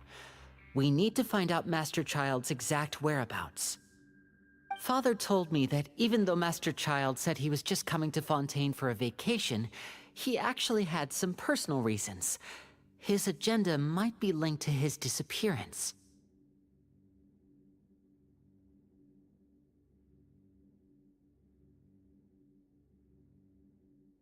His escape route is already flooded, so we'll have to task someone with professional diving skills to chase after him. Well, when you put it that way, it's obvious that only Fremine would be up to the task. Bingo! Is he around? He's working today. Coming here as a group would have attracted too much attention. I'll talk to him about it later.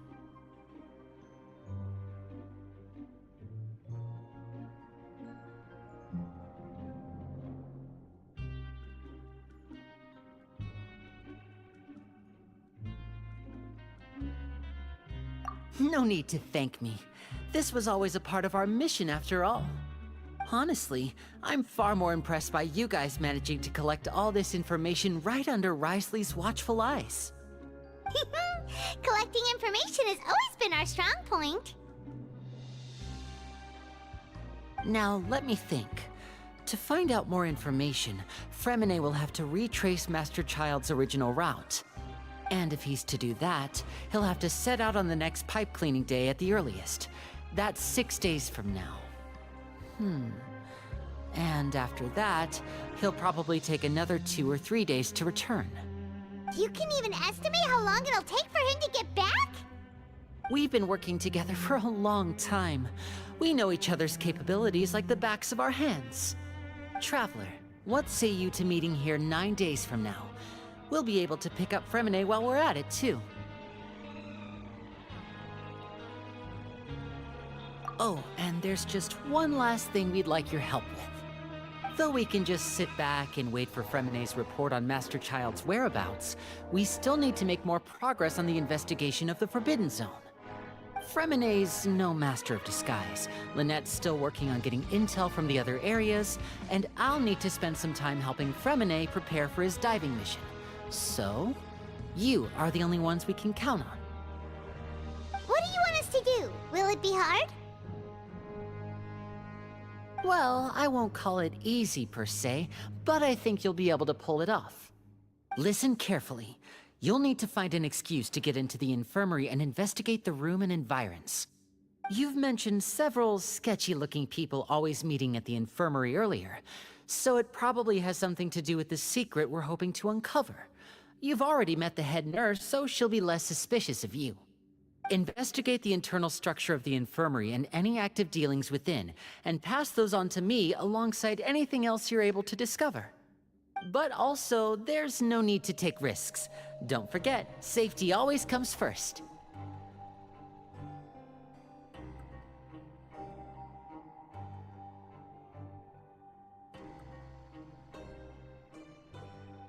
No, when it comes to intelligence gathering, I'd never consider you to be an amateur. Didn't you say it yourself? It's always been your strong suit. I'll believe anything as long as it comes from you. So, please prove your prowess to me once again.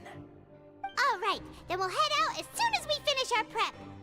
Let's go our separate ways for now then. Don't forget, we meet here again in 9 days. Stay safe.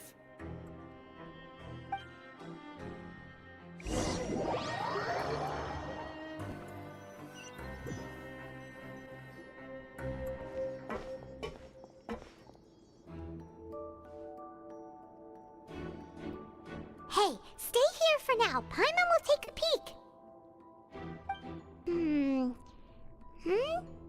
There seem to be several people inside.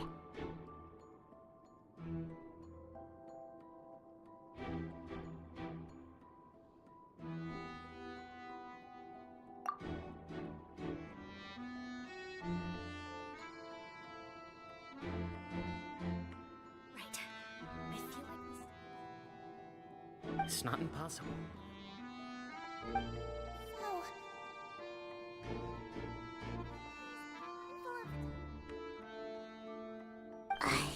It's a bit hard to understand them from here, so why don't we just try to talk to them in person? Let's go as soon as you're ready.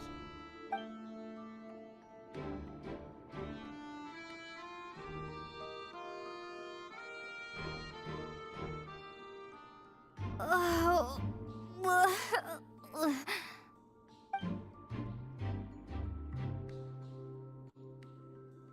Someone, please help! She's sick!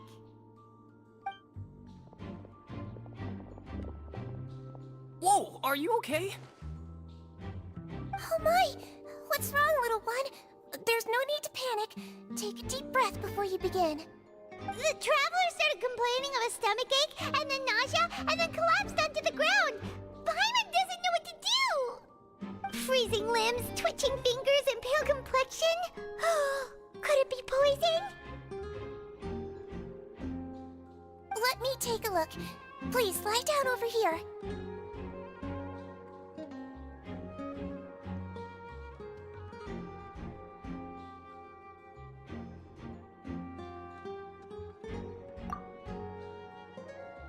Don't worry, I'll get you to the bed safely. Here, hold on to my shoulder and walk slowly.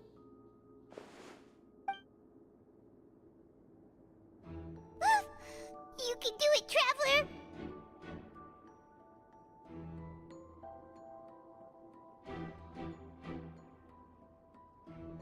Don't apologize. You're sick after all. Now, please relax. I'm just going to do a preliminary checkup on you.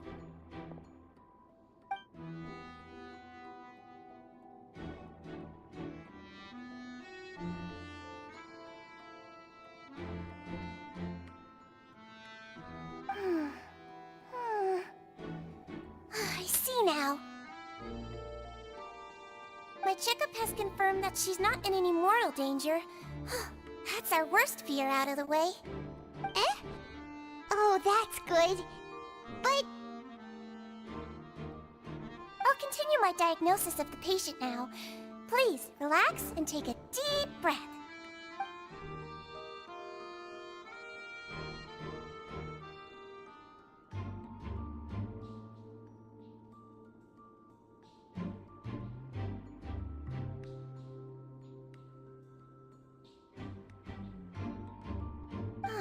Don't sense serious damage to your organs either.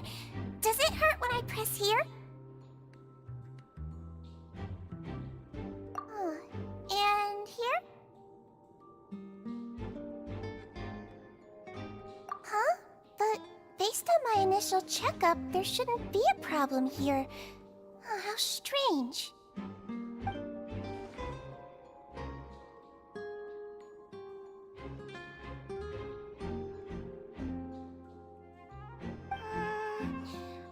What about here?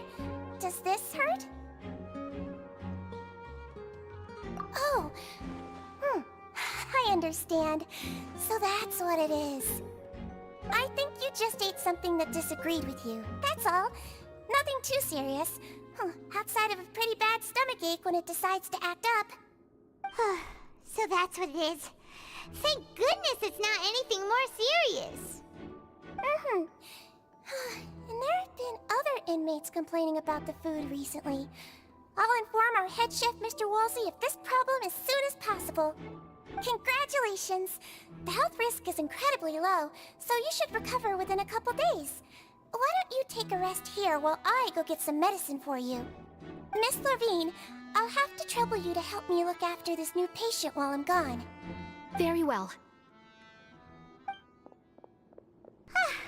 And she hopped away, just like that.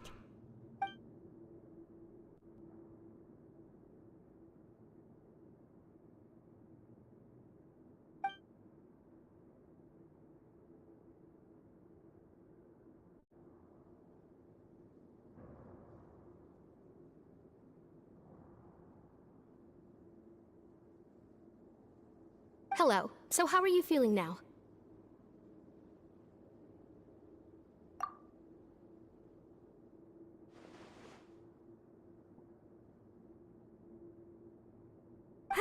stomach aches really bad. She was stumbling about the whole way here, so Paimon's really worried. If Miss Sijuin says it's not a serious problem, then there's no need to worry. She's the best medic we've got down here. But it also looks like she's the only medic you've got down here. Well, that's true. What do you mean, that's true? That's really misrepresenting the situation. Of course I can't speak for the whole fortress, but it's not like everyone imprisoned here is useless, you know? Though they may have committed crimes and gotten locked up here as a result, they still know a thing or two about medicine, and they help Miss Sijuin take care of the sick and injured. Yeah, you're right. But did you have to lecture me about it in front of another patient? Aren't you a patient too? Where did all your energy come from? That's correct. Sorry, I got a bit ahead of myself. Are you two also sick? We've been sick a while. I come back every once in a while for checkups, and to pick up the medicines Miss Sijuin prescribes for us. That's just the nature of chronic illnesses. As for her... you could say she fancies herself as Miss Sijuin's capable helper because she learned a bit of medical knowledge ages ago. Please watch your mouth, Mr. Jurier. Don't forget that you are the primary reason I have frequent heart palpitations. Hey, don't start arguing now! Please, keep it civil at least!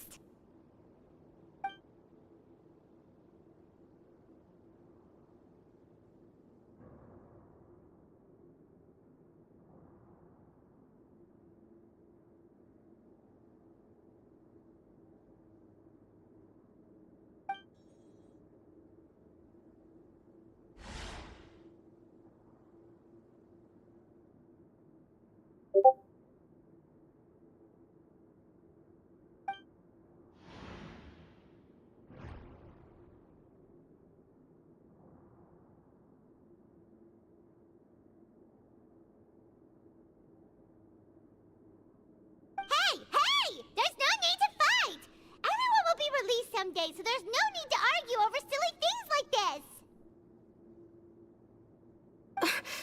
But... Release.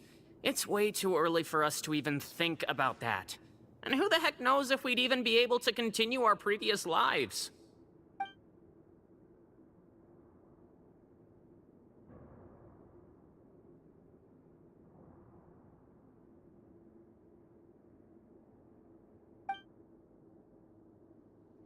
Please allow me to end this boring and useless conversation. Oh, and Mr. Jurier, I don't want to see your face here again anytime soon. And same to you, Miss Lorvine. Anyway, that was more than enough rest for me, so I'm going to get out of this excessively noisy place. See you later, everyone. He just slowly walked off like that?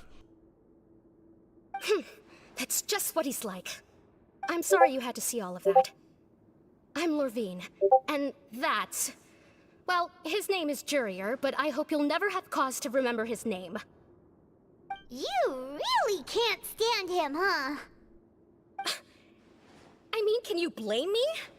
Who would like someone who's as arrogant and obsessed with weird research topics as he is? But there's no need to keep dwelling on him. I'll accompany you two for a while. Miss Sijuin should be back soon, and I'm sure you'll feel better as soon as you've had some of her medicine.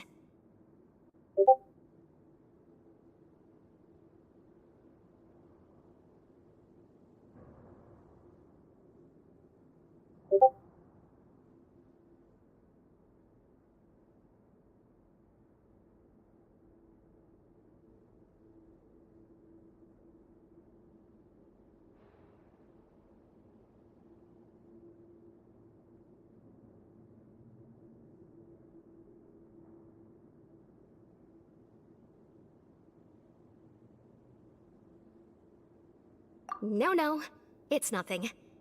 I'm back! Did you rest like you promised? Thank you for getting our medicine, Miss Sijuin. Did you all cooperate with your bed rest? I trust that nobody got up to walk around. Good. Here, this should be 2 days' worth of medicine for you. Take one pill now, and then continue your bed rest.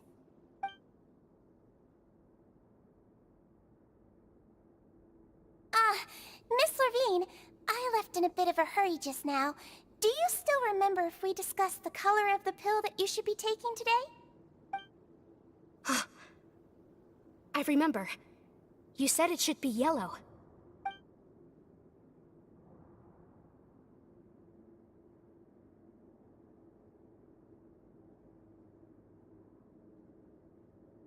Yellow, huh? I understand. These are yours. Please, make sure to go to bed early after taking them tonight. You'll benefit from a good night's sleep. All right, then I'll also be on my way now. I hope you feel better soon, too.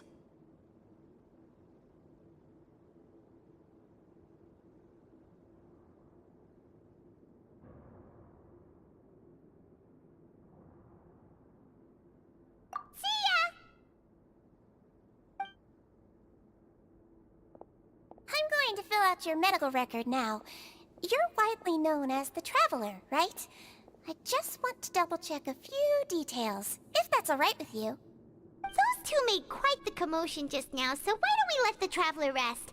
Paimon can answer the questions instead. So her primary symptoms are abdominal pain, with secondary symptoms nausea. Is there anything else? That's it. All right then. Is there anything we should know besides to take the meds? No, her base constitution is quite good, so I'm sure she'll recover quite quickly after taking the medicine. Please, make sure to stick to bland or less stimulating foods, and don't stay up too late at night. Got it.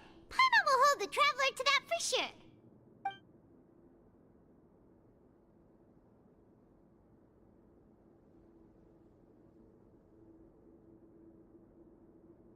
Oh, you're going to take a nap already?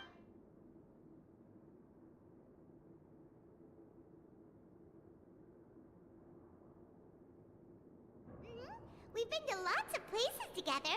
She may look a bit under the weather now, but she's actually super strong. Oh, so you're the best of companions. Well, don't worry, she'll recover soon.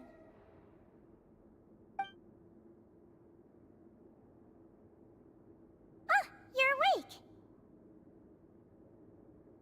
How do you feel? You slept for a really long time, but we never left.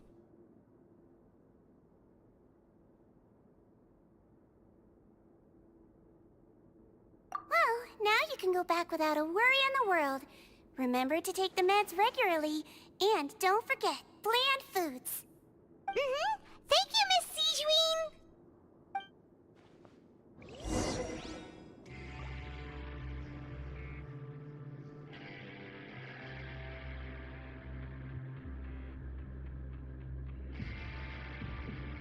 Check this out! Seems like a lot of people have been coming down with an upset stomach lately. I'll need to address that.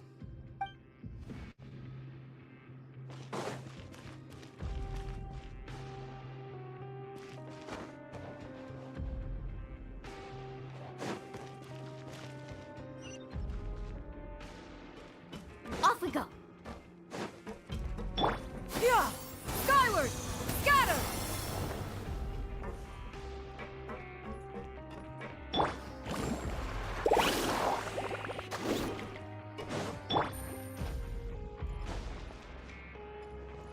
Take it easy.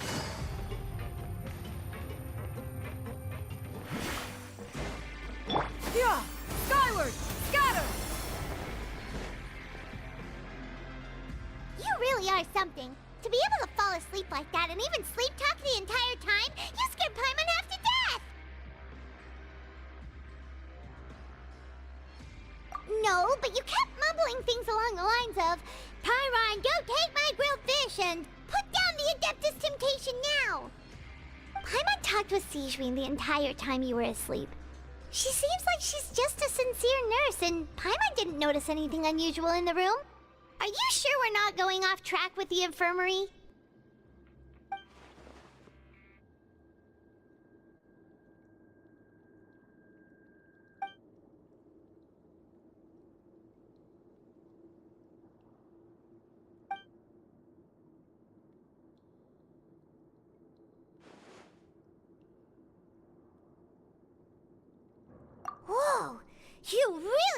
super thorough. All those tiny little suspicious things that Paimon didn't even pick up on. We've got to give the info to Linny.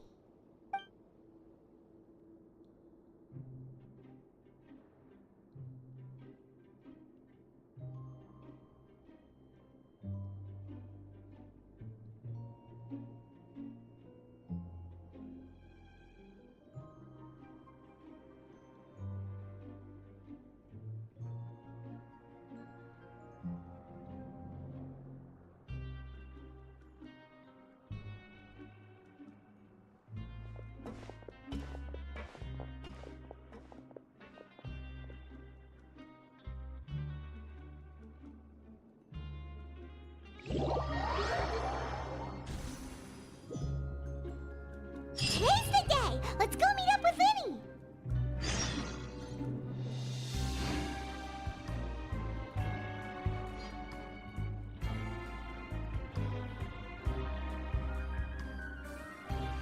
The secrets of the mechanical... Yeah! Skyward! Scatter!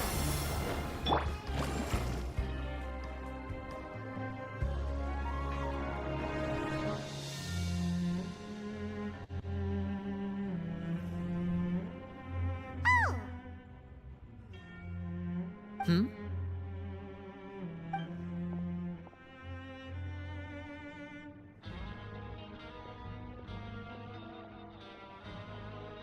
Did you two run into any trouble over the past few days? No, we just worked our shifts according to the schedule.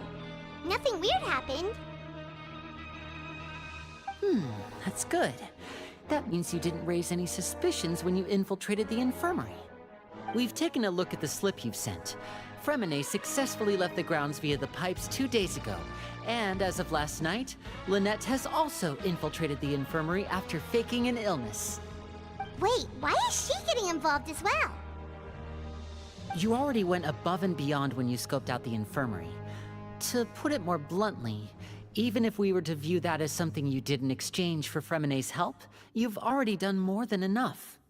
Infiltrating a guarded stronghold is a different kind of job from a one-off investigation. We want to avoid using the same faces over and over and reduce the amount of suspicion that will fall on any given person. Lynette also felt like you have already taken the first step for us, so she should be the one to finish the job. So that's what Lynette thinks. Oh, Paimon hopes everything's going well for her.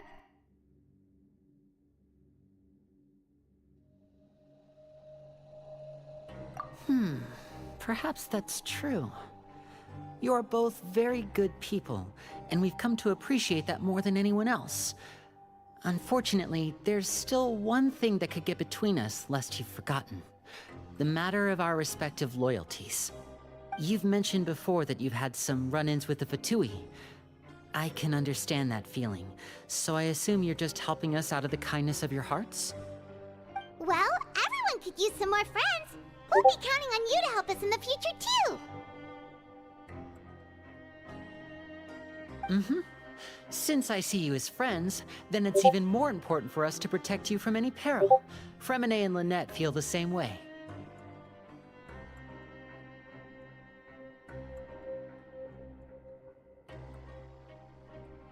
Glad to hear it. Then, let's go check on Lynette before Fremine returns. If everything went well, then she should be wrapping up her investigation right about now. Is now really a good time to go over? According to my observations, Sigewinne always spends around half an hour away from the infirmary right before lunch. Lynette knows this as well, so this should be a good time to meet up with her.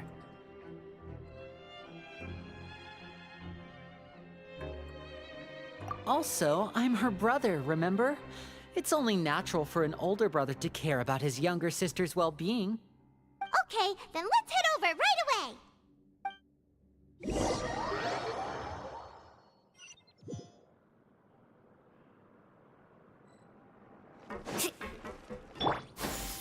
Skyward!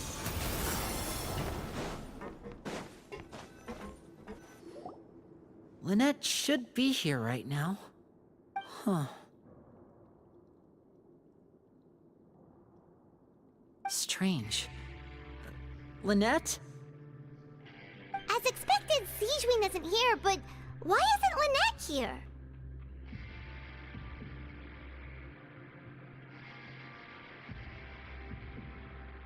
No, Lynette rarely deviates from the plan. We agreed that if she were to make changes on the fly, she'd find a way to let me know. Unless... Let's see if there are any clues around here. We can look while we wait for her. Who knows? Maybe she'll be back soon. Okay.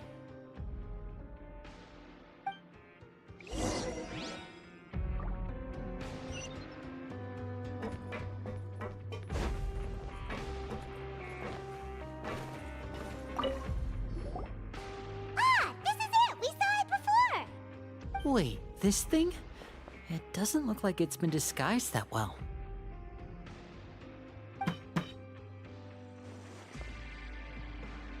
The space behind it is empty. From its size, I don't think it's an entrance that is meant to be taken apart. There's probably a mechanism around here somewhere. Could Lynette have tried to get inside? But if that's the case, she would have contacted me for sure. Let's look around here for some more clues. Don't panic, just take another look.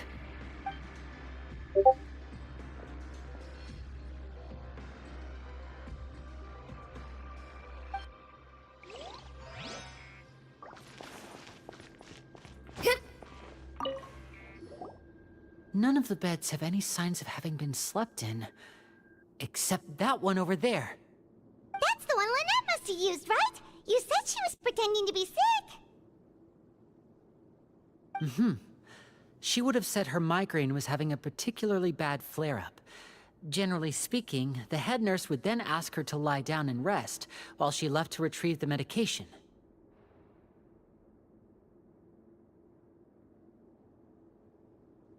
Which means, either the head nurse didn't return the entire time from when Lynette laid down up until she left the bed, or the nurse intentionally left it this way.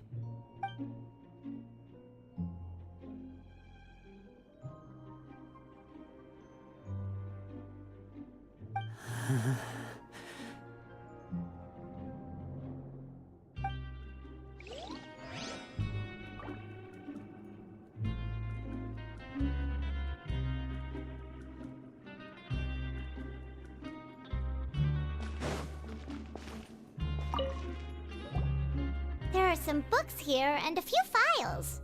They all look like medical records.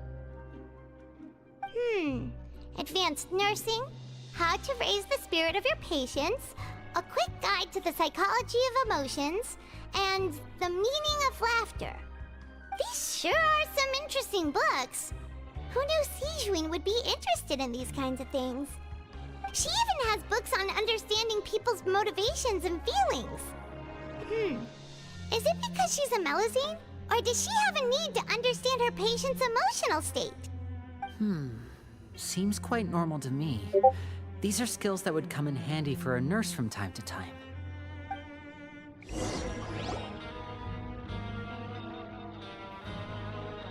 Hey, you guys, there's a slip of paper over here! A slip of paper? It's right over here, and there's a bunch written on it too. It reads, "Out of respect for your usual practices, I'll use a piece of paper or card as the medium to pass on my message. You may consider this as me giving you my best regards." This is... Is that all?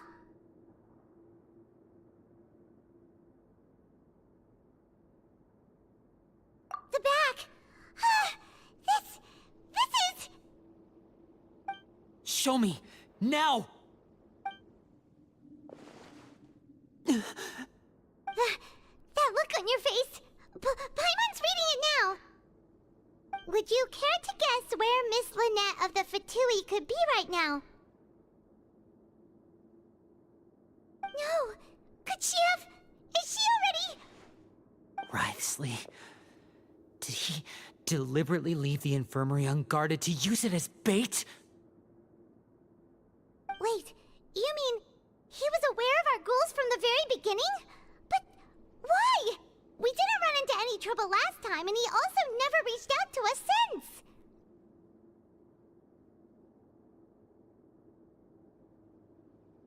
Yes, that is a crucial question. Wriothesley, he doesn't do anything without a clear goal or reason. So this means he had no concerns about your activities from the very beginning. You're not from the same camp as us. You were sent down here by Nervulet, so you have no conflict of interest with Wriothesley. We're a completely different story, though.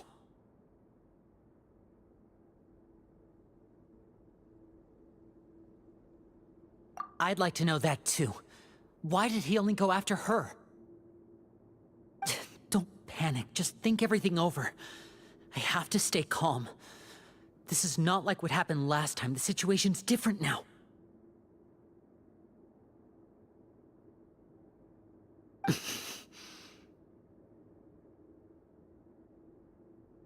Wait, you're right. Wait, but that means... The fact that Fremine was able to leave the grounds... Could Wriothesley have let him go as well? But what does he gain by letting Fremine leave like that?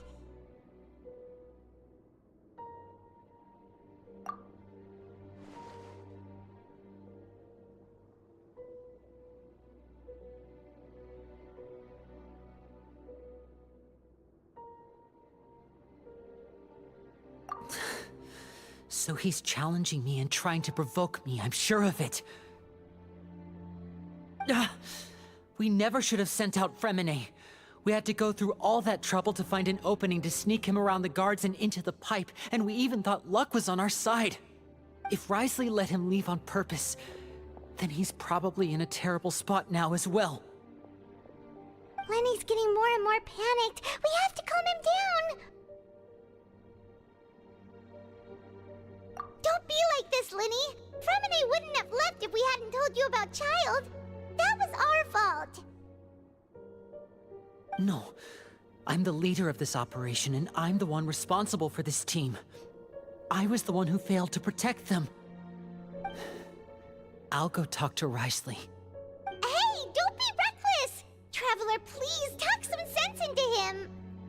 I simply cannot allow Lynette to be abducted again. I have to go. I'll find a way to get them back! He's rushed out the door! After him!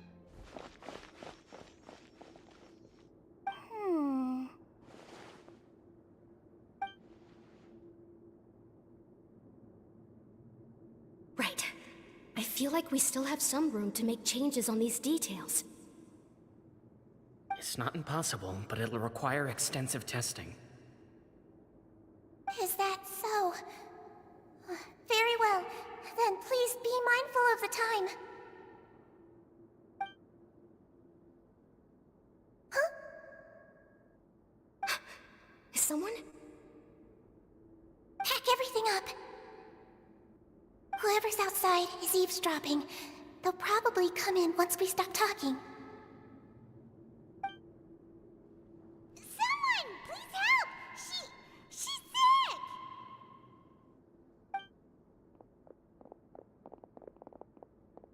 Whoa, are you okay? These two. As expected, they've already found this place. Oh, they are quite sharp. What a delightful turn of events. I like smart people, but I also like playing dumb. I like the feeling of being trusted. Oh my! What's wrong, little one? There's no need to panic. Take a deep breath before you begin. Being able to read human expressions is quite the useful skill. Lenny! Wait!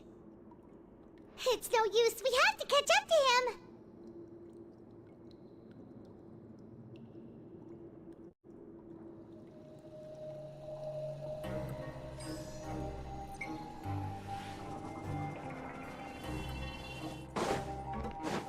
Yeah! Skyward! Scatter! He's already out of sight. How is he so fast? Let's go head him off at Wriothesley's office.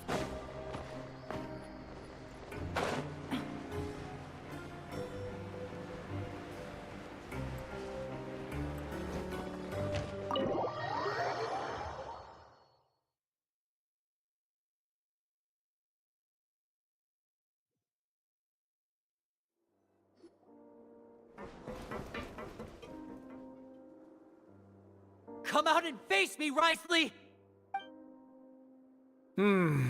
Aren't we at an administrative office space? Why don't you at least try to follow even a couple rules from the fortress's indoor management regulations? What did you do to my sister? I ran into the young miss at the infirmary. I'd heard that she was suffering from quite the migraine, so I decided to invite her over for a cup of tea. I do have some teas in my collection that can work wonders against such an illness. Stop joking around! Where did you take my siblings? I have also heard that your performances are quite the spectacle. Miss Lynette would sometimes enter a box filled with water, only to emerge the next second from another place altogether. Maybe she'll appear behind you right now if you were to turn your head. Is he trying to trick me into turning my head? No, he's probably not looking to attack me right now. All of the hostages are in his hands, and he's even in the mood for small talk. That means Lynette is probably still alive. You knew we were investigating the infirmary from the start, so you deliberately aroused the Traveler's suspicions and baited us into continuing our investigation, just so that you'd be able to kidnap Lynette. As for Fremine, no, you probably didn't even interfere with Child's escape. You let him go, so you could purge the Fatui members that we had planted into your ranks. There was no need to do so. The Fortress of Meripede is a pretty pleasant place. Most people enjoy their lives here. The only ones who act differently are those with personal agendas. It was quite easy to identify your colleagues. You removed our original members and spread the news of Child's escape so Father would assign our team to come down and investigate. Fremine has also fallen into your hands, right? If you're oh so omnipotent and so in control, why would you need hostages? One correction. Lynette is in my hands right now, but Fremine is not. He's not? What do you really want? Lenny! Oh, wonderful. Everyone is here, so I'll only need to say this once. Thank you so much for cooperating with me.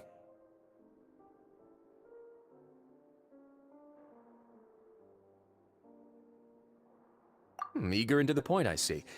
Alas, only Miss Lynette is currently having a cup of the fortress's finest tea.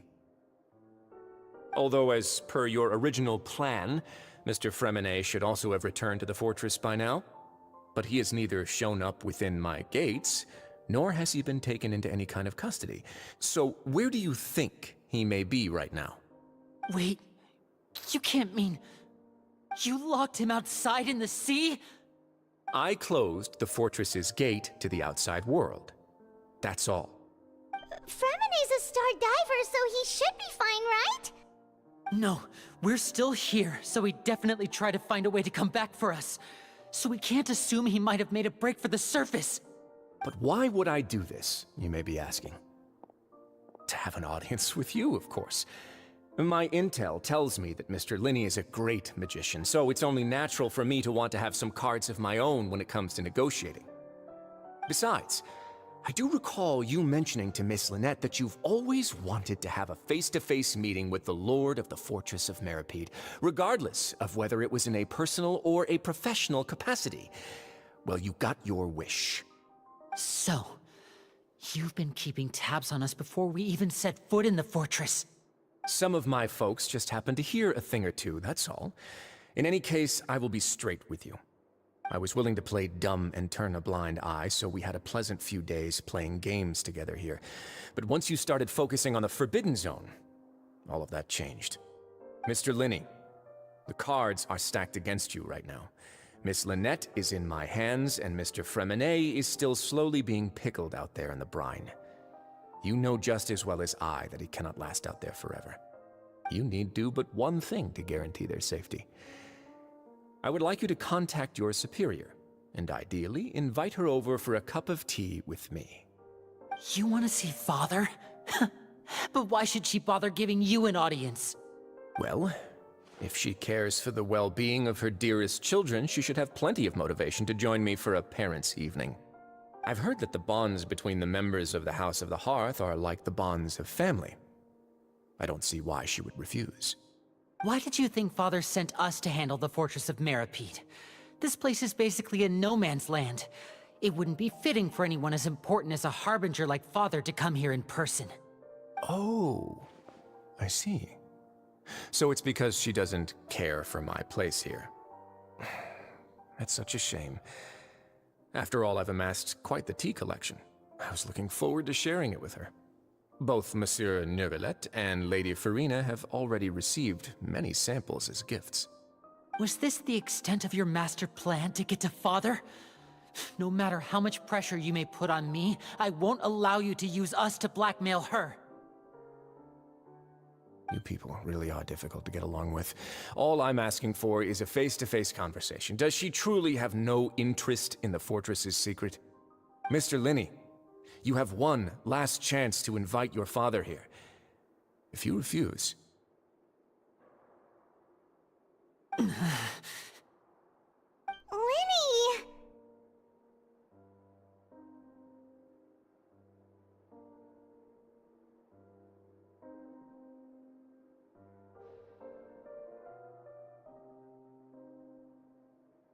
Instead of asking why I'm doing this, why don't you try to see things from my perspective for a second? From the very beginning, the Fatui has been actively infiltrating my fortress. I gave you a warning by cutting off the first few operatives I found, but that only caused you to double down. Had you given up on the fortress then and there, I'd have no reason to want to talk. Mr. Fremenet left the fortress on his own, and Miss Lynette tried to pry out my secrets right in front of me.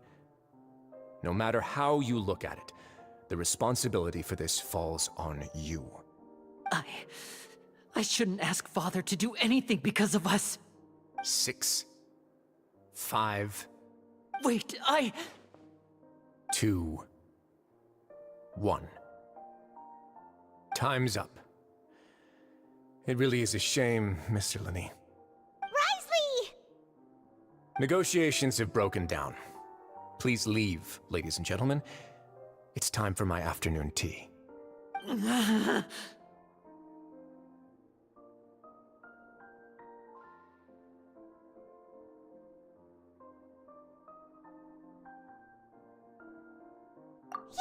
listen to the Traveler!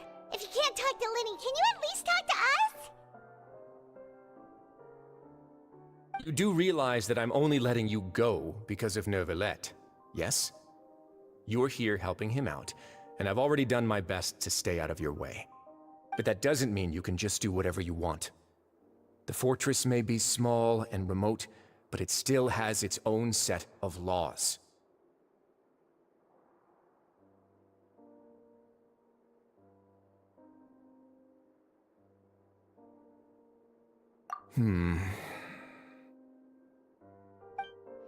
Then how about this? Those who are capable deserve respect. You've spent quite some time investigating my home turf by now, so why don't you tell me a thing or two about what you found, I'll ask you 3 questions. Answer all of them correctly, and I'll agree to your request. Question 1.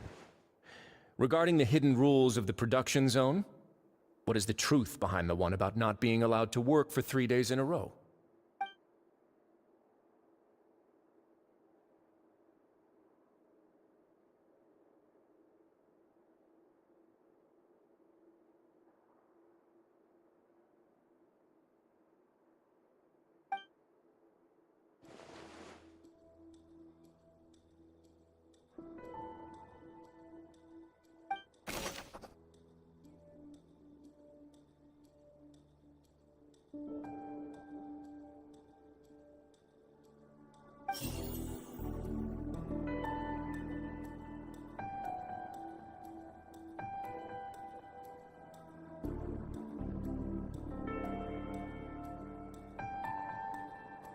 I've been told that the infirmary is always empty for the half hour just before lunch.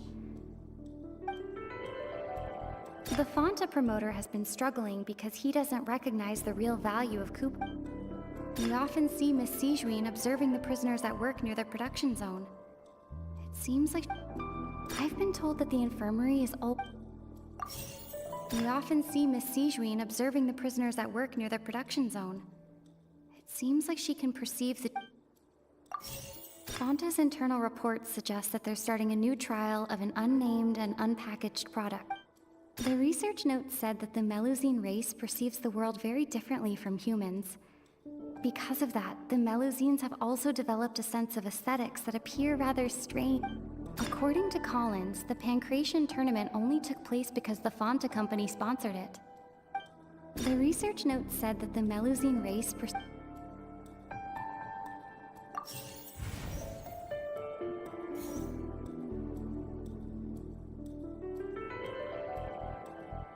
We often see Miss Sijuin observing the prisoners.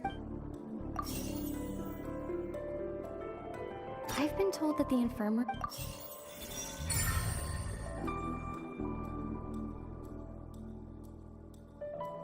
Ah, so that's what's going on. Paimon understands it now. Who would have guessed?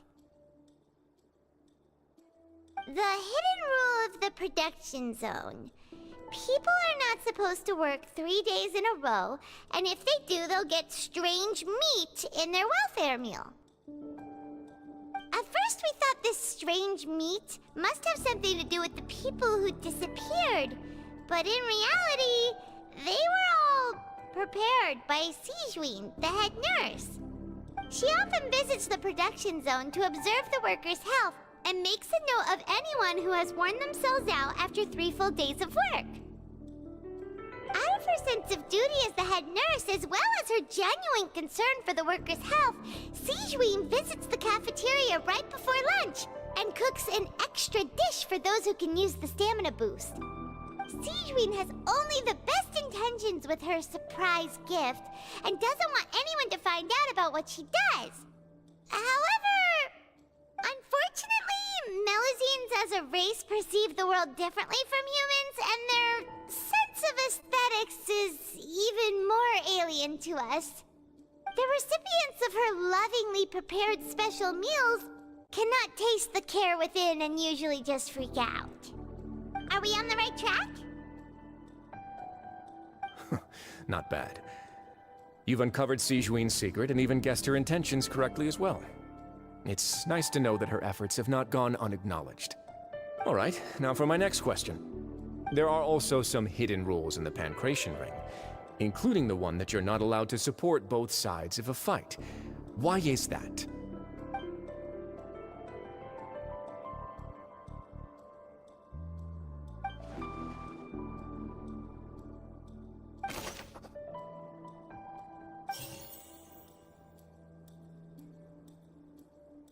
According to Collins, the Pancration tournament only took place because the Fanta company sponsored it.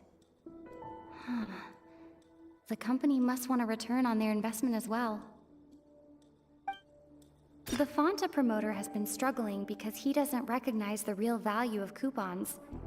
Meanwhile, the Duke believes that only idiots who don't understand the value of coupons would spend them on Fanta. Fanta's internal reports suggest that they're starting a new trial of an unnamed and unpackaged product. But the product has to undergo a trial because even Fanta's own employees have a lot of reservations about it. The Fanta promoter has been struggling because he doesn't According to Collins, the Pancration tournament... Fanta's internal reports suggest that...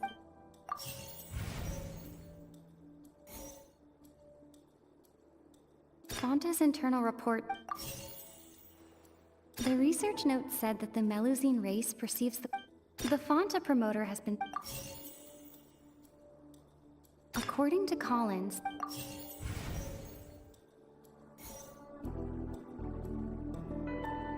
According to Collins, the Fanta's internal report...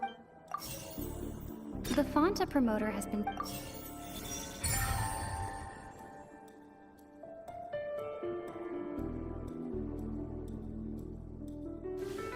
Paimon gets this rule too now, so there really was nothing to be afraid of. That hidden rule of the Pancration Ring is about how, people are not supposed to bet on both boxers at the same time. And if they do, they'll receive a package containing a strange, blood-colored liquid.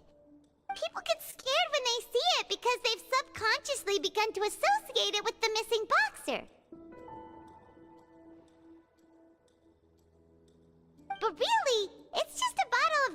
mysterious, yet-to-be-named and packaged new Fanta trial product. A blood-red drink. It's no wonder even Fanta's own staff were questioning the company's decision-making. The company, facing backlash from its own staff, decided to try to trial the product on a smaller scale, to see how it might be received by customers. They came to the fortress of Meropide and offered to sponsor the Pancration tournament so they could push their new product. But the Duke completely refused to even entertain the idea. The Duke, knowing how valuable coupons are in the fortress, knew that only total idiots who didn't understand their true value would bother buying a Fanta product here. And so, only those who proved their stupidity by being dumb enough to bet on two opposing sides of the same match were selected to receive the drinks. I acknowledge the effort you've put into bringing the truth of this mystery to light. Although, based on your description, that Fanta promoter is a bit too careless with his words, I may just reconsider my collaboration with the company. All right, and here's the final question. What's the secret behind our head nurse and all of her patients in the infirmary?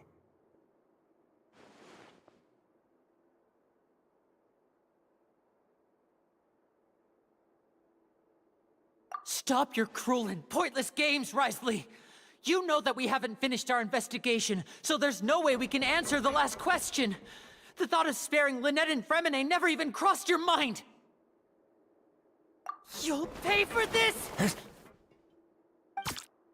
Ah! Lenny, are you alright? Oh, close one. I owe you, Sigewinne. That was a fantastic shot.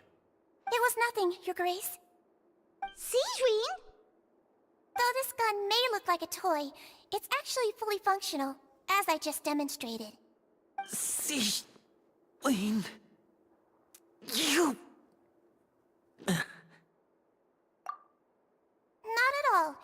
I am merely a resident of the fortress, and thus protecting it is my duty. When Monsieur Nervulette asked me to come here, he told me that my job would be to take care of the well-being of everyone here. I am merely discharging my duties. But if you mean what you just said, then isn't Linny someone you should be looking after as well? Isn't he a resident here just like the rest of us? But I really am just doing what Monsieur Nervulette told me to do. Everything I did, I've done to protect them. Had I not, they would be in far more dire straits right now. His Grace knows it too, right? Your Grace?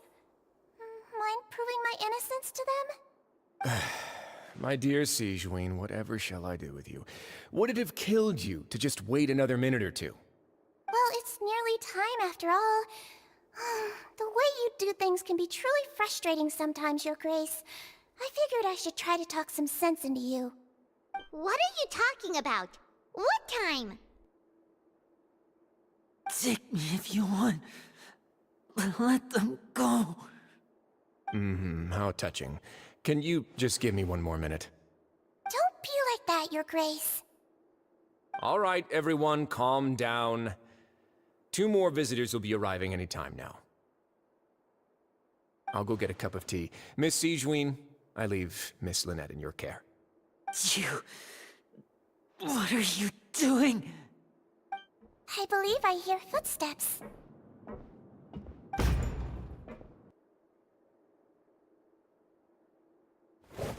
Some space, please. Ah, Miss Clarande. My door. Fremine... Fremine... What's going on? What is Clarande doing here? Work. I'm sorry about shooting you, Mr. Linney.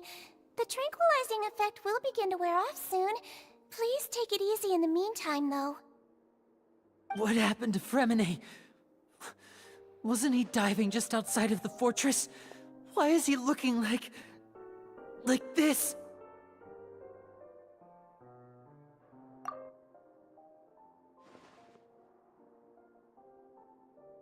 A flushed face, an accelerated pulse. He must have consumed primordial seawater. What did you say? Please, make some space. I'll need to give Mr. Fremine a more thorough checkup. Your Grace, I'll leave the rest to you. I'll talk to Clorand while you get Fremine to where he needs to be. Everything else can wait.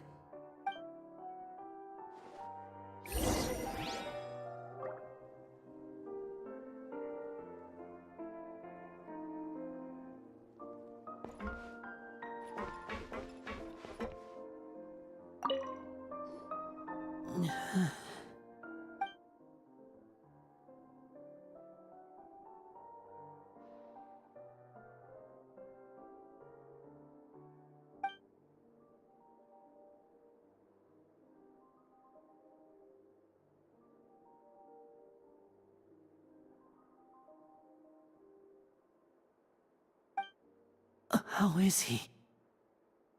These symptoms are probably caused by an acute ingestion of a large amount of primordial seawater.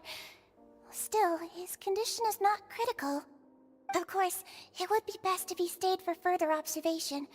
But let's leave him here for now, and move him to the infirmary once he's recovered a bit more. Sorry. I am aware that the infirmary may not be your favorite place in the world at the moment. We do only have a single clinic in the fortress, however. Why would he ingest a large amount of primordial seawater after leaving the fortress? How could that possibly happen? Please, look after Mr. Fremine for the moment. I'll go fetch some medicine and a respirator. Oh, I'll bring Miss Lynette back with me. Where is she? How is she right now? Oh, she just took a nap in an empty room after I tranquilized her. If my calculations are correct, she should also be waking up right around now. You might not believe me, but His Grace and I actually made some snacks and tea for her.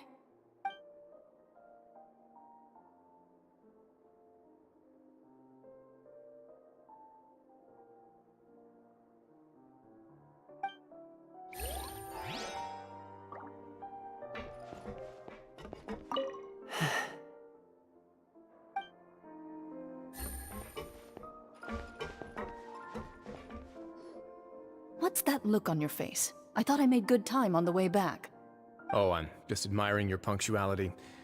Had you arrived just a few minutes later, Sigewinne may have been forced to shoot Mr. Linney again. How's the situation out there? The water has changed. It's pretty much as expected. The concentration of primordial seawater has increased significantly. I was only out there a short time, so it wasn't too bad. But if one were to stay for any significant amount of time, well, you can see how that boy's doing. Where was he when you found him? The abandoned zone at the end of the pipes. A good distance into the water. Closer than I thought. He must have recognized it early on and tried desperately to swim back. Locking the door was necessary. I don't think we could have saved two.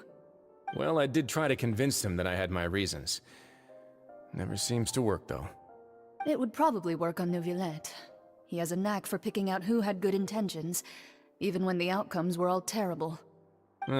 It's a bad sign if you're having to plead your case to Neuvillette. Want some tea?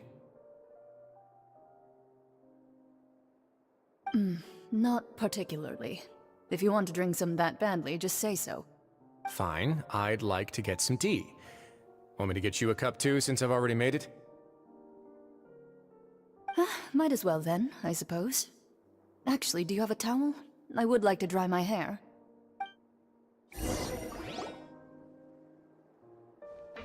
Linny, are you okay?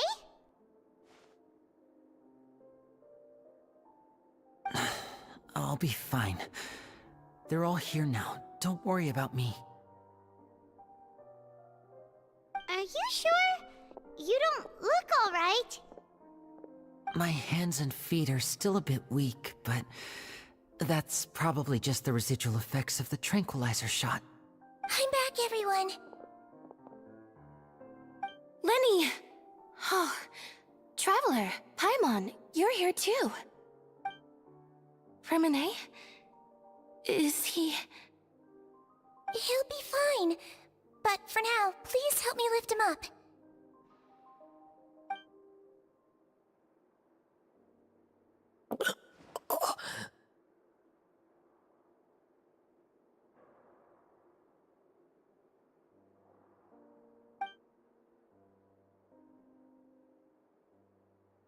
His breathing's beginning to slow down. Give me a hand and help me get him to the infirmary. Yeah, I'll take him from this side. Lynette, together? On it. Traveler, you seem pretty worried about him. Want to come with us?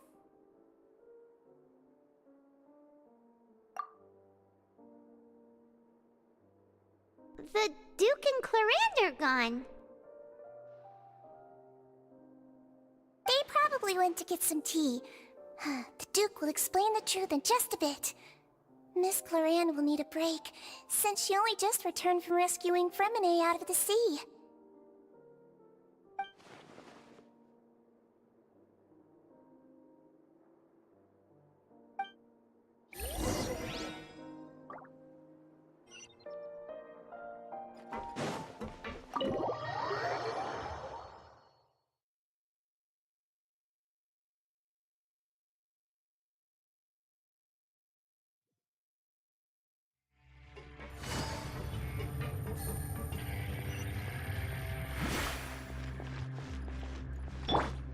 Carving waves! Yeah! Skyward!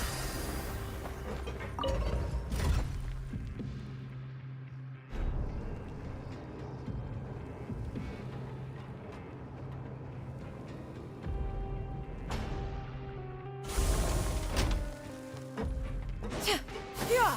Skyward! Scatter!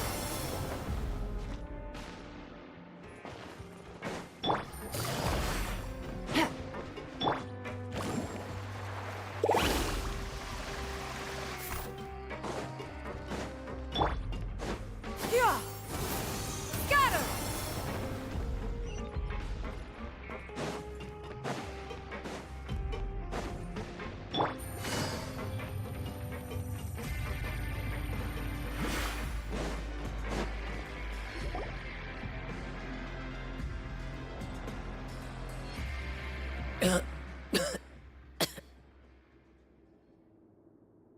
He's awake. Fremine, how do you feel? Lynette. We're all here. Where am I? The infirmary, at the Fortress of Meripede, Mr. Fremine, and you are no longer in any danger. How do you feel? Don't push yourself if you're not feeling up to it. Traveler. Paimon. It's been so long. The sea. There's something wrong with the seawater. Shh, it's okay. We can talk about it after you've recovered. No, listen to me. This is really serious. There's primordial seawater mixed into the regular seawater. I don't know why it's there, but no one should touch it.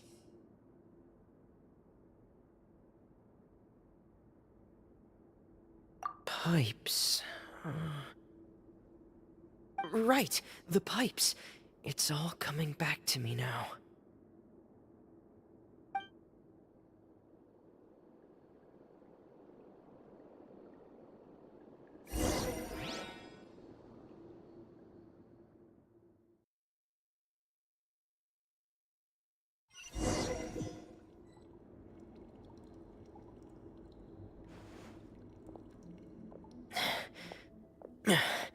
I'm in.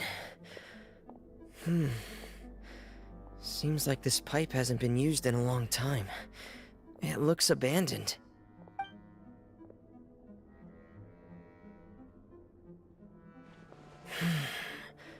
Where could Master Child be?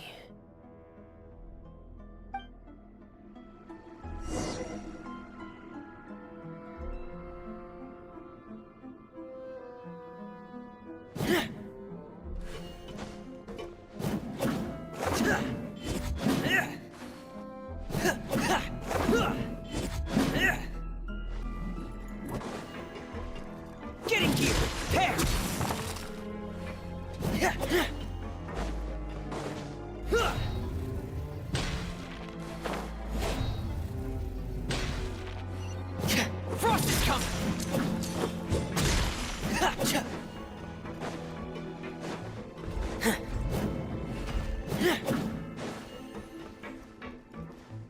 Huh. This mechanism looks like it's been tampered with. Could he have done it?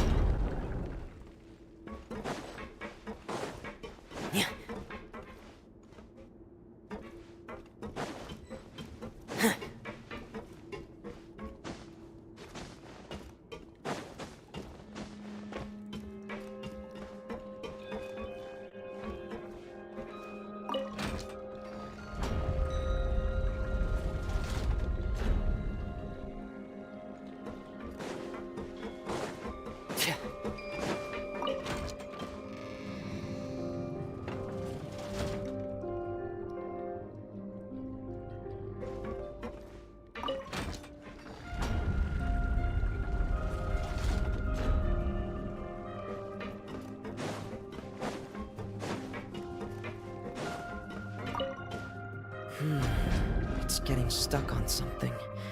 Seems like I'll have to avoid those obstacles while I turn it.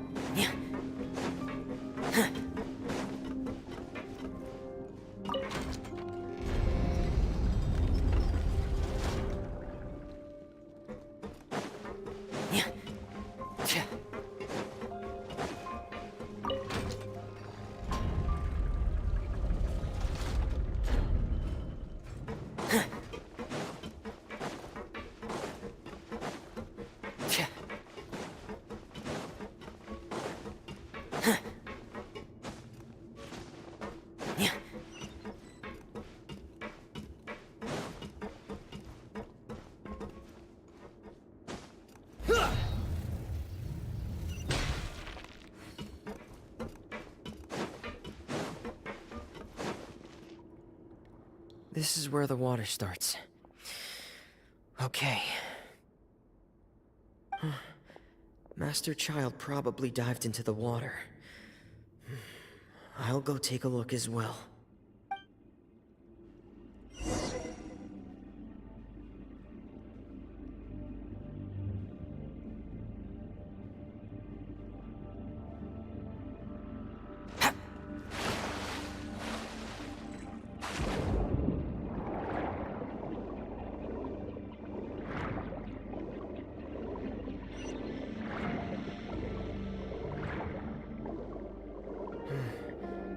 The vegetation here is a bit more sparse.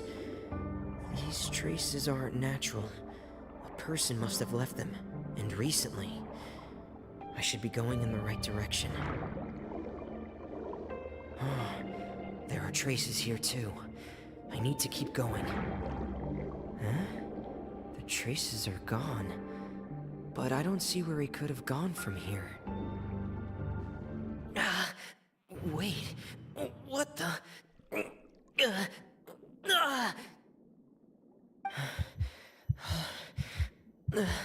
My heart is racing, and it's getting harder and harder to breathe. What's going on?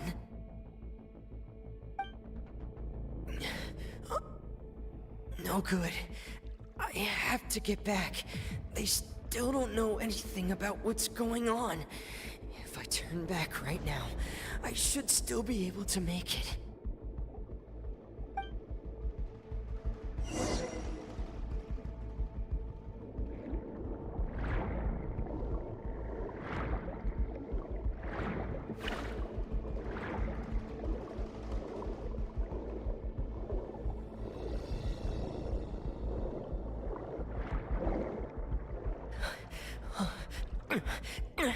I can't die here.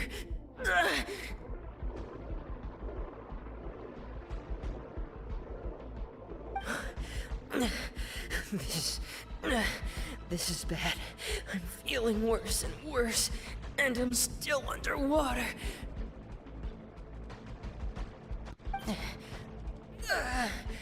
I have to push on.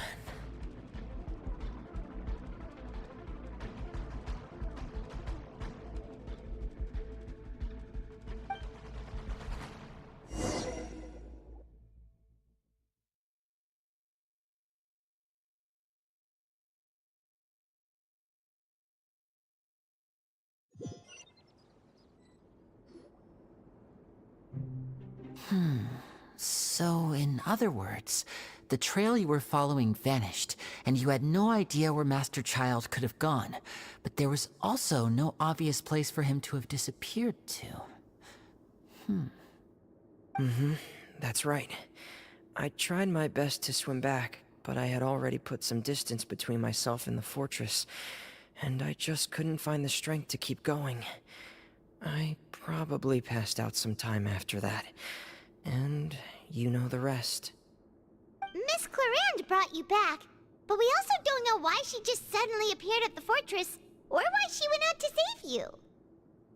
Miss Clarande, you say? I must go thank her in person. You're still too weak for Monet. You can go after you've had some more rest. Miss Lynette is right.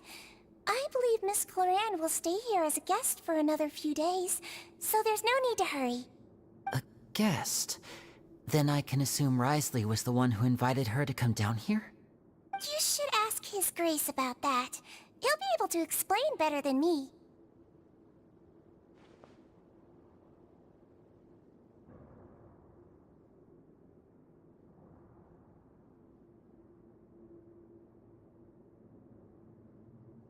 Yeah, it's about time he actually told us what's going on.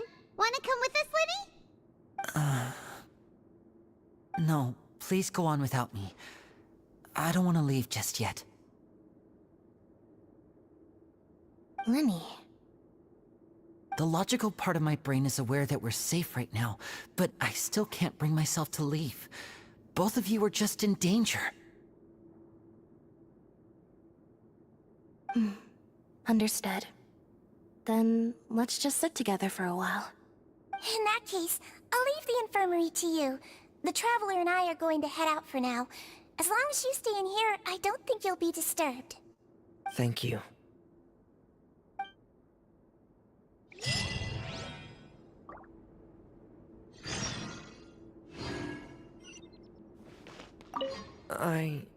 I'm so sorry, Lenny.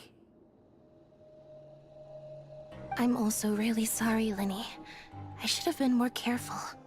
Don't say that. It was all my fault. I was the one who should have been more careful. You two were nearly... If I was stronger, maybe I would have already found Master Child. No, how can you say that? Huh? I'm sorry. What I'm hearing is, we all dropped the ball at some point during the mission, so the responsibility falls on all of us. Isn't that right? Yeah, that's right. It's on all of us. Lenny, we understand that you're worried about us, but we're worried about you as well. Please don't blame yourself. We want you to keep your spirits up. Yeah.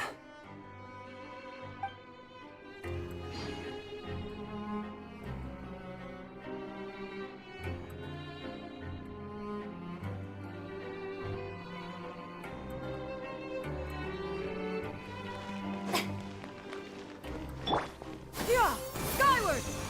Scatter!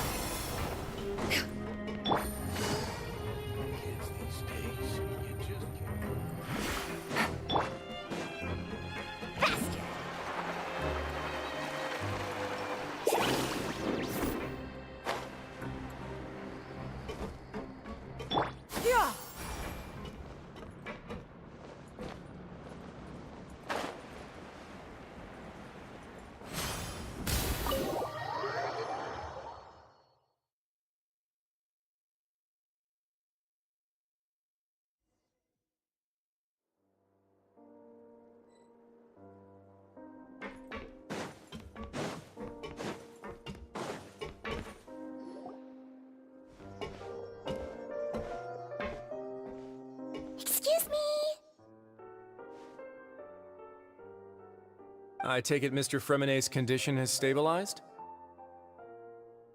Of course! I wouldn't have left the infirmary otherwise. I've been expecting those two, but might I inquire as to the purpose of your visit, Miss Siegewien? I wanted to check up on Miss Cloran. How are you feeling? Mostly fine, I think. If you don't mind, I'd like to perform another quick physical exam. It'll just take a few minutes. All right. Thank you for looking out for me. I'll take my leave for now, then. Well, want to explain yourself, Risley?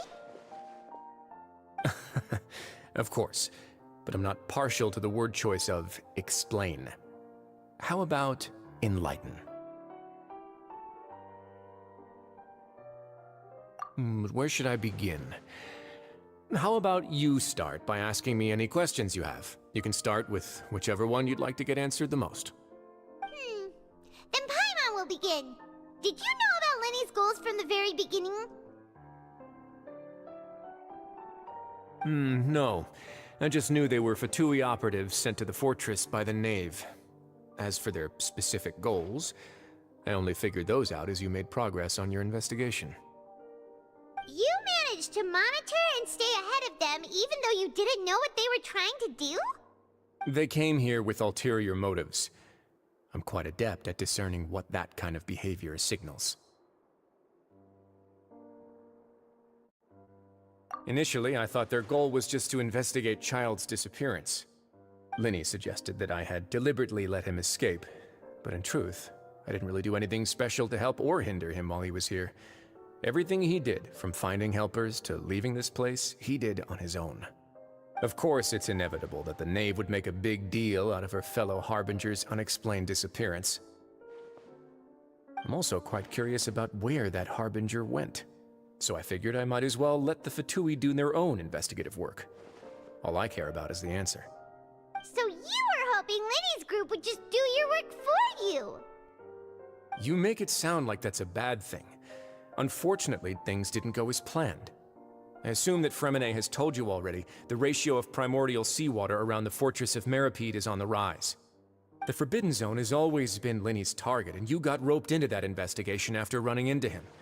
I began to intervene out of concern for your safety, and also to prevent the fortress from becoming entangled in more irksome matters.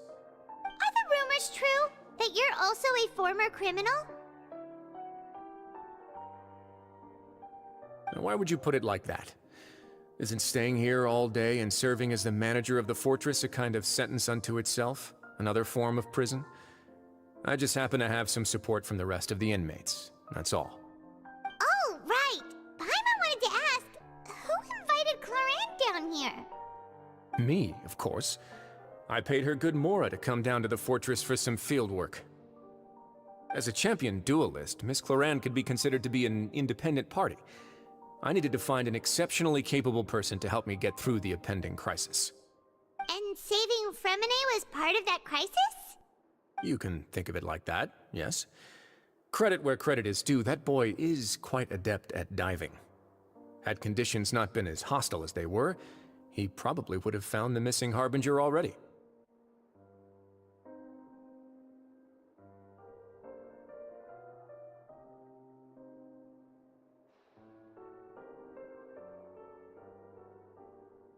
That's not something you should be asking after. Neuvillette only asked you to investigate Child's whereabouts. All I need to prove to you is that the Forbidden Zone had nothing to do with the Harbinger's disappearance. That should be clear now that you've spoken to Fremonet. But we've already uncovered that there's something wrong with the infirmary, and we've answered a bunch of questions that you threw at us. Isn't it about time that you answer our last question in return? You make a compelling case. Do you really want to know the answer that badly? Yeah, Paimon really wants to know! Even if the truth may not be pleasant?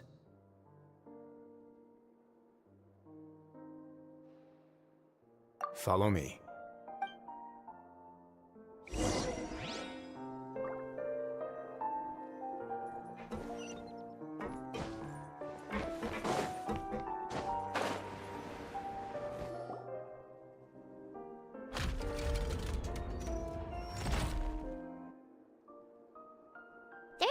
hidden door here? And a whole basement behind it? Huh. You're pretty good at hiding stuff, Risley. It seems you've forgotten just what kind of place the Fortress of Meripede is.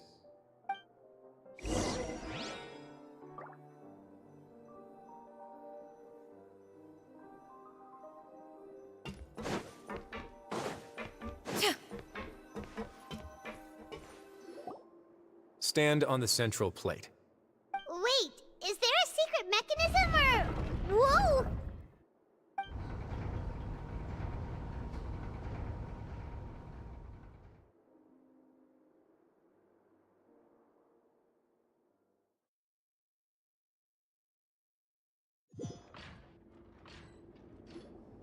So, this is the Forbidden Zone? Honestly, for a place so well hidden, Paimon sure doesn't see anything special. What a huge door! There are 3 such isolation gates in total. Generally speaking, I'm the only one who's allowed to go inside. Hence the name Forbidden Zone. Am I correct to assume you're going to run on back and tell your little Fatui friends everything? Well, Paimon wasn't thinking of keeping anything from them. Well, I'd advise you wait until you've seen the whole truth of this place for yourself before deciding whether or not to tell them.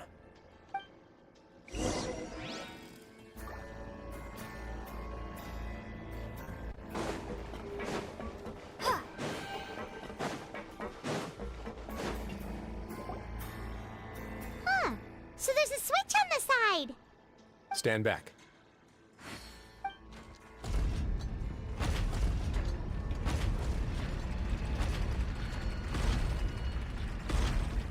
Whoa! They all just went up one by one! Go on, have a look.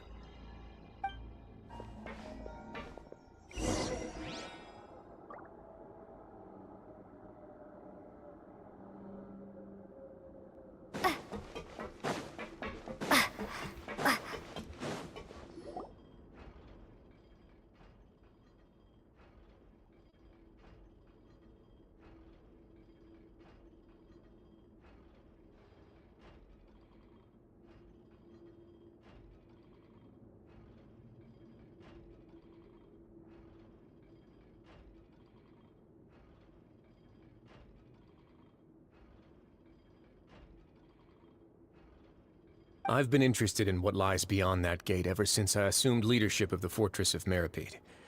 Of course, it would be unwise to recklessly open it, but it'd also be risky and negligent to simply ignore any potential danger that could be behind it. The readings on that dashboard have not budged since the day when I first laid eyes on this place. But over the past year, the needle has crept upwards from its original position, likely because some parameter it's been tracking has changed, if only infinitesimally. Normally, I would have ignored it, but I happened to have some free time when I noticed it, so I investigated. Any guesses what the reading could be tracking?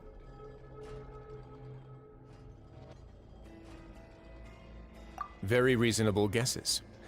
I've considered both of those as well. Unfortunately, our dashboard is tracking something less ordinary.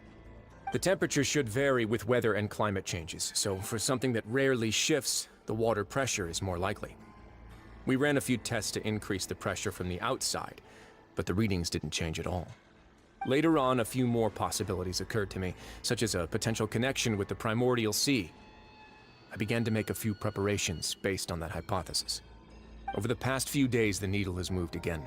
With that, and the symptoms that Fremine displayed after leaving the fortress, I can now confidently conclude that the readings represent the concentration of primordial seawater in the seawater nearby. The concentration of primordial seawater? But we're already under the sea! And that is precisely the problem.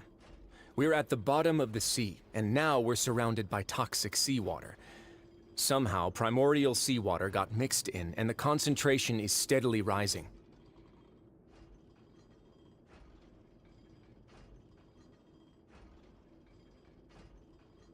Yes, that's very likely. But forget about the two of us! Not even Novelette knows where the primordial sea could be, much less where we could find and plug a leak. Seems like you've figured it out. I believe the primordial sea lies directly beneath this sluice gate. For some reason, the primordial seawater levels have risen significantly, and it's now very close to us. The indicators are now red. Although the gate still stands, some primordial seawater has already leaked out and mixed into the sea around us. If this continues, soon it will no longer be able to hold back the primordial sea at all. Yeah, you know what the legends say. If this place falls, then everyone in Fontaine will be turned into puddles in the span of a night. But that's just too weird! Why would the Fortress of Meripede be built right above a sluice gate for the Primordial Sea? Who built this place anyway? Your expression tells me you think this might be part of a vast, complicated conspiracy. To be honest, you might find the actual answer may be exceedingly boring. It's just that the secret of the Forbidden Zone had been long forgotten by the nation before I rediscovered it with my research. There's no single founder of the Fortress of Meripede in any traditional sense. What we know about its history has been left to us by the people who used to live here. When the previous Hydro Archon Egeria ruled the land, all convicted criminals from Fontaine were exiled.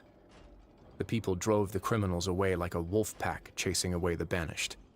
The criminals received no sympathy of any kind from the people. They were exiled to the desolate seaside, where they experienced only pain, struggle, and the bone-chilling cold. Some of them began to repent, and prayed to the Hydro Archon, asking if there was still anything they could do. The Hydro Archon took pity on them, and said, "You may go guard my secret, deep underneath the waves." And so, leaning on the power of the Hydro Archon, they gathered underneath the sea and began to build a fortress. They became a community down there in the deeps, and over the years helped it to grow. As the number of exiles increased, more and more people joined the community. When the first group of exiles died, they left the yet unfinished fortress to their successors. The Hydro Archon continued to lend her support, allowing the fortress and what it stood for to continue growing ever larger. Before long, this dark underwater fortress became the sinner's only home. And with that, the people here stopped referring to the fortress as a prison. They saw themselves as repenting sinners who would regain their freedom once they had sufficiently redeemed themselves. But as time went on, people also realized that the fortress was a lonely place. Once they had gotten used to life here, they could no longer feel comfortable living in the overworld. Once they had finished serving their sentences, some people left and some others chose to stay. They'd find some idle position and let their withered souls fade away with the ancient secrets of the past. After many, many centuries, few people still remember the reason for the fortress's founding. Now they just see it as an integral pillar of Fontainian society, as the place where criminals deserve to be sent. Now and again, researchers manage to break one law or another and live out their days in the fortress. I learned all this from an elderly historian. Everyone else just thought he'd made it all up. But now you know every part of that history is true. Indeed. It's just as the prophecy says. If this gate fails, then everyone will be dissolved into the sea.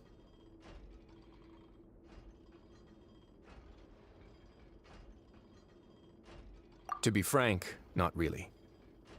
But sadly, that hasn't stopped this prophecy from proving all too accurate. Prophecies are troublesome things. Just hearing one will create the first wave of panic. Seeing signs of it will bring about the second, and actually witnessing it in real time, the third.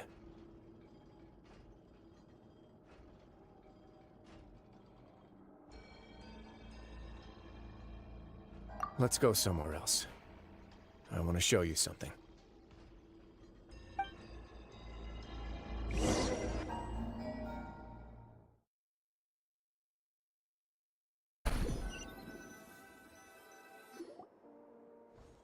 This is it. Your Grace, perfect timing. The results from our last round of experiments have... Wait, Jurier, he's not alone! Huh? Lorvine and Jurier? No need to panic, you two. I've already told them about our plan. What? After you warned us not to tell a single soul about any of this? I'm skeptical as well. Are you sure they are trustworthy? The results speak for themselves, don't they? These two may already know more than you could ever imagine. All right then, if your grace insists. They seem harmless enough, so I'll trust them for now. Well, how about some reintroductions? This is Jurier, one of the highest-ranked researchers from the Fontaine Research Institute. He used to work under Edwin. I trust that you've heard of Edwin?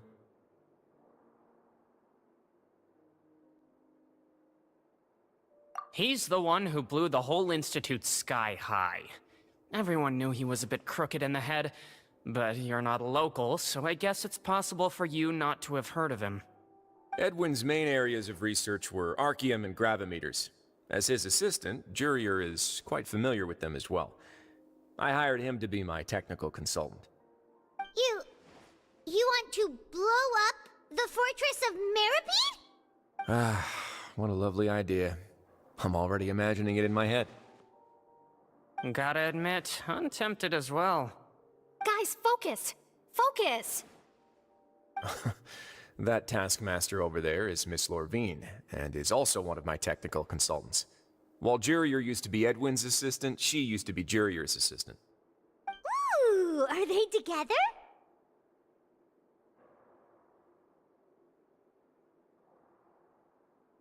See, everyone keeps asking this question. Are you too sure you're not a couple and just using your work as a convenient cover? Your Grace, I am not in a relationship with this man. If I dated her, I'd officially be madder than Edwin. Jeez, forget I said anything then. Follow me. Whoa, there's another door that goes right up. Your constant amazement makes it seem like the fortress can do anything. But Paimon really thinks everything's super cool.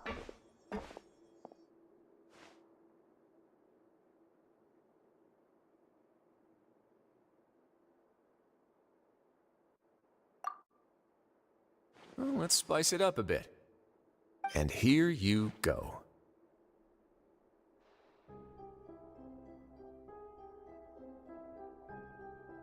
What a huge ship! This is also a production zone that Paimon's never seen before. What's going on? How much do you know about Fontainian history? Not much at all. Well, then maybe you haven't heard the story of ancient Lemuria. To give you a quick rundown, Fontaine used to be ruled by the Lemurian dynasty. According to legend, the Lemurian king Remus came to this land after being inspired by divine revelation and found the seer Sibila, who had taken on the form of a golden bee. Taking the golden bee with him and riding on a huge ship, the Fortuna, he created his nation above the surging waves. He called his nation Lemuria and used the Fortuna to incessantly search for new tribes and islands, calling on them to join his empire. There's a ship in this story too? Where there's water, there'll be ships. People believe that hope can always be found at the end of a voyage. Do you believe that too? To a point, I think. As you've already seen, I have a whole factory's worth of labor, materials, and technology at my disposal. Certainly can't hurt to give it a try. So the moment I began to speculate that the Primordial Sea might lie underneath the gate, I also began this project. Were you inspired by the legendary Fortuna? Maybe. Fontainians need something to hold on to cope with the impending disaster.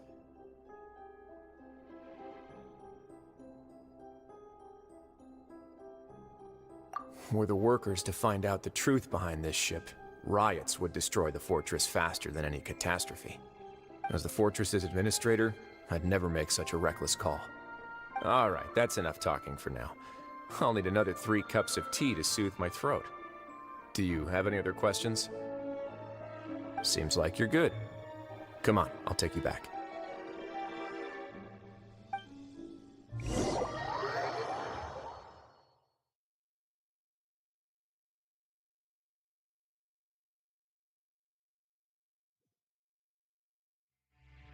I'll leave you here for now. Oh, thank you so much. No worries.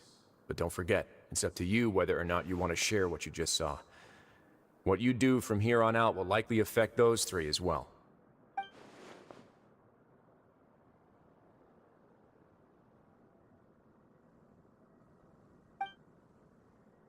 Yeah, we'll put a lot of thought into it for sure.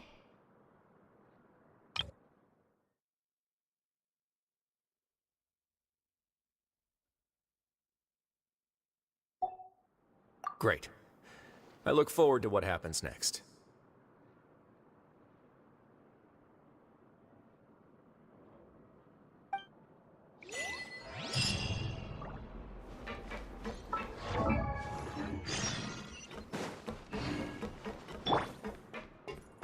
Yeah! Skyward! Scatter!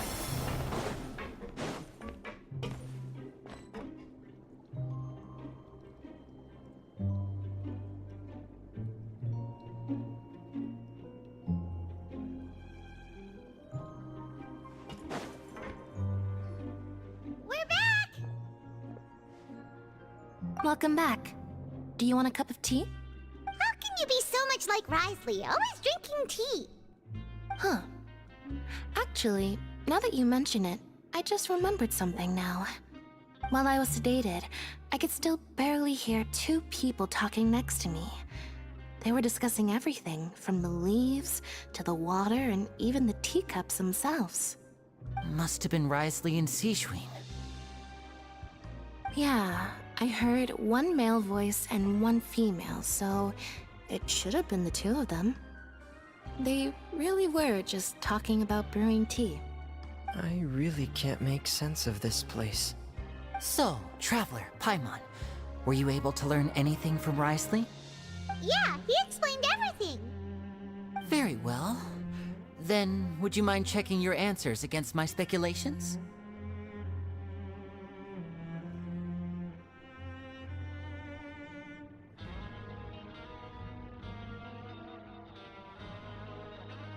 Yeah, I took the time to rest, so I'm feeling a lot more relaxed now. Nobody else is around, and Miss Sijwin is also busy with something or other, so let's just talk here. All right, then I'll posit my theories. I asked myself 3 questions. Firstly, why was Fremine affected by the primordial seawater? It was because he dove into the sea. My theory is, the long-lost primordial sea is probably very close to the fortress of Mirapede. Ooh, he's good. He got that right on the first try. That's our Lenny. Secondly, Risley's attitude changed dramatically during the course of our stay here. He ignored us completely at first, then suddenly roadblocked us. Why? I spent quite a long time thinking about this. If he has been monitoring the Fatui since the very beginning, he probably ignored us at first because he was hoping we could find Master Child for him. What's more, the Fortress of Mirapede is not part of Fontaine's court system, nor does it report to Udex Nervilet. Risley is basically the king of a no-man's land. As long as the fortress doesn't do anything about Master Child's disappearance, Father can use it to pressure the Fontaine authorities. And while the two factions are pitted against each other, Risley will be free to move between the parties of interest. If I had to guess, he probably has something that he's working on himself. It's likely related to the secret of the infirmary, but I just can't think of what it could be.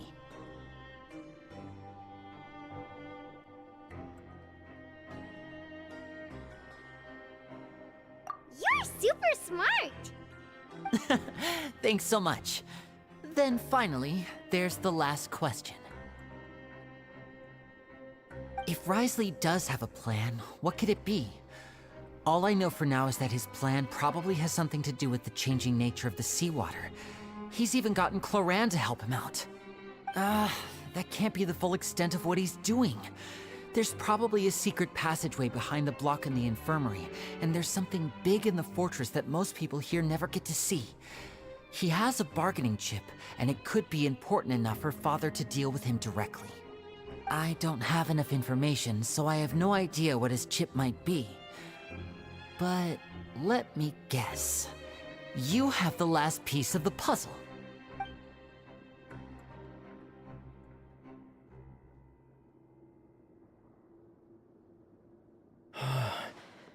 I can't believe it. The sea will engulf everyone. Just like the prophecy said. Could Risley have wanted to meet Father to figure out a way to deal with this crisis? If you remember, I once mentioned that Father sees the House of the Hearth as her base of operations, and she truly wants to resolve the crisis. But how could Risley have known that? Or perhaps he didn't know, and just wanted to bring Father over to his side? Which could be why he said he just wanted to negotiate. Yeah, that makes sense to me. I understand your concerns as well, Traveler. I'll figure out a way to pass this on to our father. No matter what, we're on your side. The two of you have already aided us far too much. We probably wouldn't be standing here right now if not for you. If you ever need anything else going forward, please come to the House of the Hearth at any time. Though you may not share the sentiment, after all that we've gone through together, the three of us basically see you as family now. You have my gratitude. Thank you for protecting Linny when it really mattered. And thank you for sharing the secrets of the fortress with us. We didn't think you were going to do it. Why are you being so formal all of a sudden?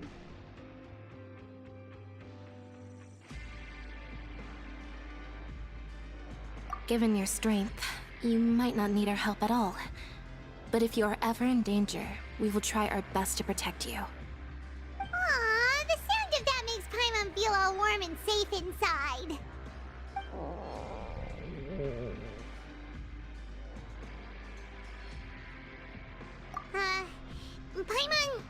Paimon's hungry.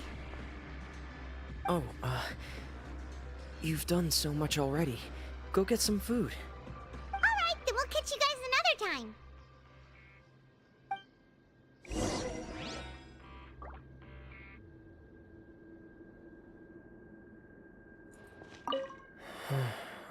I feel like I should try to become someone more capable of helping. You're incredibly helpful. Lenny thinks so too. Yeah, you two are always telling me not to push myself, but aren't you just like that as well?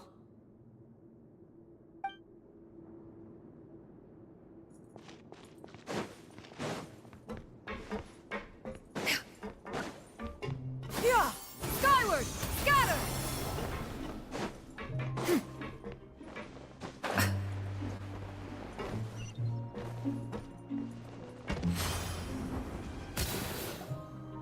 It's time for dinner. Welfare meals now being served in the coupon cafeteria. Come on, let's go pick up ours as well. Traveler and Paimon, over here. Are you here for dinner too, Miss Sijween? And I'm taking the opportunity to prepare Miss Cloran's dinner as well. Huh. You're right. She's actually sitting in the fortress cafeteria. What would you like to eat? Yep, you can. I've already talked to our chef, Mr. Wolsey. It's all on me today, so you can get whatever you'd like.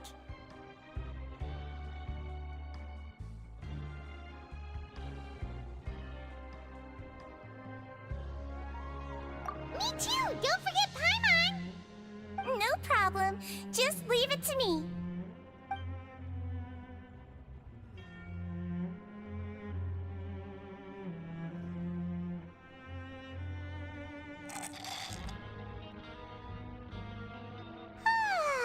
So delicious.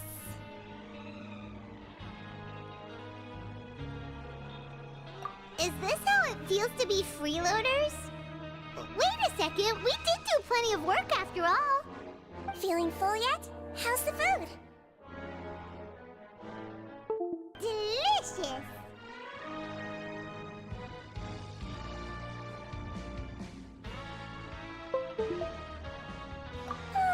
I'm so glad to see you all so happy. Oh, see, the express expression on your face just now, but the muscle here just moved, which suggests that you're feeling quite relaxed at the moment. Sijuin, do you do this to help your patients or to better understand human beings? A bit of both, I suppose. I'm a Melazine, which means I'm very different from human beings. I must know what you're thinking if I want to take good care of you. You're really good at taking care of people. Even though you're so short, you still talk and act like an older sister. Really? You're reminded of an older sister? That's great to hear. Oh, and what did you mean back in Risley's office? When you said that you were protecting Linny and his siblings as well? Oh, that. I just asked His Grace to look out for those children, especially that diver boy. I was getting a bit worried after hearing that something was wrong with the water. Thankfully, Glorand is very strong and managed to save him in the nick of time. His Grace also sealed the pipes after Glorand left, to make sure that Linny wouldn't impulsively chase after his brother. Although the path was blocked, we still stationed some guards there to stop anyone from approaching. They were instructed to only open the door once Miss Glorand had returned. Oh, and I was keeping an eye on Mr. Linny as well. We had to press him, but we couldn't allow him to be in any real danger. You were all super considerate and really thought everything through. It's just what we do down here at the fortress. At least this has been His Grace's style for as long as he's been the leader. Oh, I really wish Monsieur Nervula would come down here more often too. I feel like he'd like it here, with all the darkness and chaos.